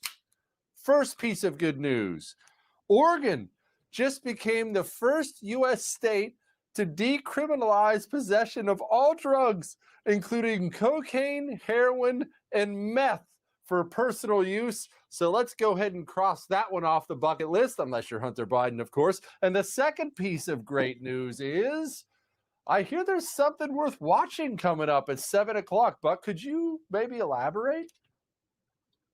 The Buck Sexton extravaganza known as Hold the Line, which I hope everybody's going to be checking out tomorrow for the first time. That's right, here on the First TV.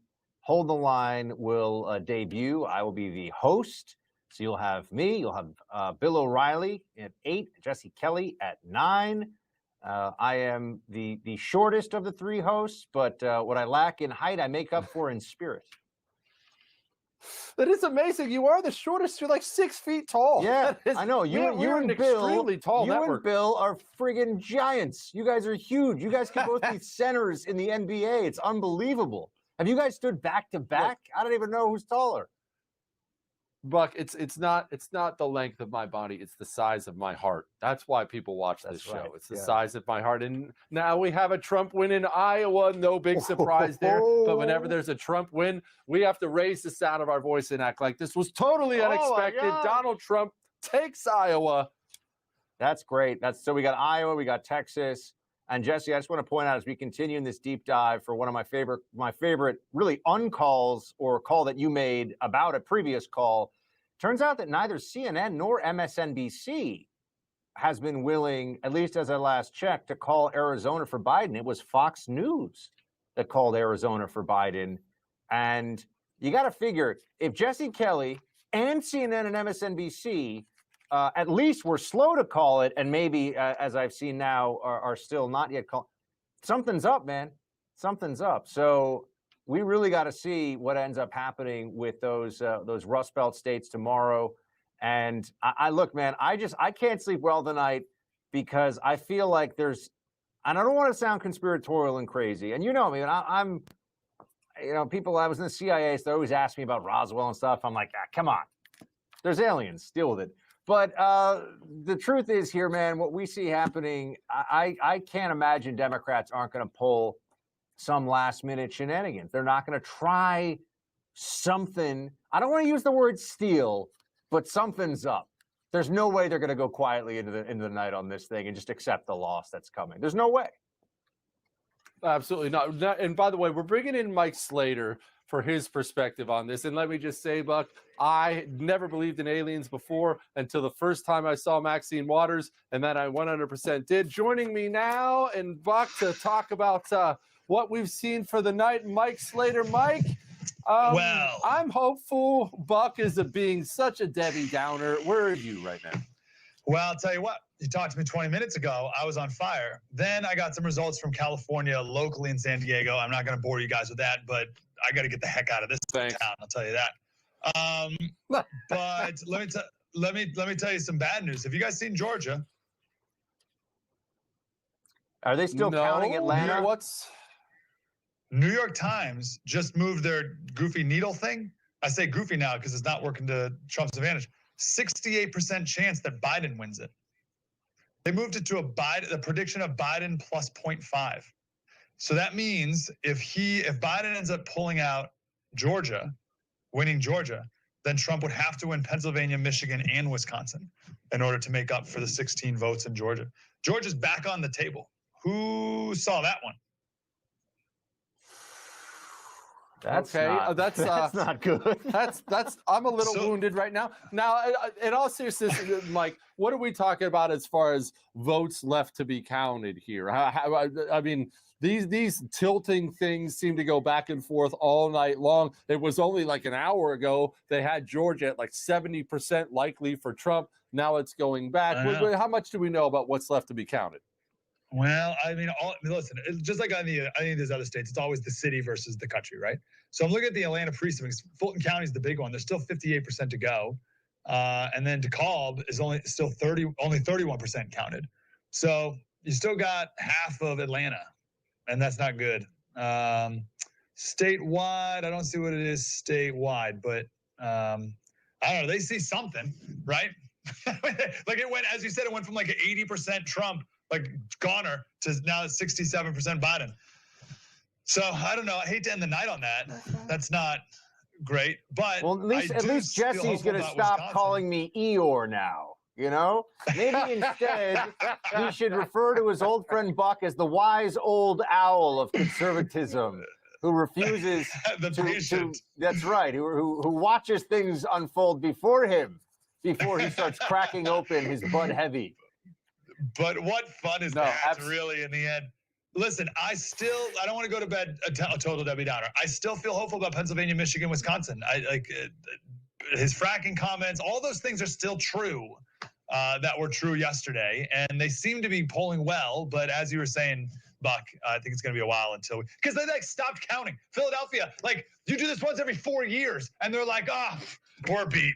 We're real tired here. We got to go home and take a nap. It's like, guys, power through for the night. We're powering through. Jesse's powering through. Buck's powering through. Stay up. Count the votes. What's the holdup here? Well, I'm glad you brought this up. I know it's in jest, but I genuinely don't understand why states do this, because it makes the state itself look terrible. And everybody wants their own team to be represented well. Even if you're a lefty nutball, you want your state to be represented well. You have all these states in the union that manage to get it in on time, every time. We have the vote counts, we're done. Well, we're probably going to need till Friday. We can't possibly hope to have these done before Saturday. That makes you look like such an incompetent boob.